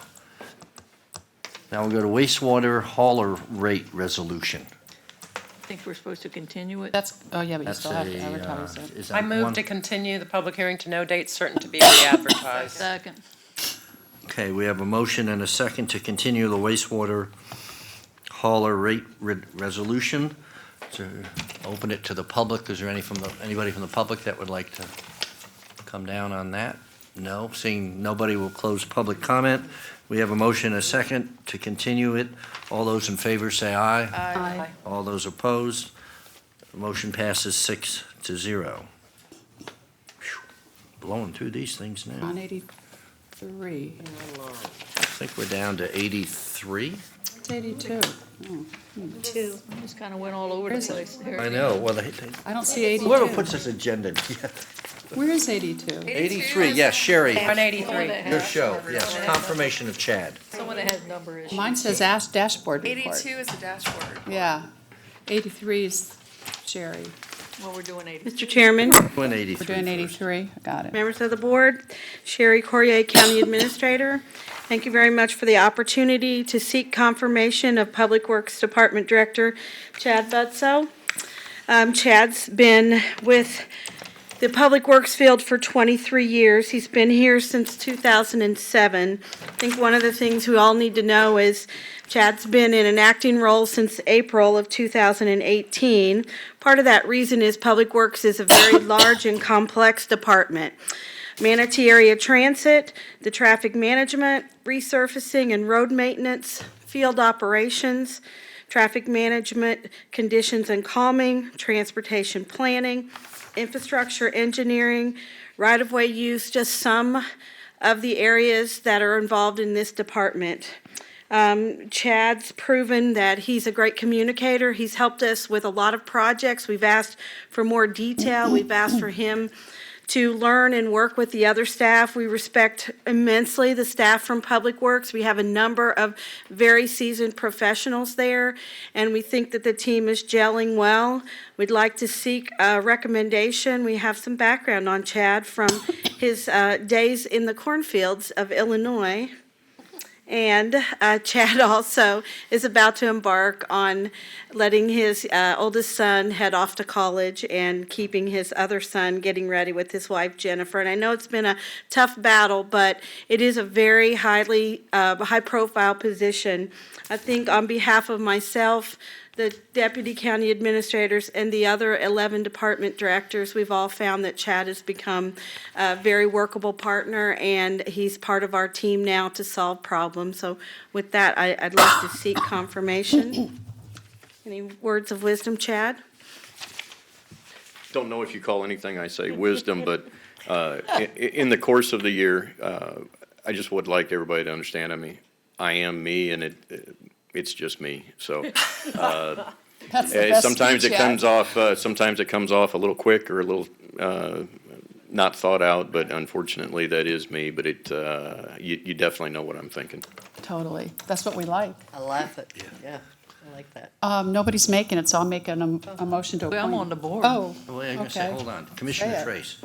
I would just like to say how much, there's a lot going on in my district, and Chad and I talk probably a heck of a lot more than he wants to talk to me, but he's doing a great job, and I'd like to make the motion to recommend this confirmation. Second. We have a motion and a second. Commissioner Benak. I was only going to say I have the same problem, Chad, sometimes. I just say what I think, and then I think afterwards whether or not it was the right thing to say. Sometimes that happens. So I get Find it. it profound. I get it. About that poor guy. I'll just tell you, I $100. love your bluntness, you know? That's So what we unusual like. for political or public people, usually like to, We want but, the you know, I facts. don't mind being told, that ain't happening. Yeah. You know? I love that. Because at least you know what you're dealing with right from the get-go, so keep up the good job. Again, I guess we're just opening this up for public comment. If anybody has anything they'd like to add from the public? If not, we'll close public comment. We have a motion and a second to confirm Chad as the Public Works Department Director. All those in favor say aye. Aye. All those opposed? Welcome. 6-0. Well done, Yay. Chad.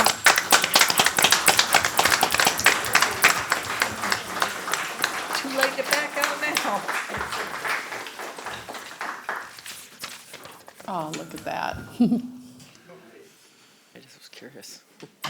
Moving along, we go to 82, which is the dashboard report. Does anybody have any input, output, thoughts? Why do we have him on the agenda to, like, report? I'm just curious.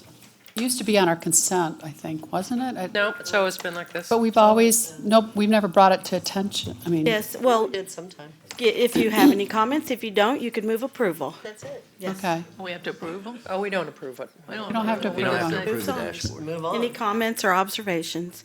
And we'll be bringing back the Power BI format.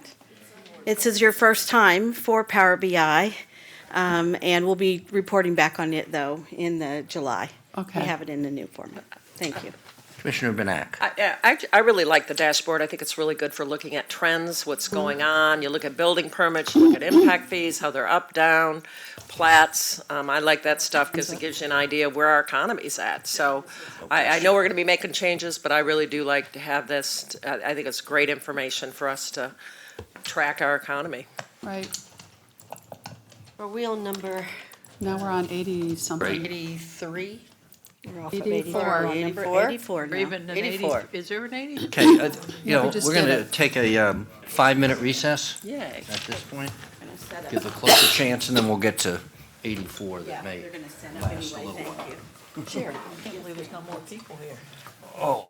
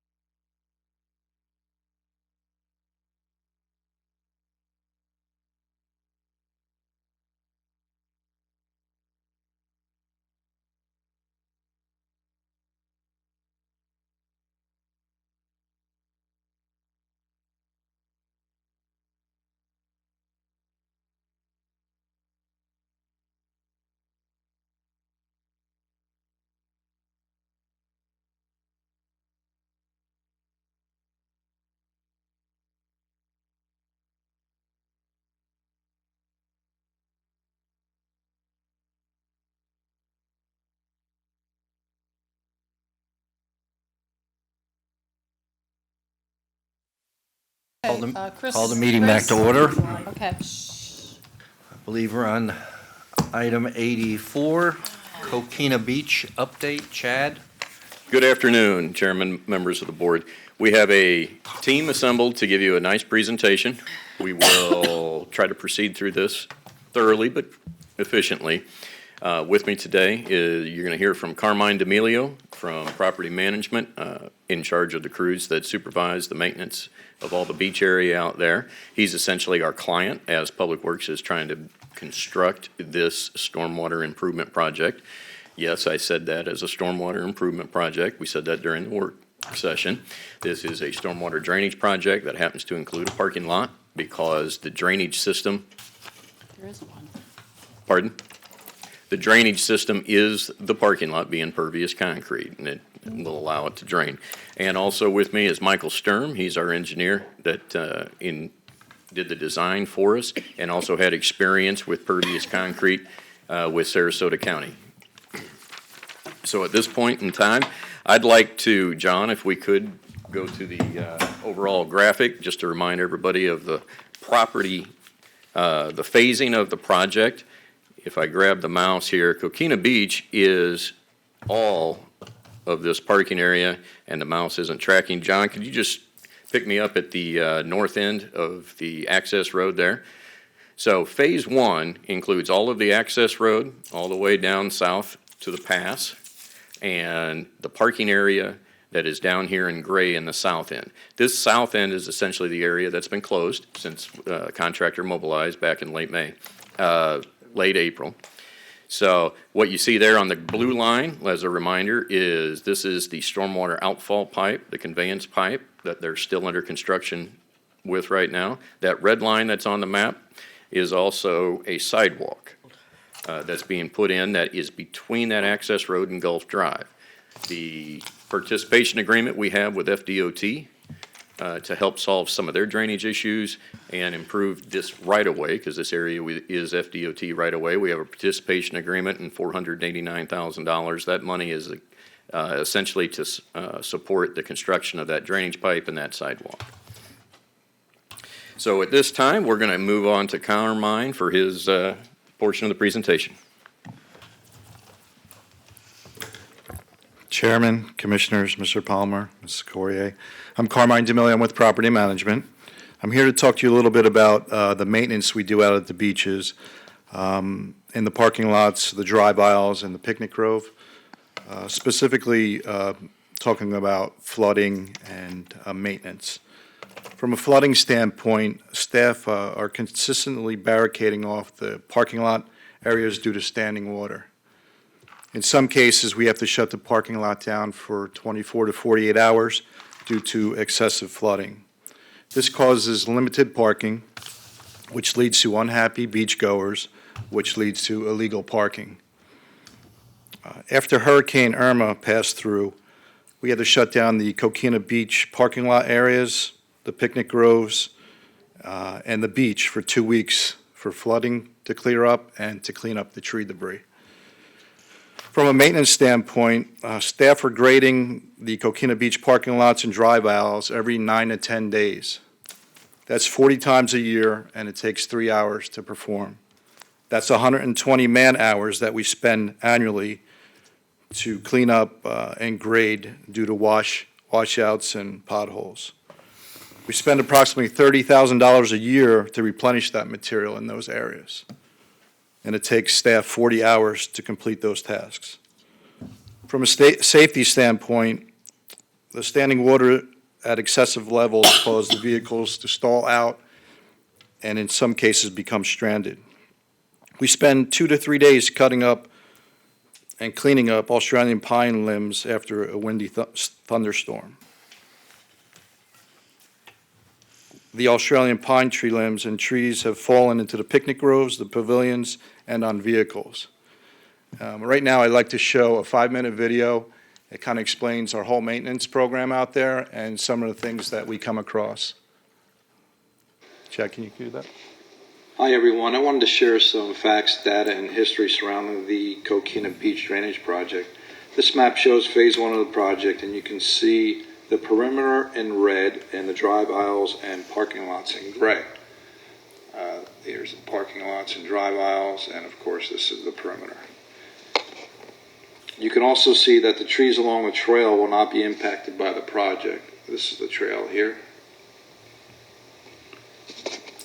And we'll have plenty of trees there for shade for the beach users and picnic users.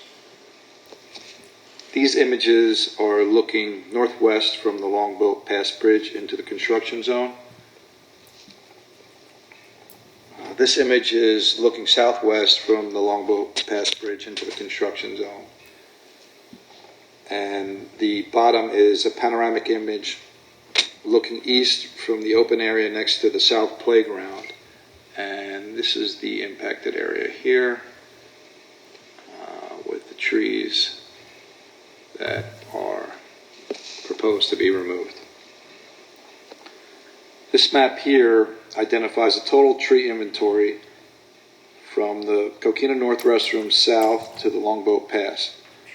There's a total of 1,486 trees, and 991 of them are Australian pines. The Australian pines, you can see, are in red. This map identifies the 103 trees that are recommended for removal by a certified arborist.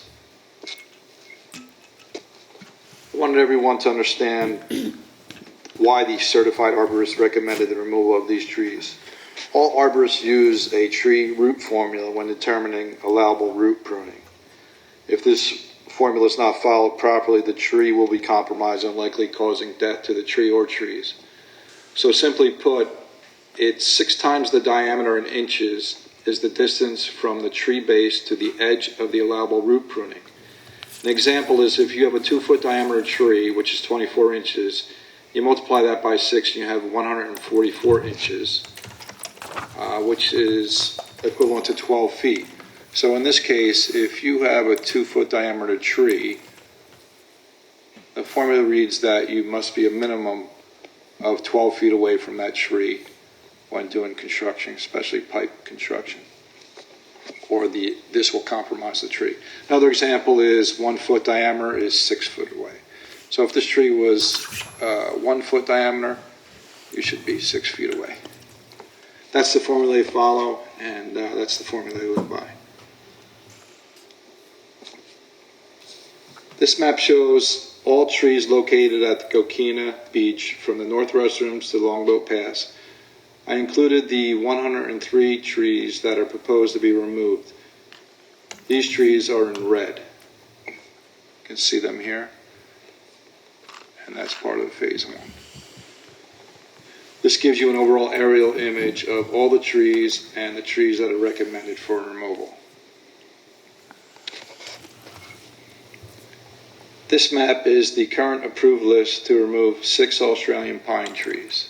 And you can see there's 5 down here in the south end and 1 over here in the mid-north range. Here's some quick facts about Australian pines. Australian pines cause significant damage in our recent hurricanes. Their fast growth makes their wood brittle and they break under pressure. The shallow root system makes them susceptible to uprooting. They are highly flammable. So even if you ignore the environmental problems with the tree, it's not a good addition to storm-wise or fire-wise landscape. Here's some history out at Coquina Beach. Our storm damage in 2012, Tropical Storm Debbie came through and we lost 14 Australian pine trees. And in 2016, Hurricane Hermine came in and we lost 13 Australian pine trees. And then in 2018, Hurricane Irma came through and we lost 17 Australian pine trees. That's a total of 44 pine trees that were lost since 2012 due to storm damage. Here are some images of trees that came down during the tropical storm and hurricanes. You can see the shallow root system here, and you can see the devastation that it causes. Just crushed that picnic table. This is the flooding, and one of the main reasons why the drainage project is taking effect. In some areas, the flooding is up to 12 inches. This is looking down the trail, and on the south end of the trail, you can see the brittleness of the trees. Over here, this is a 9-inch diameter tree limb, just cracked right in half off the tree, and you see another one here. Here's a root system. You can see the shallow end of it, and this is approximately 12 to 14 feet, and it just lifted right off the ground. Not much to the root system here. This is a 10-inch diameter branch, just broke off in high winds. Here's looking down the trail on the south end. You can see how these tree limbs just crack right off and are very brittle. Same thing here, tree limbs cracking 8 to 10 inch in diameter, causing destruction along the south end of the trail. And this is what it looks like, the aftermath of a hurricane. This is a 14-inch tree that was just cracked right in half, and these are numerous tree limbs and branches just broken off from the high winds. This is some additional flooding. As you can see, in some areas it gets to 12 to 14 inches in depth and causes flooding concerns. During Hurricane Irma, we had to shut down the entire beach and parking area for 5 days for cleanup and drainage. Here's some additional areas at the south end of Coquina. This is actually in the construction site. You can see the shallow root system. This is falling right by the pavilion, and in this area it's 14 inches at the highest point. So lots of flooding and lots of damage. And lastly, this is the damage that's caused and the liability concerns that we have out there. This is an 8-inch diameter tree limb that broke off a tree, landed on a Jeep Wrangler, and this is just recently, this was a couple weeks ago. So liability concerns and safety concerns as well. Okay, that's it. If you have any questions, please give me a call. Thank you. I love this application. That's cool. Good afternoon. My name is Mike Sturm. I work at Public Works and Project Management. On this particular project, I'm also the engineer of record. I've been asked to come in and discuss a little bit of the engineering aspects of this project for you. It'll be a quick overview. We met with the park folks and came up with a scope for the project, and that was to drain the parking lot, maximize parking, and stay out of the green space. They use the green space for craft fairs and a variety of things. They rent it out. So we then discussed the design and the permitting. They go hand in hand. This particular job is waterward of the Coastal Construction Control Line, so it's controlled by the Department of Environmental Protection. So we had a team that went up to Tampa, met with them, talked about using impervious concrete to do this project. We could do the parking, the drive aisles, everything within the existing shell parking area without going into the green space. And if I could, can we get you to cue up the pervious concrete video? This is a picture of how well it drains.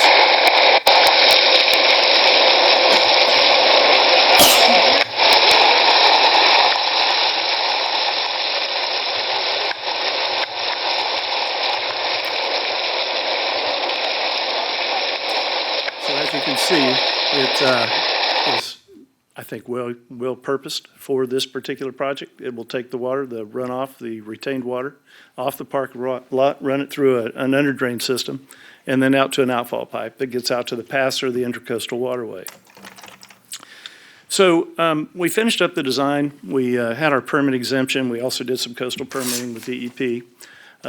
We got it cycled up. We got it out to bid after we got our funding in place, and the contractor came on board. He was starting to lay out the project. He said he had some concerns about the fringe trees. Okay, so everything is outside of the parking envelope. Okay, all these fringe trees, they're 2, 4, 6, feet away. He has some concerns about the liability. If he comes in and he does the work, what's going to happen if a tree falls over? So I went back to the office, talked a little bit with Sia. We decided to get a certified arborist on board. He went out and he looked at our proposed construction. He looked at the layout lines, and he came back and he says, well, we need to take out 103 trees. He said it's a safety issue. So knowing that that is a very large impact, we immediately went into a mode where we started to see what else we could do. And so we had an idea that maybe we could raise the parking lot 5 inches, in which case we would not disturb those roots. I then met with the arborist on site. He used what he called an air spade. It's a compressor with an air gun, and he cut a shallow or a very narrow trench where we could see where the roots were. Well, these roots are 3 inches below grade, and all of them are the same. And so filling the parking lot 5 inches wouldn't work. We're going down 10 inches. That's what we're doing. It's a very minimal excavation. But still, going down 10 inches, going down 5 inches, we still take out the roots, and the trees are susceptible to winds, fall over, hurt people, damage vehicles. So we went back to him, and I said, look, we've kicked this around. What if we fill it 10 inches, and we don't do any excavation? He called me at home that night, and he says, what you're going to do is you're going to kill the trees. If you put all that fill on top of the roots, it's going to kill the tree. So, I had a few stern words with him, and I said, look, we've got to find some kind of solution here. And so he came back, and he says, well, I should have probably told you this in the beginning. I mean, we're talking, week and a half, 2 weeks of scrambling, trying to find something to save some trees. So he says, look, what we can do is we can trim some roots that are in the area. And he says, we can prune the tops and take the green away so that they're not susceptible to the wind. It'll take them about a year to recover, but in that time, the roots will grow back and the trees will refoliate. So that's where we are today. We've gone through, quite a few alternates with them. The only one that we found that can save some trees are that particular option. And I'll leave it to Chad to close. The new director? Just to add a little bit more clarity on the permitting piece, there's two nuances to the issues of the permitting of why we're able to do what we do. We're working within the existing footprint of the long existing parking lot that's been there. So as long as we have to do that, we were in an exemption status for a stormwater permit. We are also in an exemption status because we're using pervious concrete. So redoing it, say in concrete or asphalt, we would also require a full-blown stormwater permit as well. And with doing that, you need pond storage and treatment, and you lose space, you lose your open space, you lose potentially parking spaces. So that's why we're limited to within the existing footprint for the permit that we do have. That was a reiteration that I wanted to do. Now, sometimes the mouse works. John, how about throw me up what was phase 1 removal? As a reminder, these are the trees that were shown as phase 1 removal. Now, if you slide over, John, and go to phase 1 or phase 2, it wasn't something we were going to totally show, but let's jump there. Hypothetically, phase 2, the next slide is going to be phase 1 and 2 together. So it looks like a lot of red. Now slide over to the next one, John, and you get the I'm sorry, I slipped in the picnic tables because I heard that was a question that was asked. Go over to that one. I'm sorry. So even with what we estimate was, we know the 103 were in play in phase 1 and what potentially could be in play in phase 2. Look at all the green that's left. And what we point out with the picture on the green, nothing's being touched that is water side of the walking trail. Nothing is in play on water side of the walking trail. And really, what's close are trees that are very close to the parking lot itself, typically like within 3 feet of actually the parking bollards themselves is the majority of them. And on the south end, we have very limited area where the clump is on the south end, closer to Longboat Pass. That is where you have some of the RV parking, and it's just, there's not many engineering things that can be done. In the phase 2 area, we feel we have some very good engineering options of adjusting some lines and making a good majority of those trees not be in play when we come back to you a long time from now to discuss phase 2. What we're focused on today is phase 1. John, if you could slide back to just the picnic table one, because I did hear, it's not the greatest thing, but other than the very south end, you see that the vast majority of the picnic tables, they are the red dots that are on that map, are also water side of the walking trail in the area where the trees are not being touched. We are proposing a parking area that would provide you a top-notch drainage facility, an appearance, and another item. If you would jump into the Chrome and Google Map, John, and with the aerial, I'm sorry, no, Firefox, zoom in there and just show, this is, look where we're at here, and this is January-ish, even Google has for an updated aerial. We know this, we've compared this with our own aerials that are 2019s. This is January sometime 2019. We think fairly early because it's following a big rain we had on December 20th. And if anybody was maybe looking up the beach, like what's the beach look like out here? Unfortunately, this is what we see right now. We see our wet parking lot. And that's one of the reasons it didn't turn out as well. I wanted those photos out in front of y'all, looking at Mission First. This is a stormwater drainage project. We have a problem. We have a project that is designed to fix it. We have an issue. We have a desire to minimize the amount of trees that were impacted.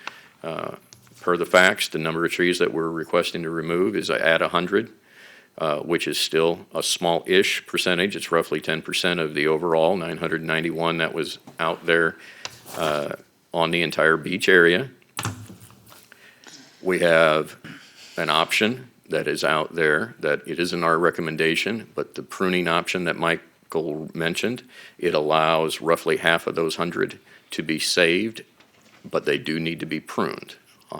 Roughly 50 still need to be removed, roughly 50 would need to be pruned, and we could save them. That's one of the reasons we're saying let's just vote on action on phase 1. John, if you would switch over to the Word document that is the aerial history. We've heard many comments in the past of how these trees have always been here. If you scroll just a little bit down, this has a date, 1960, on that first one. These actually are coming from county-owned aerial photography, 1965. This one is dated 1971. I'm not sure, this is a different type of photo. And I find this one kind of funny. We think this dates back just because of the amount of growth that's there, even though it is in color. We think it ties pretty close into that 60 or 61 time frame.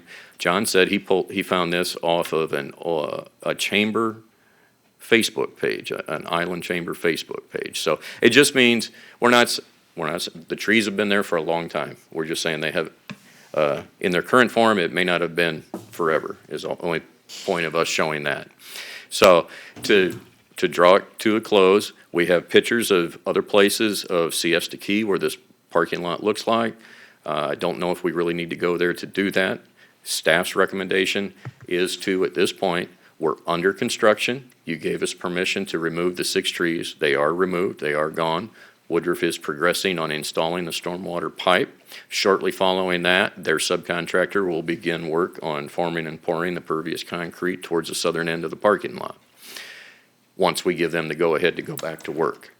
Staff's recommendation at this point in time, because we haven't even seen, we haven't broken the egg yet, to see how good this will look, how poor this will look. Staff was asking for recommendation to proceed as designed with the 103 trees to be removed. There is the option that is out there that, I forget the number, it's very close in half, there's 103, roughly 50 get saved, 50 get pruned, as the only viable option that we really have to offer at this point in time. Okay, thank you, Chad and group. Any other closing comments, or you? We have a lot of other information that's available depending on how your questions go. Okay, we'll start with Commissioner Whitmore. Okay, thank you. First of all, on the agenda today, it says the Coquina Beach Drainage Park project's overall goal is to improve drainage and reduce flooding for the parking areas in the county park at the south end of Anna Maria Island. The project is divided into 2 phases. Construction is currently limited to phase 1, which includes the access roads along the entire frontage of parking area and the south parking area. First of all, I want to thank our staff for bringing this to our attention before anything moved forward with the removal of trees at Coquina. They don't deserve the hate comments regarding this issue, and unfortunately, social media gives everybody the precedent that they think they can do. They were doing their job, and immediately when we found out, it stopped. When this commissioner voted for the drainage project supported by Parks and Recreation, Property Management, FDOT, and Bradenton Beach, I was in support of it. I've been consistent with my concerns when we cut down Australian pines on the south end of Anna Maria Island. I have not supported them in the past on some of the projects. I'm being consistent, as usually you see Reggie, when he feels passionate about something. And I feel like I need to be this way today, and I've talked to Sherry about it a few times. Commissioners, this is not a one-time removal of these pines. There is a phase 2, and we do not know how many will come down at that time, especially until they start working on it. This area of Manatee County will look like every sterile beach north and south of us. Palm trees with no character. This will not have the character that Anna Maria Island has to this day for visitors and residents from all over the world. And I'm also speaking personally, but as chairman of the TDC. Yes, we do have a drainage issues. Yes, we have a lake during storms when the playground ship looks like it's in a lake for a week. As a resident since 1969 of AMI, we have never requested a drainage project in that area, but have requested another Longboat Key Bridge. Yes, our citizens have a hard time parking in some of the areas of the beach at the south end after rains. I have never seen pooled flooding on our state road 789, which is, Gulf of Mexico Drive. I have seen sheeting, but no pooling. This is part of the character of Anna Maria Island. I'm respectfully asking that we direct legal to investigate working with administration, FDOT, and the contractor to cancel this project. If the removal of any trees would have been mentioned at a TDC meeting or a county commission meeting, as this has been a very sensitive issue in the past, it would have not gotten my or other commissioners' support, I hopefully believe. Let's stop this project that will totally destroy the character of Anna Maria Island, which is all that we have left. I am sorry that we are here today at this point, but please listen to our entire community's pleas, from the island all the way out to Lakewood Ranch, not to change the character of the beaches or this jewel that we have as a worldwide attraction. Not one person that has sent messages through emails or social media have I heard say, I support taking down the trees. Patty Petroff, as city attorney of Holmes Beach, once said when I served as mayor of Holmes Beach, sometimes we make a mistake. I believe if we move forward with this recommendation, we will. We just saw a slide that we've lost 44 trees since 2012. Well, those trees, if I was on Anna Maria Island, I had to evacuate. We had 84-mile-an-hour sustained winds at that time. So, of course, we're going to lose trees, and we lost them all over the county. On the island, our drainage is different. It goes from the Gulf to the bay. And on the island, our drainage is swale system, and it goes up and down with the tides. Yes, again, we do have pooled water in the middle of the park, but we cannot lose the character of Anna Maria Island. You see all the big houses, you see everything that's going on now.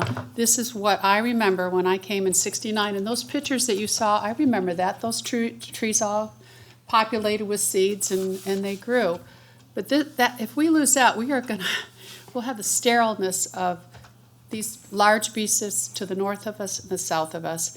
And I don't think that's what attracts citizens from all over or people from all over the world to come to Anna Maria Island. So I respectfully ask that you reconsider this and find out with our legal counsel, what it's going to cost to cancel this contract. That's it. Okay. Commissioner Benak? It's funny, I asked Mickey the same question. Oh, you did? Because I was concerned about what we've spent and where we're going with this. Carol, I was a little confused because you said you voted for this project. No. Oh, yeah. We vote for this project? I'm trying to remember. I remember the workshop, and we talked about pervious pavement. I remember that.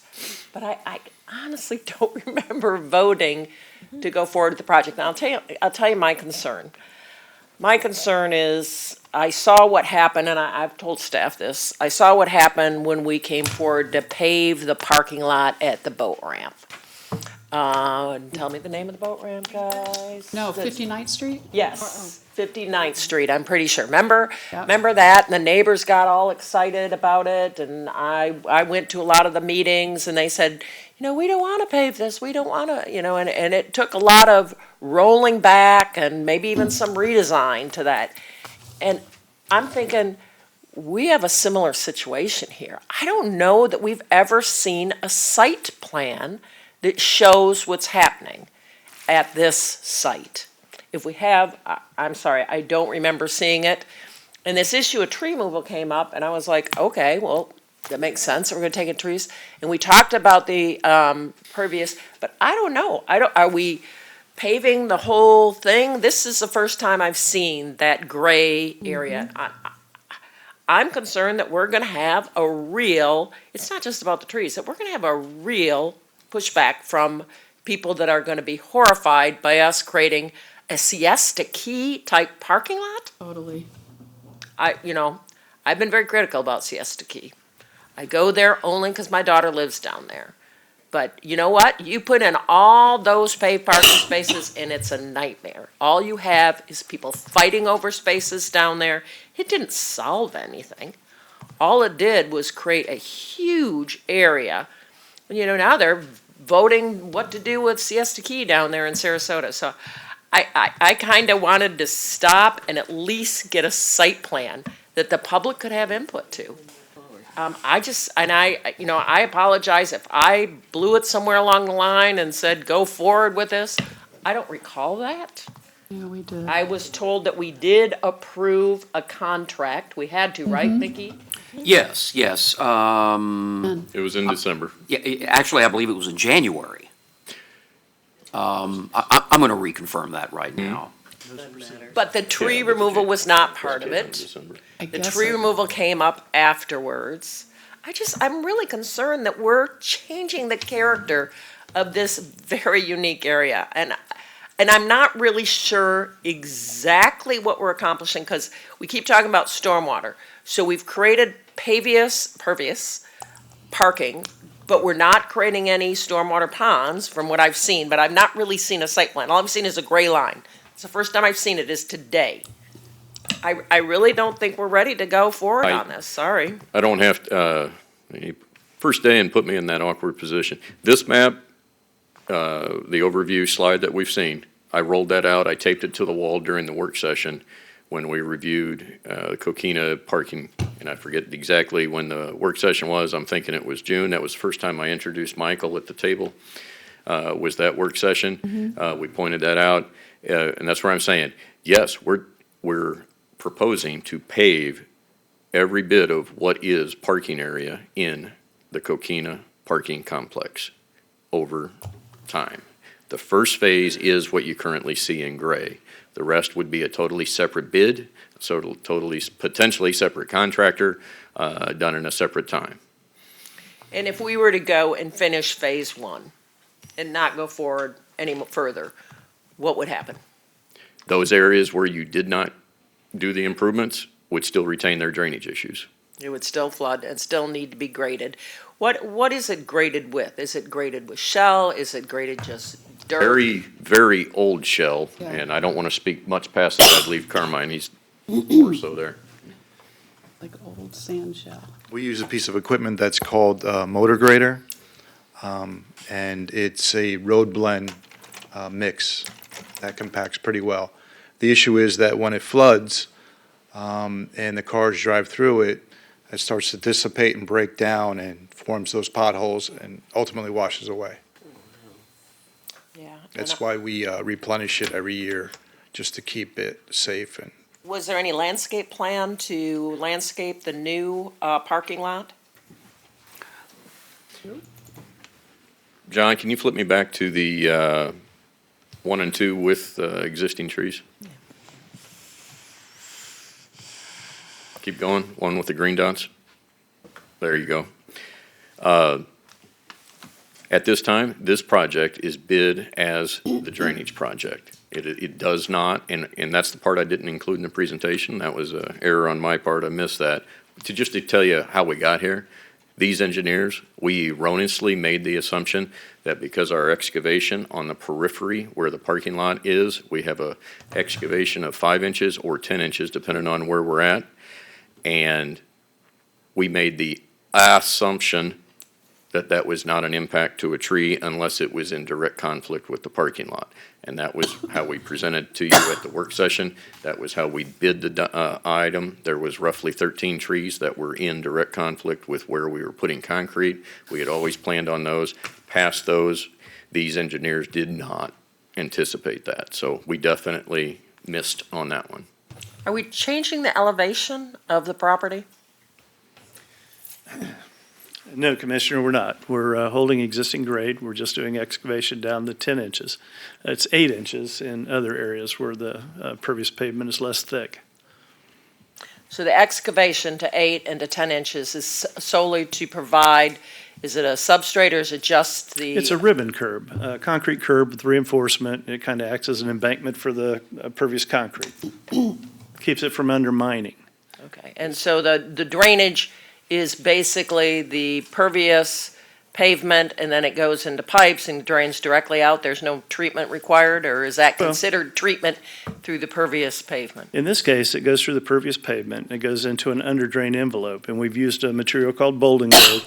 It absorbs nutrients in the material, and then it gets in the under-drain and it goes out. So we are providing some water quality.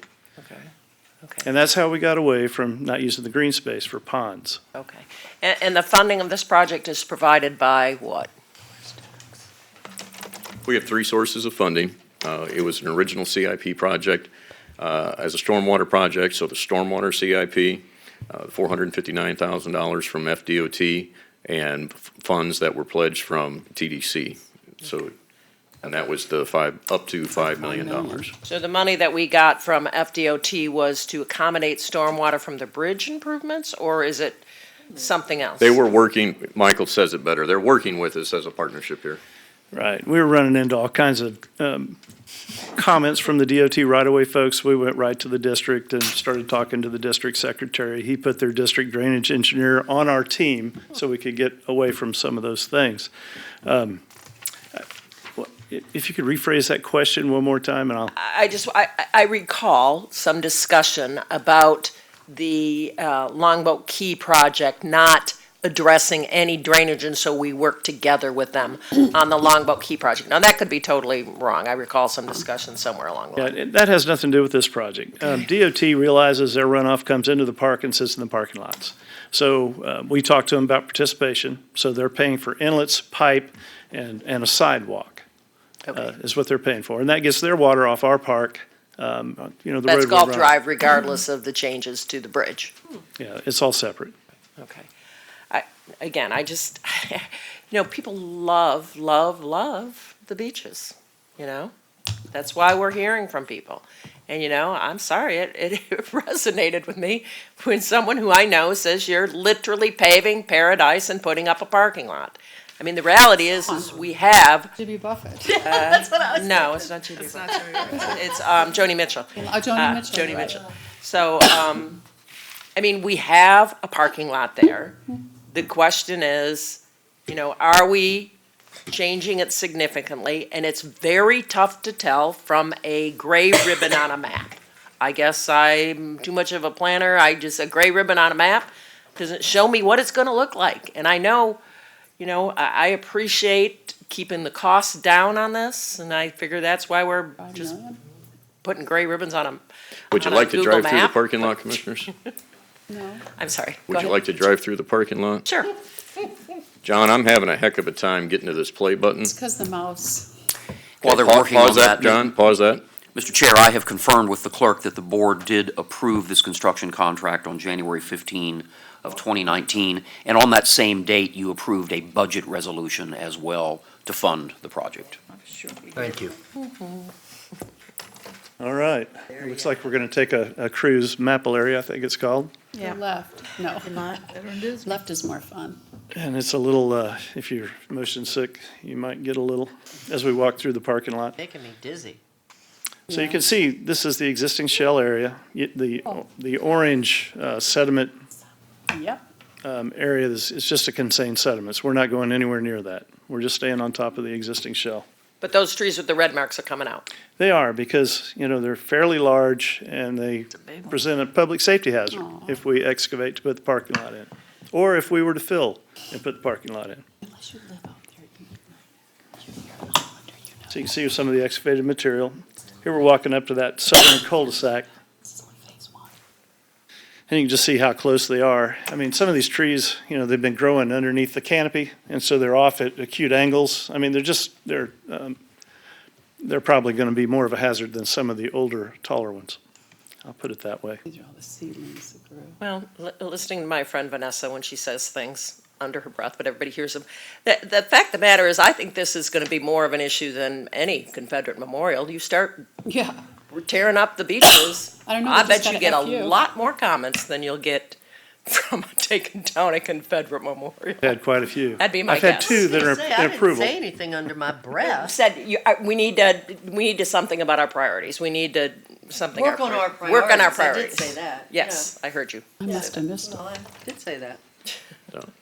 Okay. We continued to, on the numbers, that was where we were saying, phase one was 100 trees, potentially as few as 50, but you need to trim the other 50. And you could see a product, you could see a result, you could see if the trimming worked, didn't work, before you bid and award, or decide to bid and award phase two. Can I ask just one more question? So was there ever any public presentation of this information we're seeing today?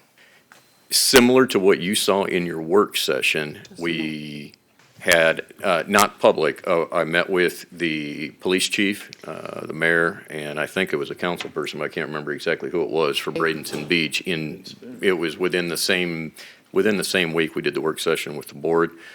We did in these chambers, when the TDC first heard about it, I don't think it was the day they actually voted on the funding, but we gave essentially the same presentation that the board saw to the TDC here in these chambers in June or July last year. Not the pictures of the trees. And the question I have regarding Siesta Key, that has been so controversial down there. I mean, you worked on that. I mean, I bet they had at least 20 public meetings about what was going on at Siesta Key. Don't you agree? I mean, now they're still sending out petitions to people on Siesta Key. What do you want to do about it? And it's already built.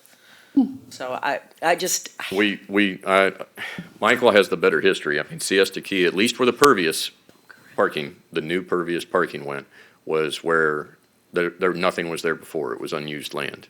I mean, but this is where we're saying, I mean, we're just, in our mind, we're paving our existing parking lot. Okay, thank you. Misty? Yes, thank you. I have a couple of questions. So I understand that this is a conveyance project, but also has some treatment, is what I'm hearing, and I didn't understand that until you said it. The pervious concrete. So my understanding of that material is that it requires a lot of maintenance to keep it pervious. And when you're at a beach, especially, to have the fine sand that's going to be blowing in the pervious concrete, what's your expectation for it remaining pervious? Well, on Siesta, I'll use that as an example since it's up functioning and working very well. We vac it twice a year, or unless we have a wind event that brings a lot of the sand into the parking lot. However, the pervious pavement has been tested. They've loaded it with sand 6 inches thick. They water it. It still perks. It still drains. Okay, so it's concrete without the fines. That's all it is. It has holes. They're small holes. It does work. So. And have you explored other things other than the pervious concrete? Like I think GeoWeb is another product, and or how did you land on the pervious concrete? Just from past experience, and them wanting a parking area that was firm and non-yielding. And then I have a question about the proposal, if we go with saving 50 of the trees and pruning 50 of the trees. Has that been analyzed to know how effective it will really be? Or, I would hate for, if that is a real proposal in the end, for all 100 to be removed because they didn't live. for example? No, I understand. As we were going through this and trying to find options, okay, we looked at everything. So the certified arborist is the one that came back and said, look, we can do this. It will work. Now, he said there still might be 1 or 2 trees of the 50 that die, and we didn't expect them to. But all in all, he's saying that it's something that they do, it's something that works, and we would anticipate that it does. So in the numbers, it was 54 and 49, I'm an engineer. So it was 54 of the trees, I think, that were going to be pruned, 49 that would still have to come out. So somewhere in that area. All right. Thank you.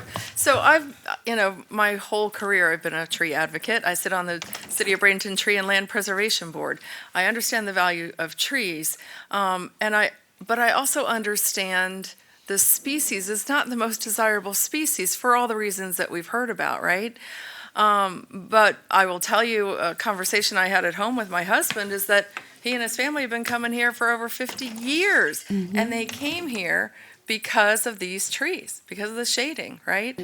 And I'm sure he's not the only one that feels that way. I was down on Siesta Key when he was here, but it's the tough one, because I understand the importance of the drainage project too. I know that there are single-family homeowners in the area that are being impacted because cars are parked all over the place and there isn't enough parking. One of the things I was really pleased with when I saw this during my briefing is that the trail is going to remain shaded and most of the picnic areas remain shaded. So I think no matter where we end up in this project, I would say now is a good time to start planning for replanting this area with some shade trees that are salt tolerant and that are more structurally sound and can grow up and provide the shade that we all need and love in this area, no matter what happens. I think even if the whole project is shelved, we should start doing that now. Thank you. Okay. Could I respond to just one? I'm sorry, sir, I said 15 minutes, but that was just on the presentation side. I left out a couple of points. One of your comments, Commissioner, was like the GeoWeb or another form of stabilized parking area. That wasn't considered because it wouldn't have accomplished our drainage needs. Right. Okay. And so that was, again, it was a drainage project first that ended up dealing with a property parking issue as well. Items I didn't feel like piling on as far as what we mentioned. I mean, yes, the state of Florida lists Australian pines as an invasive species. Manatee County Land Development Code, for every site plan that is approved by Manatee County, requires those trees to be removed from any plan before you can get approval from Manatee County. We do have a list. I don't remember if I have it open, but I have it on this flash drive behind me of from the IFAS Extension Office of salt-tolerant species that are available to be considered in this area. It wasn't a planting plan, wasn't something we envisioned within phase one. We feel at the moment we're involved in phase one, and so like to proceed. But yes, we've went that far, and we've talked with the Extension Office and gotten some recommendations on what trees they would recommend in this area if there was an alternate to Australian pines. Okay, Commissioner Trace. Well, probably have a different attitude than most of y'all. Number one, have y'all paid any attention to the consent agenda? We just spent $300,000 to get rid of invasive species. We spend that all the time in the consent agenda, yet here we are trying our best to protect them. I get it. People love the beach. If I had my way, we'd take care of every single one of them and replant them. I have this list actually that I made up myself right here. I know that's not the will of this board. I get it. I'm fine with that. I can remember when there were very few Australian pines on the beach. And my guess is we lost 44, but how many did we gain? Those puppies sucker up. I mean, so we may have lost 44 last year, but my guess is we gained 60 or 70. That's just the way they grow. I get it. The wind kills them. The worst part is they're in so tight, the wind will blow it and knock them down. And they get stuck up there and you don't even know that they're broken. You walk under it, next thing you know, 2 months later after a storm, it falls on your head. I would go ahead and remove them. And I'd even look at starting to replace it slowly with other shade trees. I agree, we need shade trees. I'm not saying we don't. But the one part where we were talking about saving 50% of the trees, yes, that works, but it's extremely expensive. To do it correctly, you have to irrigate the bottom. You also have to put irrigation up in the top to have a very good rate of these trees, especially the larger they get. Normally takes a year to year and a half. You have to cut the roots. You don't cut the whole tree. What you'll do is you'll come in and cut a third. You put the irrigation in, you come back 4 months later, you cut another third, and basically you're root pruning them over a period of time. I don't know enough about Australian pines. I've never moved one intentionally. I do oak trees all the time. And to remove an oak tree 8 to 10 inches, you need to root prune it. It had been root pruning it its whole life to remove one that big. And if you don't have proper irrigation, forget it. A lot of water too. When I'm digging small trees, 4 to 6 inches, I'm putting anywhere from 10 to 20 gallons a day on them per tree. So that I see as a big problem. Also, you're always going to have wind problems on the beach. There's no soil. Those trees, even Australian pines, don't root down, but really nothing roots down because the water table's high, you have sand, you have pour. These trees do survive, and some of these trees get pretty good size. The black olive's a very pretty tree. Gumbo limbo is a very pretty tree, a Geiger tree. And a lot of these do freeze also because most beech trees are more southern. Like I said, if I had my way, I'd get rid of all the Australian pines over time because we're spending a ton of money in the county. These things don't stay on the beach. I wish they did, but they're all over the place. There wasn't a single. I can remember when there wasn't a single Australian pine on. What's the island right there? Jewfish Island. Or beer can. No, I'm not talking about beer can. It was I always remember mangrove. pine trees being there. So, it's a problem, but I'm happy to go whatever this board wants to do. I'm just saying it's a bigger problem than just the drainage, but that's, how we approach it's fine with me. Okay, I guess I'm next. I'm just, couple questions. Do you have an idea what's the average life of these trees? How long do they, and are most of them there pretty mature and probably going to start dying quicker now than before, or? I don't have the arborist with me. Approximately, anything that grows fast doesn't live long, so in that Right. 30-year range. Okay. Well, thank 30 you. years is a long time. And I assume that the salt water that keeps coming in is going to shorten that lifespan on the Australian pines as well. So again, I sort of like Priscilla, and to maybe work off of Betsy's Joni Mitchell thing. I'm on the other side. I'm like, the times are changing. And it just, I don't think we're ruining the beaches like some of my fellow commissioners think. I mean, we're not touching the beaches. The beaches are there. We still have that row of pine trees. We have the path there. All this is doing is really repaving a parking lot, to make it a little more accessible, to get rid of the drainage. We're not adding more parking. We're not adding more concession stands. We're not putting in a parking garage like they were talking about on Siesta Key. I can understand where that would certainly change. I don't think we're really changing the feel for that beach. That over time, I think Mother Nature's going to change it with those Australian pines as they continue to be a problem. And and heaven forbid, from a public safety standpoint, they start falling down on some of those cars. We're going to keep our legal department very busy, defending those suits, especially now that we've come this far. We've now acknowledged that there's a safety issue out there. So now we've just put the whole public on notice saying, hey, yeah, you got a problem out there, come see us, because we've just admitted it. So I would think from a legal standpoint, that gives me some concern. But I just don't see, based on the pictures that you've shown, that it's, I think they need to go, and then I think we need to replant them with better shade trees as they come up. But I've walked that property several times, probably a dozen since this thing first came up. And it seems to me most of the trees that are marked to be gone, are not trees, that they're really, people are not using that area to access the beach. They're parking their cars under them, and then they're walking to the beach. And then they have the shade trees that are right on the beach. You got that path that is constantly, we settled a case earlier today, where somebody tripped over a sidewalk for $60,000. You go out there, and I've had plenty of people that walk that thing, and I'm thinking, boy, I'm surprised we haven't had more lawsuits from that, because all those root systems are constantly, getting that. That's probably next. Probably I ride next. my bike on it. I know how bumpy that is. So I mean, it's it's just an ongoing problem. So, like I say, I don't think we're ruining the beach. I think we're going to be enhancing the drainage out there. I'm just, that's kind of where I'm coming from at this point. Commissioner Whitmore. The trees on this list that you see in front of us are not Anna Maria Island. Yes, they're salt tolerant. They're not Anna Maria Island. I know Joe back there tried to find out who originally brought the Australian pines to Anna Maria Island. In Holmes Beach, there's a historical thing. It was John Holmes. He was up somewhere in the north, and he said, look at these great trees, and he brought them down, and I remember that when we did the history of the island a few years back.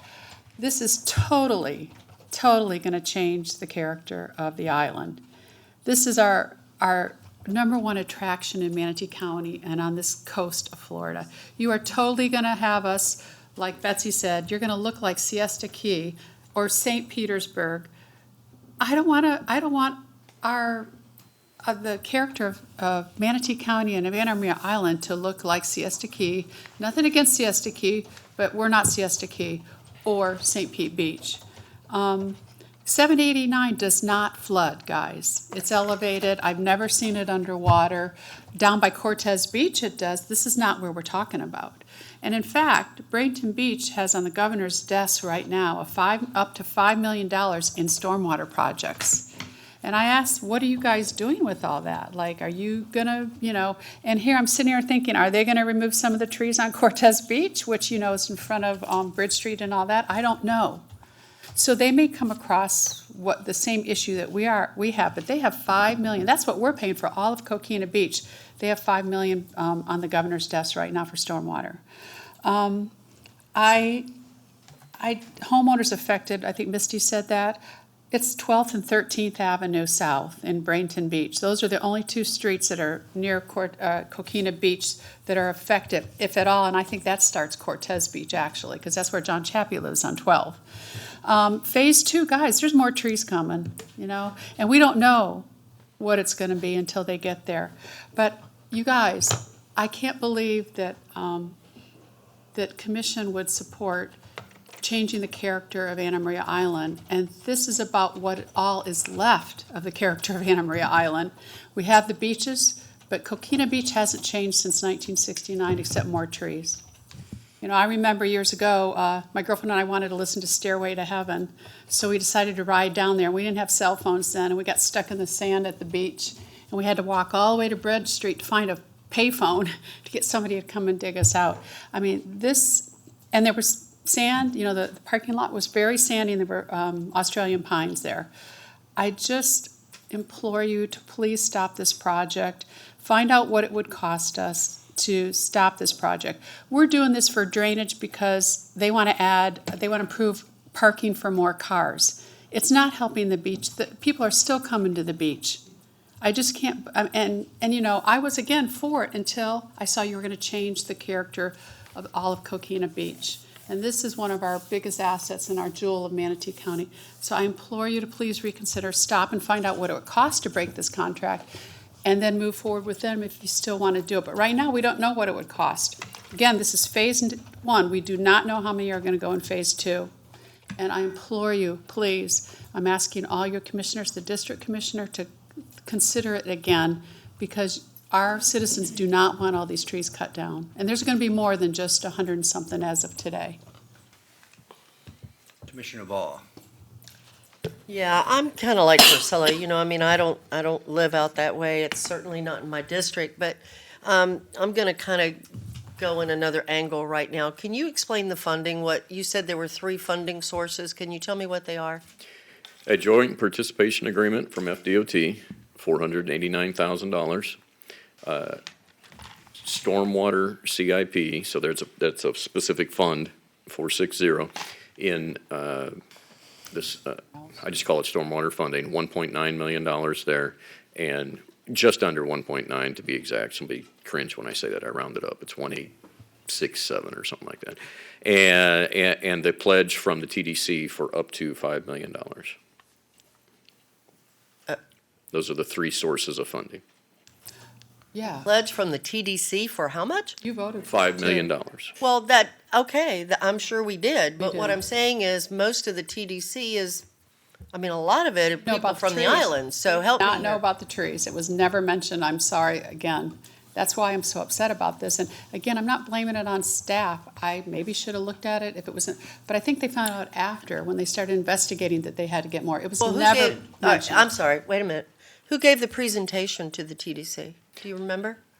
It was us. It was within. That was you, yeah. It was, like I say, the exact time. And it wasn't until we were actively under construction with Woodward and while we were driving around, what looked like twigs and sticks on the ground, if you saw what we were driving around, that's the root system of the trees. And that was what the contractor questioned when we got into it immediately. And that's how we got the arborist involved of, wow, this is even shallower than any remote logic was at. So we were ill-prepared, and we were into the project when we discovered that trees were in harm's And Chad, way. just to be clear, that total sum that you quoted from TDT monies is for both phases 1 and 2. It's for the project. For the entire project, the both phases project. 1 and 2. Correct, yeah. As I'm reading the budget resolution from January of this year, looks like 800,000 in TDT monies was devoted to phase 1. Does that sound accurate to you?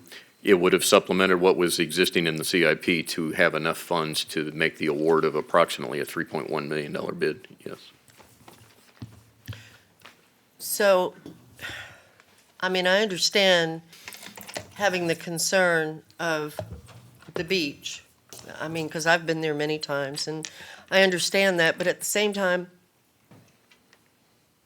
I am a little bit concerned about the flooding that goes on, and also the trees that not only are falling down, but you showed pictures of one where there was a branch on a Jeep.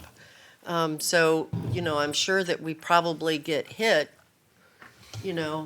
with fines or not fines, but repairs that we have to pay for to vehicles and such. Has there ever been anyone injured, to your knowledge, Mickey, with this? I am presently unaware of any claims that have been received in my office for either personal injury or property damage as related to fallen Australian pines on Anna Maria Island. I see Carmine coming to his feet, and so maybe he's about to correct me. But I'm not aware of any as I sit here right now. But indeed, this public discussion today may very well put a whole new light on things. I'm talking priorities here, Betsy, so now you know what I was talking about. Yes. There has been a history, I don't know the extent of it, but we had some trip and falls over some branches and over some root systems, and also claims with vehicles as well. Okay, thanks, Carmine. And as far as, first of all, I go to both beaches. I mean, I went down to Siesta Key a few weeks ago with my granddaughter. I guess the question, and I don't know if you guys, Carmen, maybe you can't answer it, I don't know, but, you're talking about palm trees. Okay, well, I mean, palm trees have a very narrow root system, don't they? I mean, it's a ball, yeah, and it's on top. I mean, it's not really. Pretty much, yes. The system grows downward, yes, instead of out. Yes. This is a tough one. Yeah, it's a tough one. All right, thanks. Sure. Commissioner Benak. Okay, so the TDC approved this project. They approved spending up to $5 million specifically to pave the parking lot. Is that correct? Is that what the TDC approved, up to $5 million to pave the parking lot? Yes, ma'am. Okay. The plan that you showed with the gray, can you put that back up? Which shows what's being paved. So I guess my question is, so you said there's a parallel road. Is it a parallel road or is it a replacement road?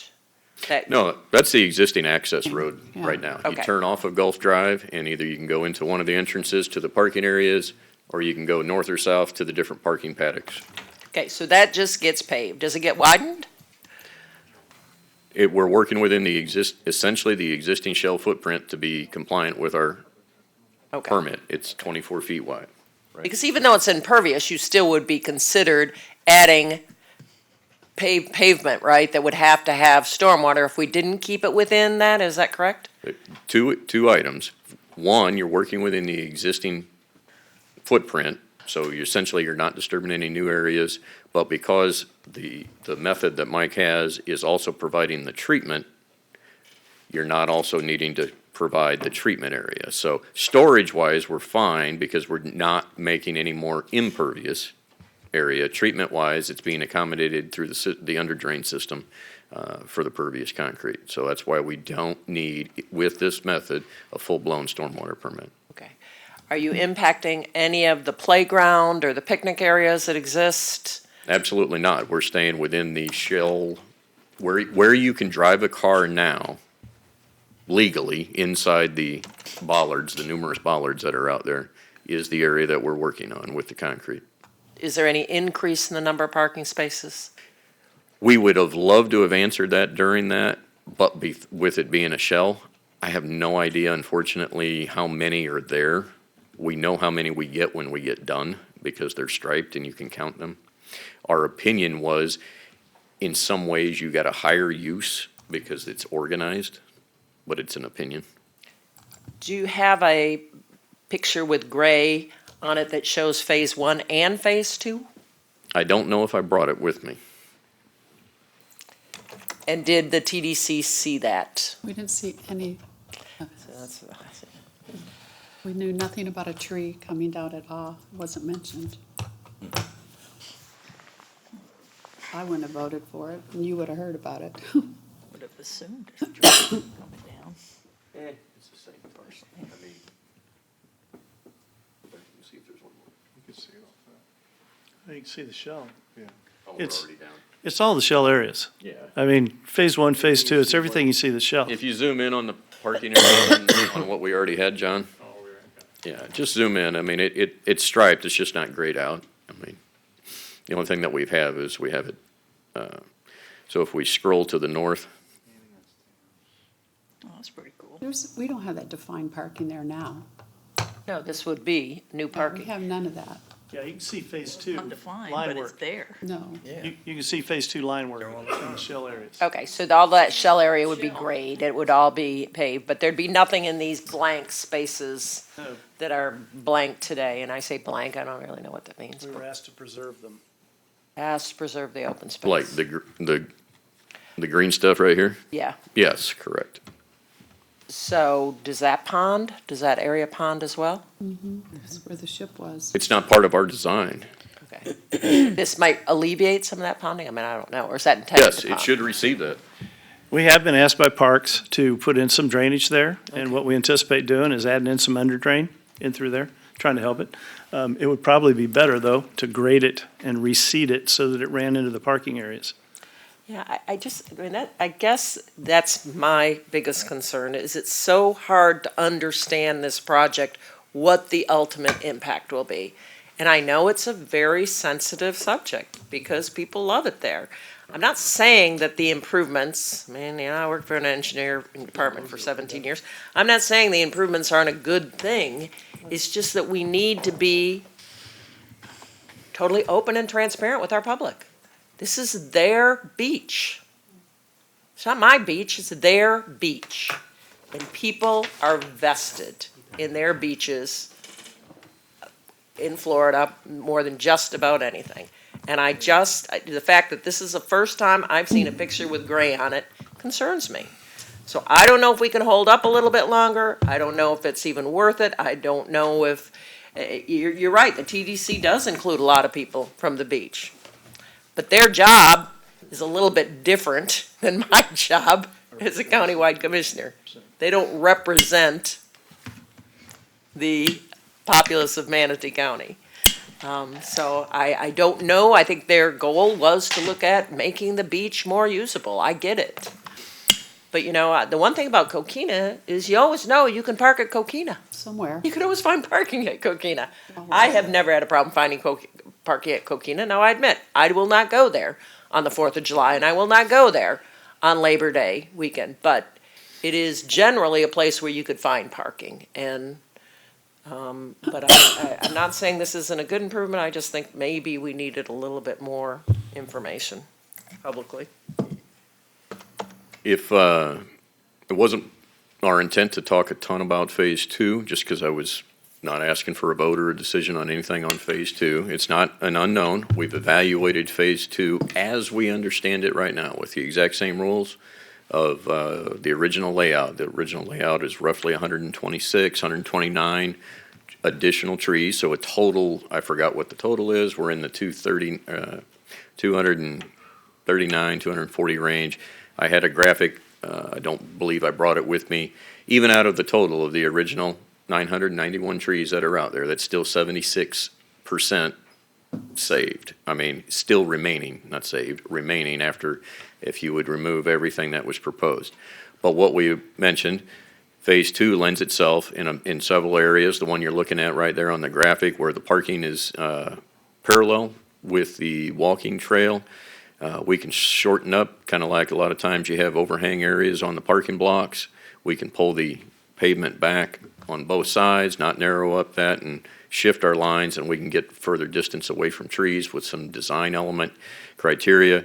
That was what I was trying to reference, that in the south end, the complicated geometry in the south end, it just doesn't really lend itself for making too many changes like that. Mike has had that conversation. They're not contracts with our arborists, but we've had very favorable reviews. At the moment, we're easily over 50% of what's already marked with just talking about those simple changes that we could save at least 50%, and we haven't totally worked Phase 2 yet. But Phase 2 lends itself to a lot more engineering options to be cognizant of the effort of minimizing Mike, our tree. could you give us a time frame? We had talked about the time frame. Could you tell the board a little bit closer about if they were to proceed, the time frame for completion on Phase 1, and how much time would elapse between Phase 1 and Phase 2, please? Sure. Right now, we have a one-year contract in order to build Phase 1. Okay, we've stopped them for Beach Week, whatever, and we've been on hold now for 2 months. So we're looking at about 2.5 months we'll have to add on. Right now, it's January, it'd be February, March, April before they finish Phase 1. With the funding options, of course, we could go forward and bid, but, I have to say, looking at Phase 2, okay, it was 126 trees we looked at, first evaluated. I've worked with the arborist. The arborist tells me that if we make these design tweaks, we can save 80 to 90% of those trees. So we're talking about a minimal take on Phase 2 is what we're talking about, but they have to be trimmed. And they should be. Yeah, I mean, I agree. They will take a little more work, but we can save the trees if that's what you want to do. We can save the trees. The majority of those trees, 80 to 90% on Phase 2 we can save. Now, like Chad was saying, design constraints on the south end, the way it's in there under all those trees that are all grown together, those are the ones that are coming out. We're able to do something with the ones on the access road. There, once again, we're talking about tweaking, taking those design aisles down from 2 12-foot lanes to 11-foot lanes, pushing everything over to the east, getting as far away from those roots as we can, and trying to preserve those trees. Those are the tweaks that we're trying to make this still possible to build.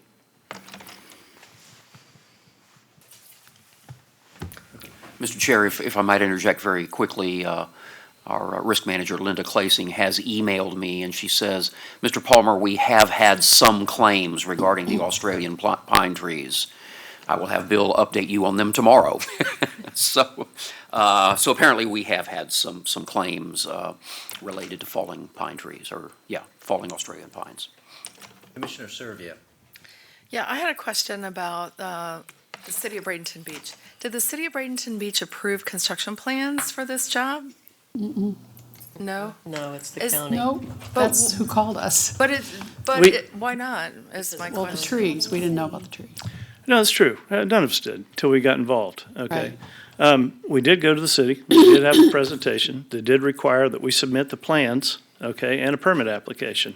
Nowhere on there did they talk about Australian pines. Now, we didn't know about them at the time, so we wouldn't have answered it correctly. So they didn't know. They did give us a permit to build. Now, we've had some correspondence where, we've heard folks says, well, you have to have a permit to remove Australian pines. There's a replacement ratio. We can't find anything in city code. There's an article out there that says that they talked to one of the members that says there is no permit required to remove Australian pines. There is no replacement ratio. So they are exotic. We understand about the shade. We understand we're trying to save everything we can and still move forward. So the city of Bradenton Beach doesn't have a process for construction plans for a project of this type. Is that what I'm hearing? They only require a permit. Was it a paving permit? What kind of No, permit? they just required a construction permit application. I tried to submit everything before, while it was still ongoing in design, but they said, no, I've got to have the contractor you selected. So they wanted us to wait until after the contractor was selected to submit the permit for construction. Once again, there was nothing on there about trees. So, But they did see this. So is the city of Bradenton asking for a revised permit now that we know that there are trees that are going to have to be taken out? Commissioners, I met with Mayor Chappie on Friday. He verbally indicated a one-to-one replacement, but again, we haven't been able to confirm if that is in fact required. Nothing's in writing. It was not brought forward to us. That's why we developed the list of potential future trees for replacement. And,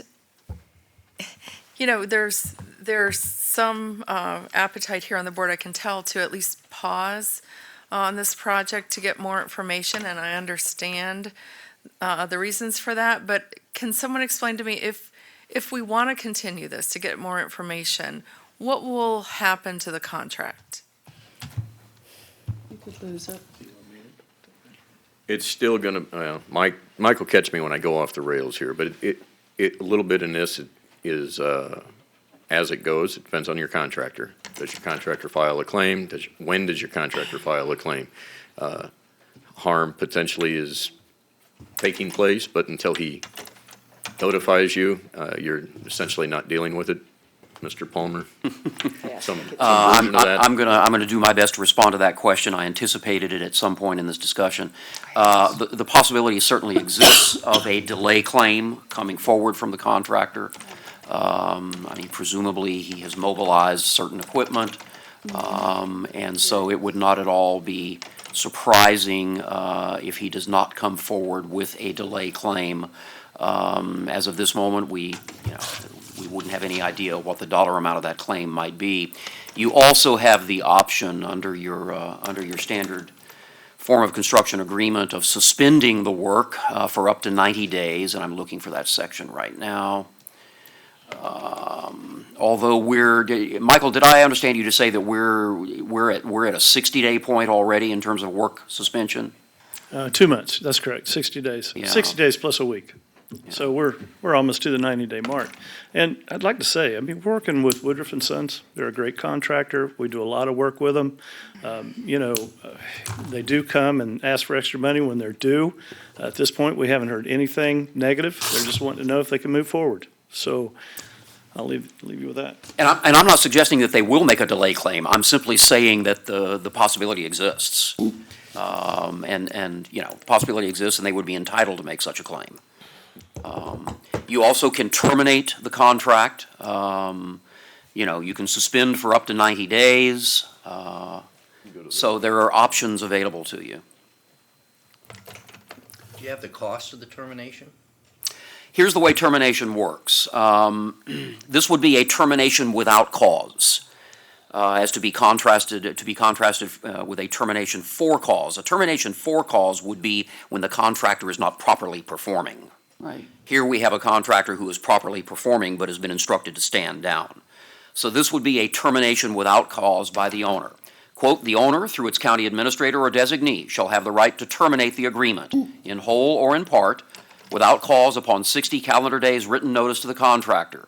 In the event of such termination for convenience, the owner shall compensate the contractor for payments due through the date of termination and one subsequent payment to cover costs of work performed through the date of termination, subject to the terms and conditions of Section 3.1.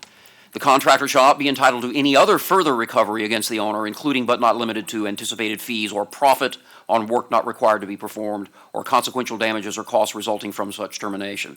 So we can terminate for cause, but the contractor will be entitled to recover everything that he has expended up through and including the termination date. Thank you. But no, but again, he won't be entitled to any loss of profit claim, loss of anticipated profit, consequential damages for other work that he might have lost. Penalty clause. No penalties that he can claim. He's simply entitled to be compensated for the work that he's performed. Oh, that's good.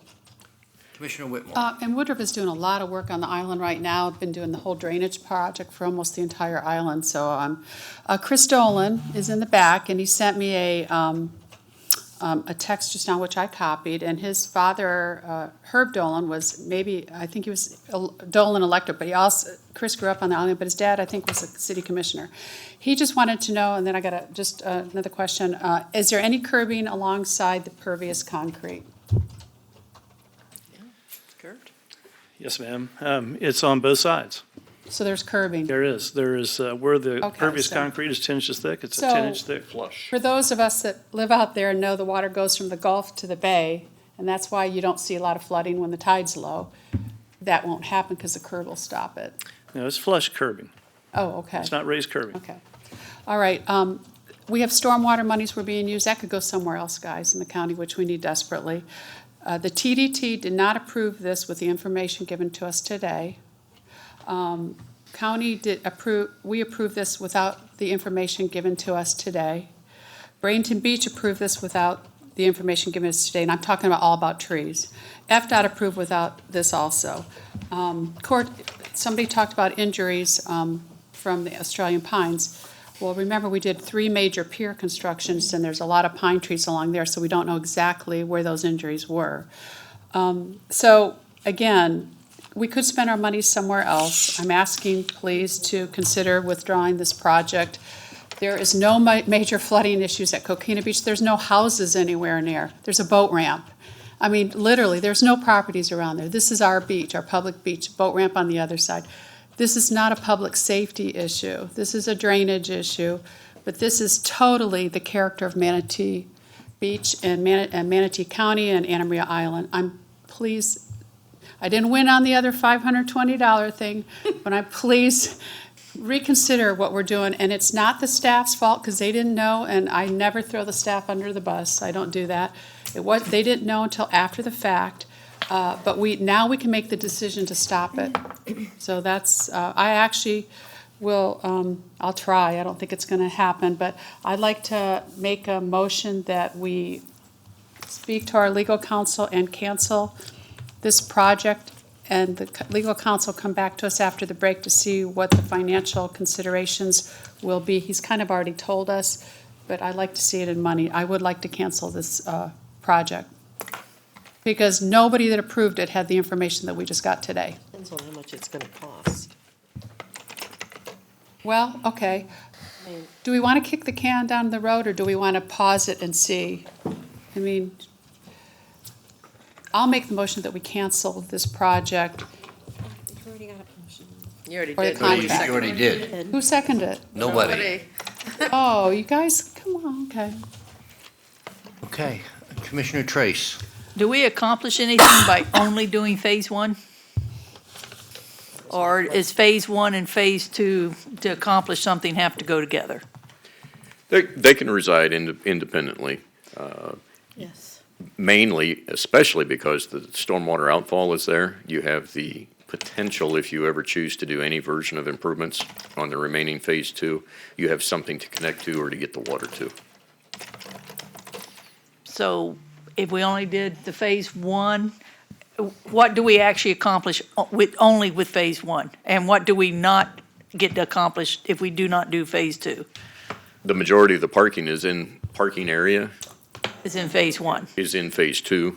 is in phase 2. Is in phase 2. You're reaping the benefits. Some of the worst area, Carmine, if I might, is in phase 1, though. I mean, Flooding a area. lot Flooding of the long linear flooding that you see in the photos in So front of you. basically, we is- kind of fix to improve, we fix a lot of the drainage, Correct. but most of our parking is not paved, which I don't really think anyone really cares that much about whether the parking is or is not paved. Right. As a person that never has paved parking most of the time, I'm fine with it, but, okay. All right, thank you. Right. Commissioner Ball. Yeah, I was going to ask the question about Phase 1 and Phase 2 myself. It seems to me, I know this came up once before several years ago. I think when Chappie was still on the board, Carol, didn't it come up? That was Betsy? the boat ramp. No, there was something about these Australian pines that came up. Was that just at the boat ramp? It was on the other side, where the safety building or the boat ramp was one of the two. It wasn't this. Well, it seems to me that, it's not my district, so I don't want to be the ultimate reason to make the motion or whatever, but it seems to me that it has moved forward. I find it hard to believe that this would have been approved without asking the question about the Australian pines to begin with, because this is not a new debate. This debate has been going on the 7 years I've been on the board. I've heard about it. So that's what I'm confused about.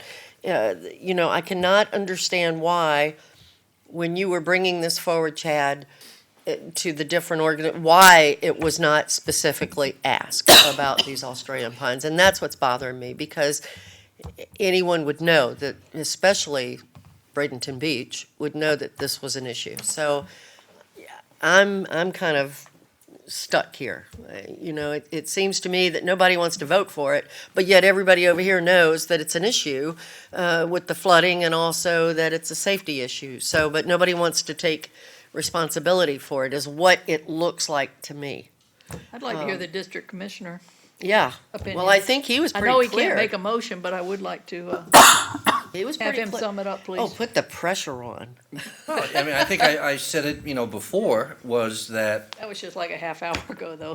that You we're still just, feel we're that just way? repaving something, we're not increasing the parking lot, we're just paving something that's there now that is a drainage issue.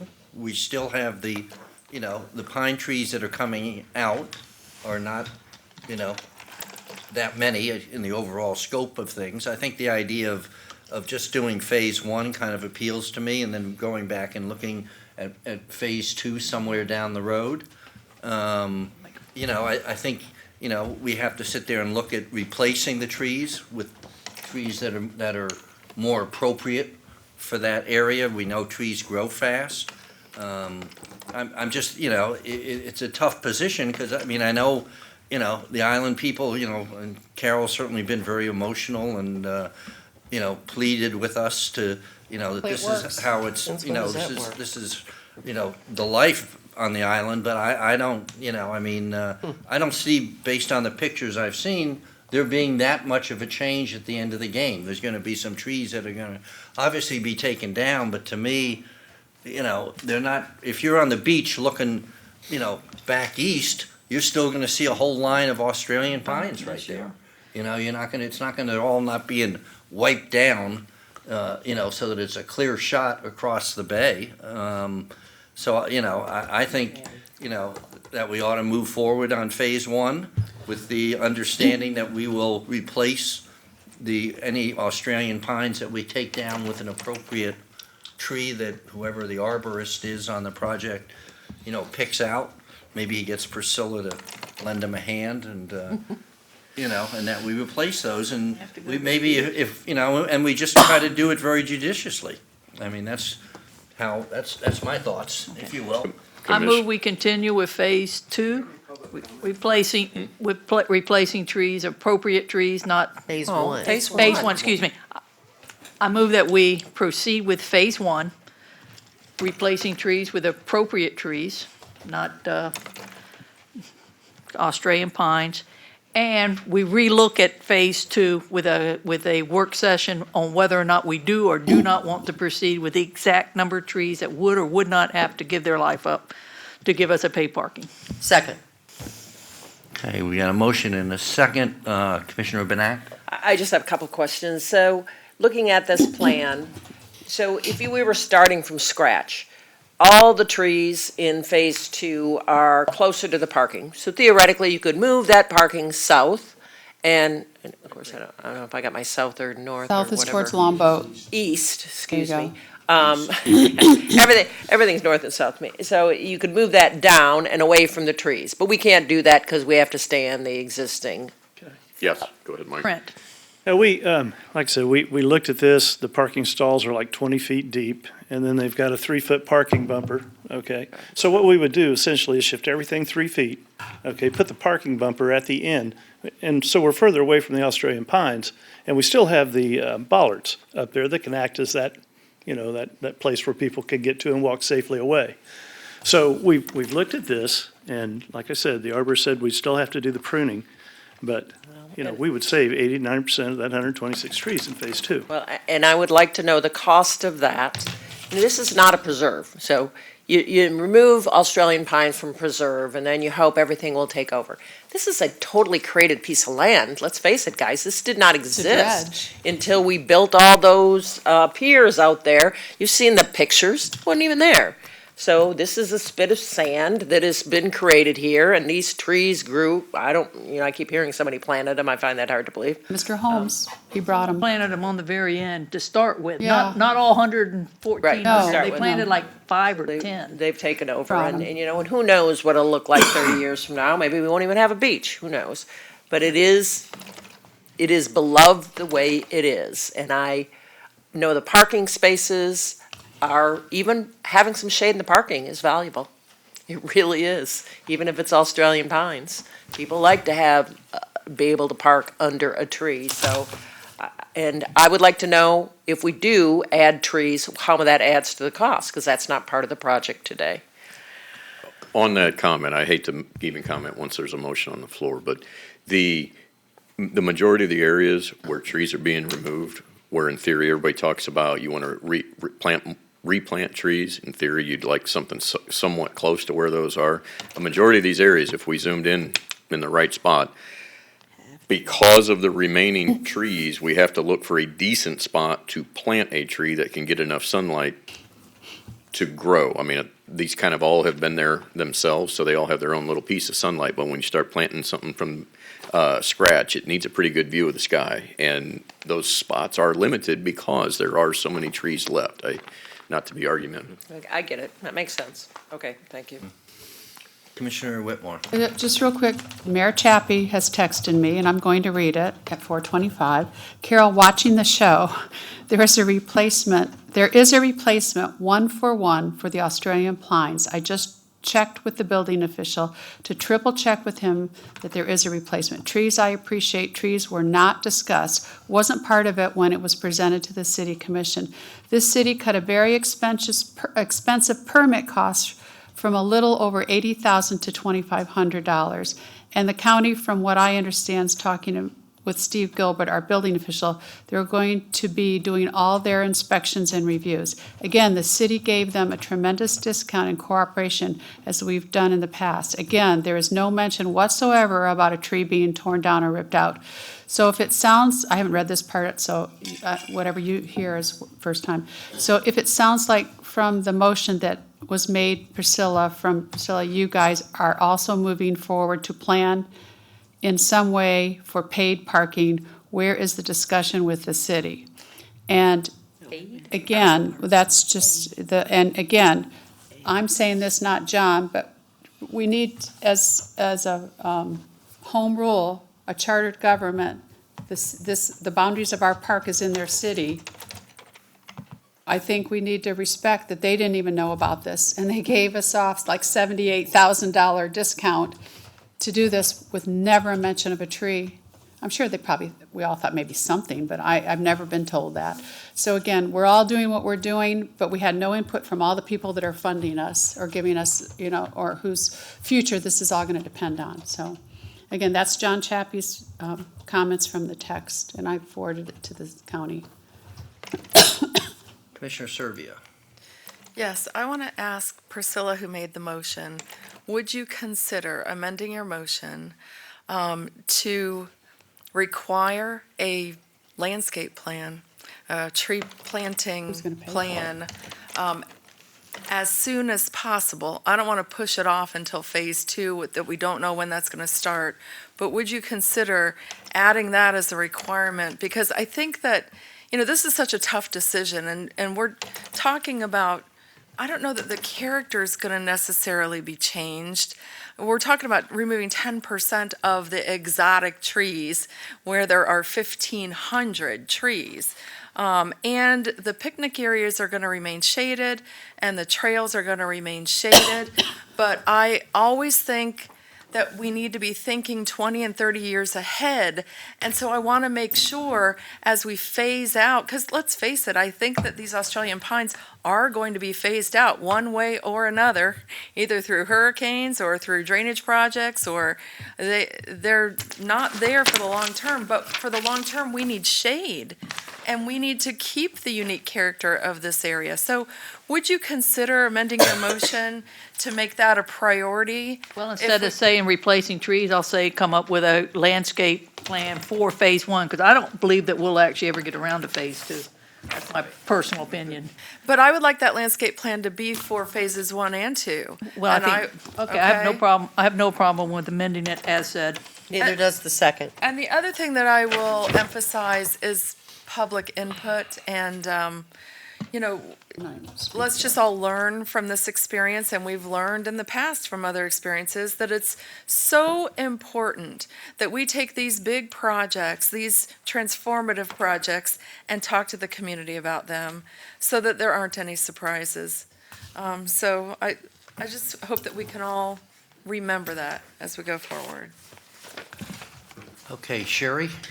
Mr. Chairman, I just wanted to clarify if someone heard the word paid parking. I believe it was paved. Paved. I thought he said Parking, to No, clarify. He did write paid on the text, that's why I read it.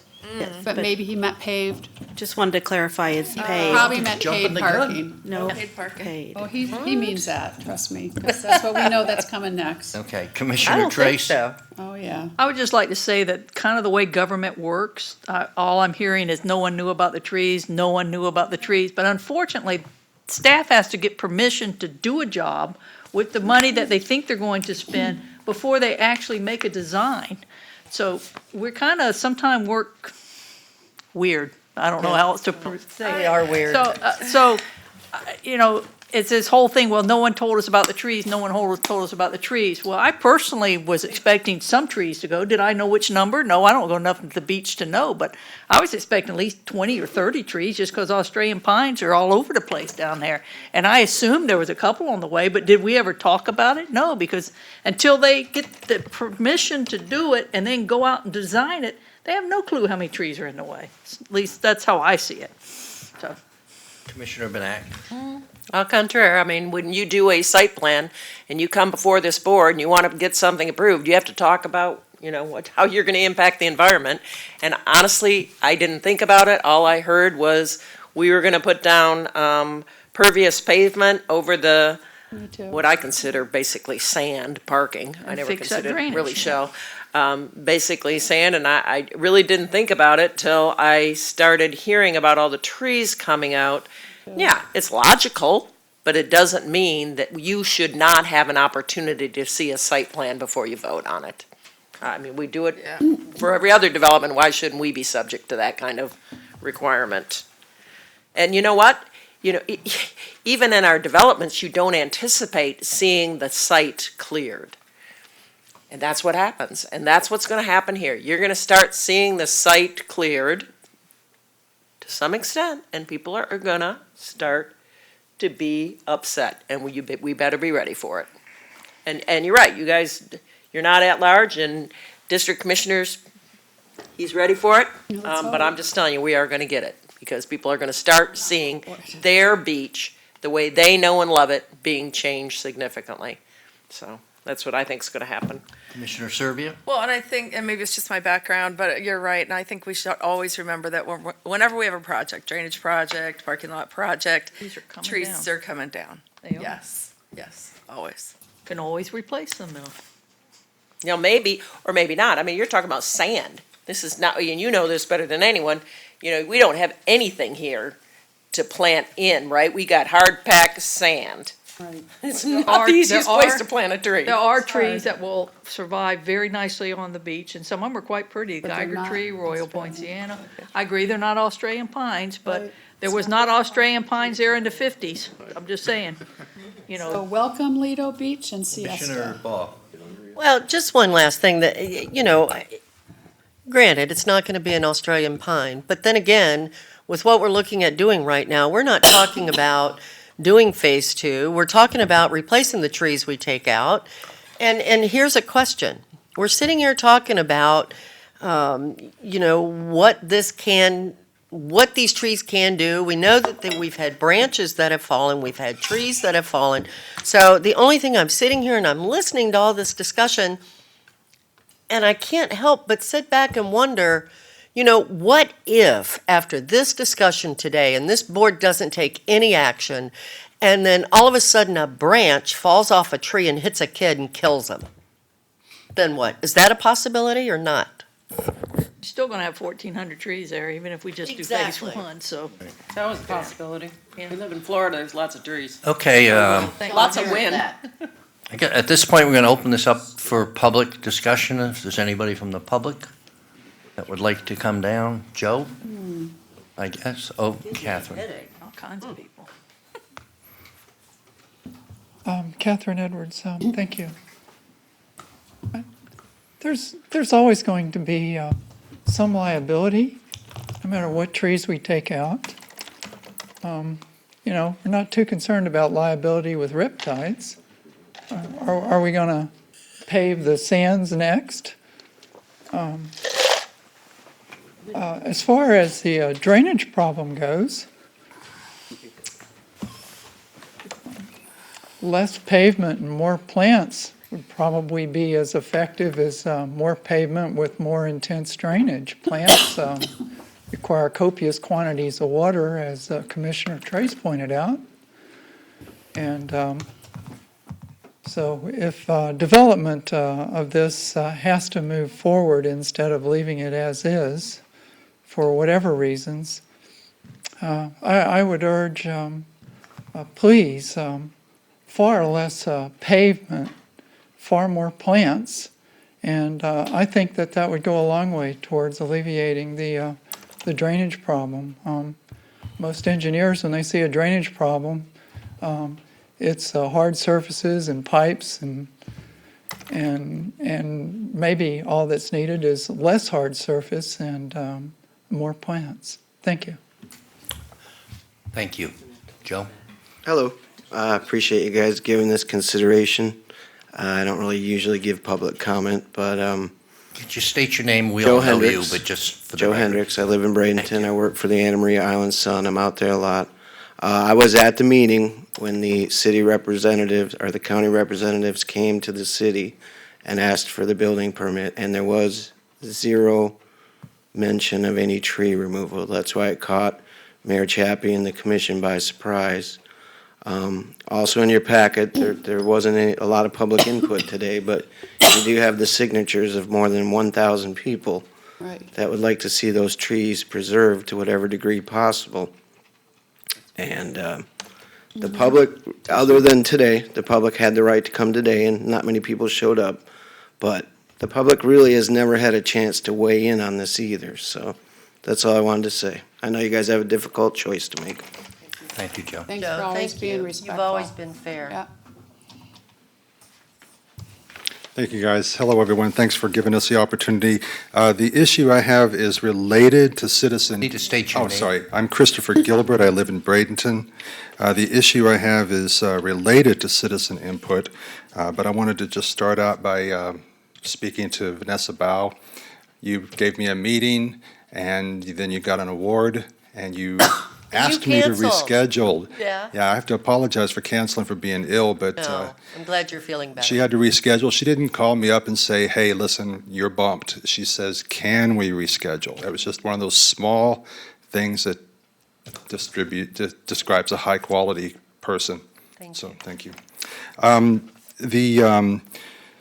The House Bill, the Florida House Bill 7103, if it's signed by the governor or allowed to become law, and I emailed the Honorable Commissioner Johnson about this weeks ago. If this bill becomes law, then it will be very difficult for ordinary citizens to impact development plans, especially if they contradict the comprehensive plans that have been so carefully structured. If you're not familiar with HB 7103, it limits also the role of affordable housing and makes affordable housing more difficult to create and manage in Florida counties going forward. It's not, I want to stress that being opposed to 7103 is not anti-development. It is pro-citizen involvement. So basically, I'm asking the board to write a letter, and I brought one that St. Martin County has written to the governor asking for his veto of HB 7103. And with permission, I'll submit this. Also, if the board doesn't vote to oppose 7103, then individual commissioners can write letters to do so. Did you guys have any questions about HB 7103? No, we're up on it. Thank you. Okay. Who wants this letter? Thank you very much. Is there anybody else from the public? With me, will you, please? Sure. Thank you. Seeing nobody else from the public, we'll close public comment. Commissioner Ball? No, I'm sorry, you didn't take me off. Oh, okay. Commissioner Whitmore? And I'm sorry, I did forget. I remember Chappie coming in last week delivering the petitions with over 1,000 citizens in Manatee County, from what I understand, that signed it. And they're not, there's only like 700 or 800, maybe 800 or 900 residents in all of Bradenton Beach. But I know the city commissioner, Spooner, and everybody got together and they got this out, Mike Norman and everybody. So in a very short time, they got over 1,000 signatures that they did not want the trees removed. So thank you for reminding us. I forgot to bring that up. Commissioner Servia? Carol, I have a question about that petition. Is it against removing any trees or all the trees, or? It's in our packet, Yes. and I have to look. Anybody got? Yes, it was not designated what they were at all. It was just Do not 1,010 names. We included it in the packet. There was very little information whatsoever about what they were opposed to, except just removing trees. Yeah, so. It did state on the petition. What did the top of the petition say? Can anybody get, in all fairness, since it was brought up? I'm looking. Hold on. Can somebody Got look? it right here. Because they're, We, the undersigned, love the Australian pines at Coquina Beach. We beseech you to come up with an alternative plan for the Coquina drainage project that does not include cutting down these majestic trees. okay. So to me, it sounds like the impression is that most or all of the trees are going to come down with the people who signed that petition, although it's not clear. No, So yeah. And in all I'm not fairness, sure. It's. I was there when somebody tied themselves the last time we did this to the trees, and I know you read about it, and your husband probably knows. When we tried to do something about this last time, it was very, very contentious, so. Okay, well, we have a motion by Commissioner Trace, seconded by Commissioner Baugh. Can we read, it was amended? Yes. Oh, We have if- to read the Please, motion. poor Robin. Yes. Yeah, Bear with me. Motion is move that we proceed with Phase 1, replacing trees with appropriate trees, not Australian pines. And we relook at Phase 2 with a work session on whether or not we do or do not want to proceed with the exact number of trees that would or would not have to give their lives up to give us the paved parking, and the amendment to come up with a landscaping plan for Phase 1 and 2. you did say paved, not paid. Paved. Okay. P-A-V. P-A-V-E-D, yes. Okay, does that sound right, Commissioner? Close enough. Mr. I Chairman? think we had the gist of it. So my addition, I don't think sounds exactly as I would like for it to sound, which is I want the landscaping plan for phases 1 and 2 to be a priority in this whole project. So we'll have to do a the budget motion amendment. that you read does not indicate a timeline, and I would like for that landscaping plan to be created as soon as possible. I'd like for there to be some urgency to it. We don't have any budget for it, just so you know. Okay, so Robin, you want to try reading that? Sounds a little rough. I mean, I guess you have to accept that I'm verb. fine with the urgency. I'm more just. Fine with that? I'm fine. Yes. Let's just move on. Good. Try to make some people happy. That's right. That's a good idea. Just add with the urgency. Add that urgency. Add urgency to. Would like to be, the landscaping plan to be created as soon as possible. Right. Okay. Okay. You fine with that, Misty, as soon as Yes. possible? Okay. Thank you. I'm fine with. Okay, so we have a motion and a second. I would say all those in favor of the motion, raise your hands. All those opposed, raise your hands. Motion carries 4-2. So the two at large voted against it. That's why you're at large. Crazy. Well, we represent everybody. That's why we're at large. Because we're put up Okay, so we're down. I think that's the last item other than commissioner comments. Yes, sir. Carol, any? Yeah, I just got a couple things. First of all, the FAC meeting, I need to have two, if we could have at our next meeting, a budget amendments. At the FAC meeting on the Gulf Coast Consortium, we voted to amend our plan to include Kingfish Boat Ramp for $4.5 million. And I'd like to have that at the next meeting so that we can vote. We have to amend the budget. The Gulf Consortium, we have to amend all that, and that will take a budget amendment. So the Gulf Coast Consortium did vote to let us take money out of the BP funds to pay for the Kingfish Boat Ramp. That was last week. And then also, the Tourist Development Council was maybe Monday, I guess it was yesterday. We approved the Anna Maria City Pier. They needed $825,000. They requested an additional $450,000 from the TDT funds, and the board approved that. And FEMA did not give them the additional $825,000 that they needed because they started construction before they applied, and so they lost their chance for that money. Oh, dear. Anna Maria will come up with the other $450,000 because we have a history of just paying half of their request.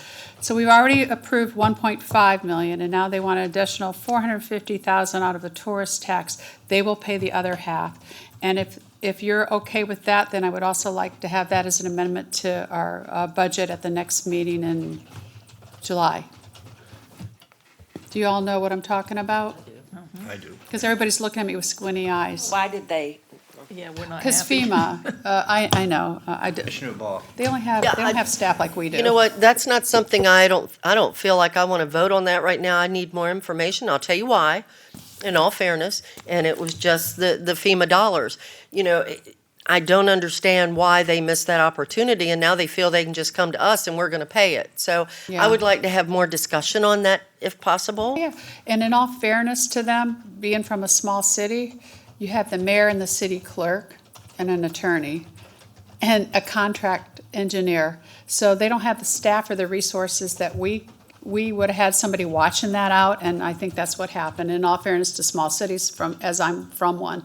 But I have no problems of waiting. It's, if you would like it sometime in Yeah, I June. It's going to be a budget amendment. It's going to have an explanation that comes with it. Exactly, it will. Vote on it, so we're really not looking to vote on it today Right, anyway. right.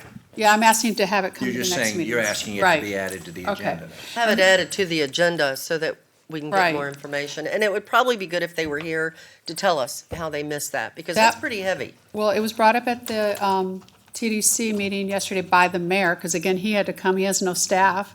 And, but I think once we get a written explanation from them also, and I'm sure the mayor will come to it. Yeah, he needs to be here, And also, I think. just real quick, I've been attending the meetings with Joshua, the Health Department, Public Safety, regarding the legislation that's going on regarding the shared syringe exchange program with the Health Department. Counties won't be doing this, it'll be other agencies, but our county, I guess, wanted to be on top of this, of what's going on. And just so you know, when you hear about this coming before us, the House voted 100% to support this, and only 2 senators voted against it, which to me is unheard of. So it actually had bipartisan support to move forward on this needle exchange program. So you'll be hearing more about that. And 2 other things, this 12-year-old in Myakka that died, he moved to Indiana in December.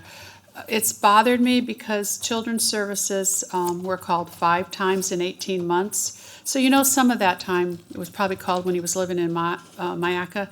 The kid had 0 body fat. So he was a skeleton. He weighed 50 pounds. They found chains and shock collars.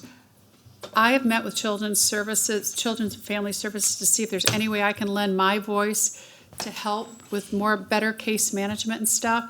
I got 1 email back from them. I met with 2 ladies. I said, let's work with Nancy Dieter. This is her bailiwick. Let's work together, and I guess they don't want our help. But it really bothered me because this poor kid.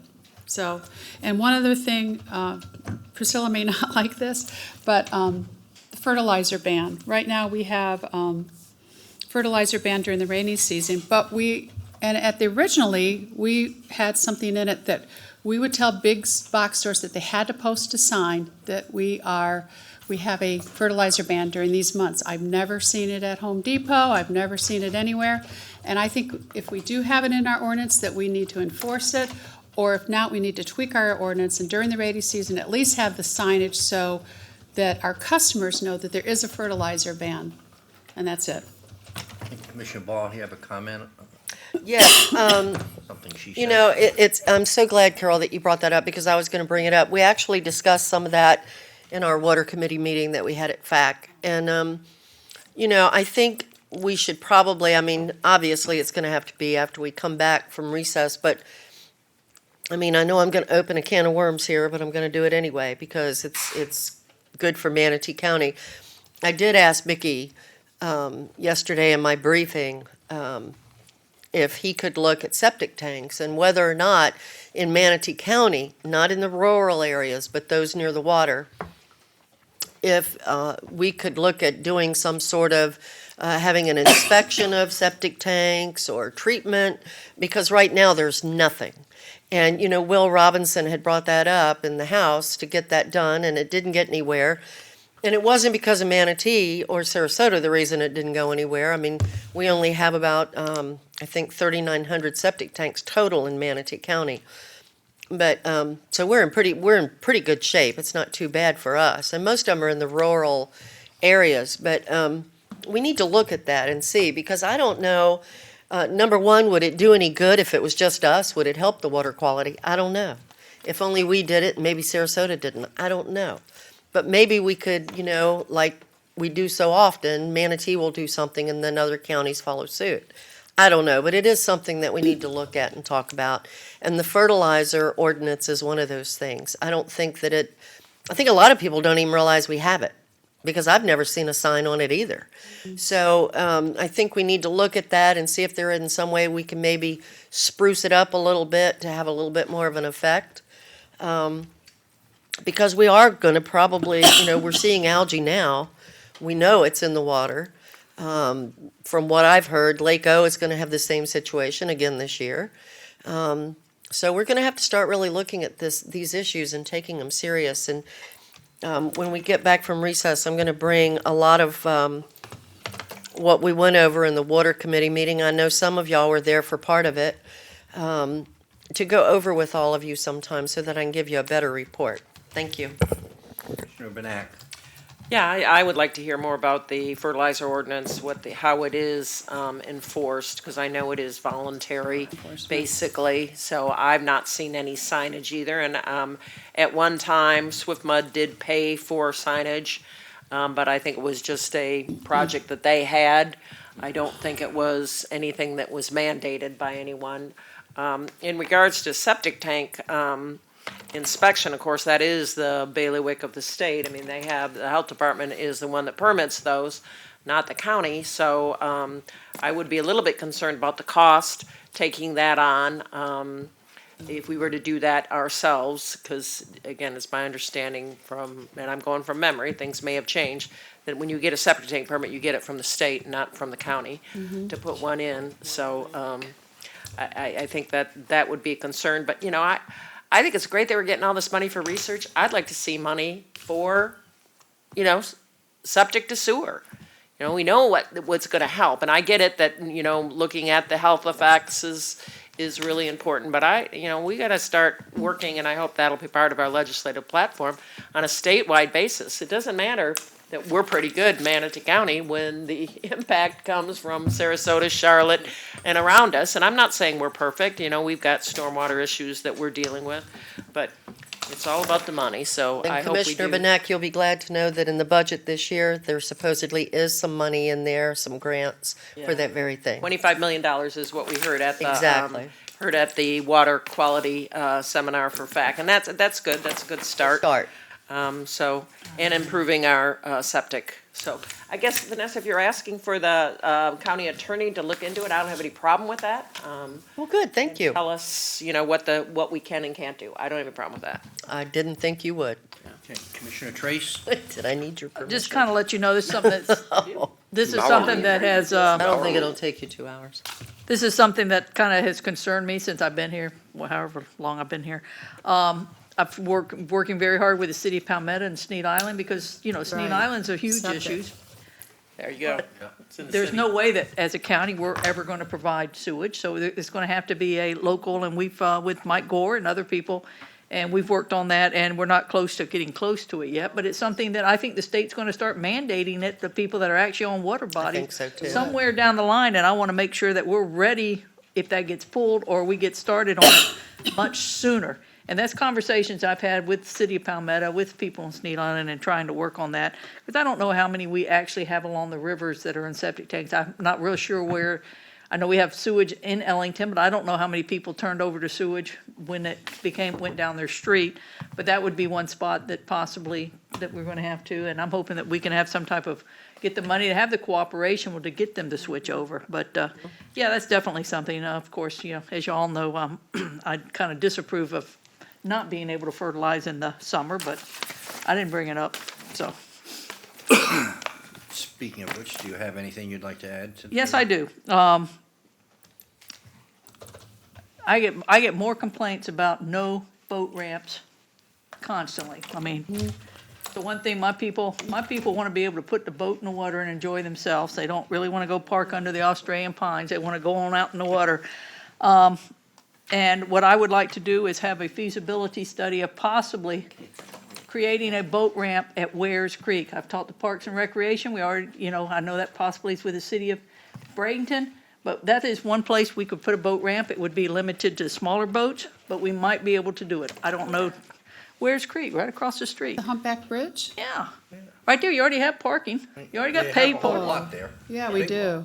Yeah, you got a big lot. All you got to do. For put the dredging boat Wares ramp. Creek, but yeah, that's a good But idea. I agree, it's smaller boats, but that might take the pressure off of the Palmetto Boat Ramp and 59th. I don't know, but it's it opens up idea. some spots. So I would like to make a motion that staff looks at the feasibility of having that possibly as a county boat ramp. I'll second that. It's interesting. Yes. I just want to say that we did, and I don't know who all was on the board, we've had reports from Charlie. There has been, at one time, there was many different areas looked at for additional boat ramps. The staff has done that kind of analysis. There was supposed to be one going in at Peninsula Bay, which was a project, but since it was a public-private partnership and the private has not seen fit to move forward, that hasn't happened. I do not recall ever looking at that site. I will tell you, I worked on that site and permitted that site for a high-rise multi-use facility before they sold the site to the county for a pretty price to put the dredging materials in. So, yeah, that might be a great idea. I don't have any problem with that, but you might want to get the report back from Charlie, because staff has done Well, it shouldn't an take them- analysis of where Shouldn't boat take them ramps long are. to come back. Skyway Nope, area. it shouldn't. We have a work session scheduled in early August for boat ramps. We'll include that to the work session along with feasibility, but it's entirely about boat ramps. Charlie and his staff are prepared. I am ready for that. Good That's it. timing. That's all you got? I don't know, I did make a motion, I don't. And it's I think seconded. so Oh, we I will remove my motion since it's already being taken Yes. care of, as long as Sherry tells me that site will be added if it's not already on there. Yes, Commissioners, we will I include withdraw it. my motion. I withdraw my second. Ms. Benak. The only thing I'm going to mention, and I hesitate doing so, but I spoke with someone regarding some funding available through Career Source for young folks ages 18 to 24 to look at opportunities. So if you know somebody that is looking for a job and some training, apparently Career Source has some funding. She wanted me to pass it on to Reggie. Reggie's not here because I guess he was the one dealing with it. So I'm just passing that on to you all to let you know that if there is someone looking for that, that's apparently a program that is looking for some people to participate in it. So, and I don't know all the particulars about it, but I do remember reading about it. You know, there's just some great opportunities, people looking for jobs. I also heard a presentation today at lunchtime at Kiwanis regarding Generation X. Fascinating. And you think about all of the interns that we had here today and how they are Generation X. I would maybe Nick, you could get that. You're making all kinds of signs back there. I don't know if I should slide or what. That you might want to get a copy of that. It was from a professor at State College of Florida did the presentation, but really interesting stuff considering we only talk about millennials around here. But all those kids were Generation X that were all standing in front of us for the most part. So that's it.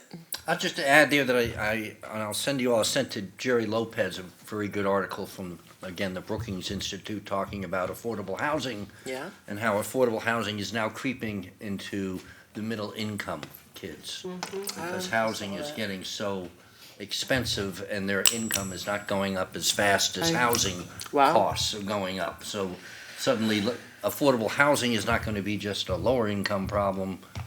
It's starting to come into the middle income for young people especially, and it's kind of a fascinating study that they've put together, and it's kind of scary for those of us who have kids that are going to continue to be looking for housing, you know, type of thing, or living at home, right?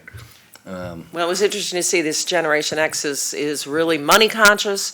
They're planners. They are not. The entitlement thing has totally gone away. The lessons they have learned, they're so different than the millennials, the way we understood millennials. It's just fascinating to hear this presentation. 1995 to 2015, I think, is what I heard. And that's X, not Z? You said Z earlier when you came back. Oh, maybe Z, I'm sorry. You said Z So when you X were the ones already that were in between. Z. I'm sorry, Z. Yeah, said you're that. right, I'm at Between the X, millennials Y, and Z, I'm Zs. at the end, it was Zs. So, yeah, thank you. Misty? I have 3 Gen Zers at my house. Yeah, there you go. I get them. Gen Z. So the only comment I have is to share with you that tonight I've been asked to come to the Bayshore trustees meeting that they normally had scheduled, but they would like for me to talk with them for just a little bit about ADUs. We have received a few comments lately, which you all have seen on the ADUs, and we'll be talking about that again this week, Thursday. That's all I have. Okay. Vanessa? Nothing. Nothing? Mr. Palmer? Nothing. Ms. Corrier? Just hope you have a great recess. We're going to continue to keep working. You may receive information. Just check it when you get back, and if there's any updates, we'll just keep them coming. We won't stop. Well, we'll be here tomorrow and Thursday. Yes, Oh, okay. certainly. I was getting nervous. But not from the regular board. Right, okay. With that, we are dismissed. Thank you all. And everybody's.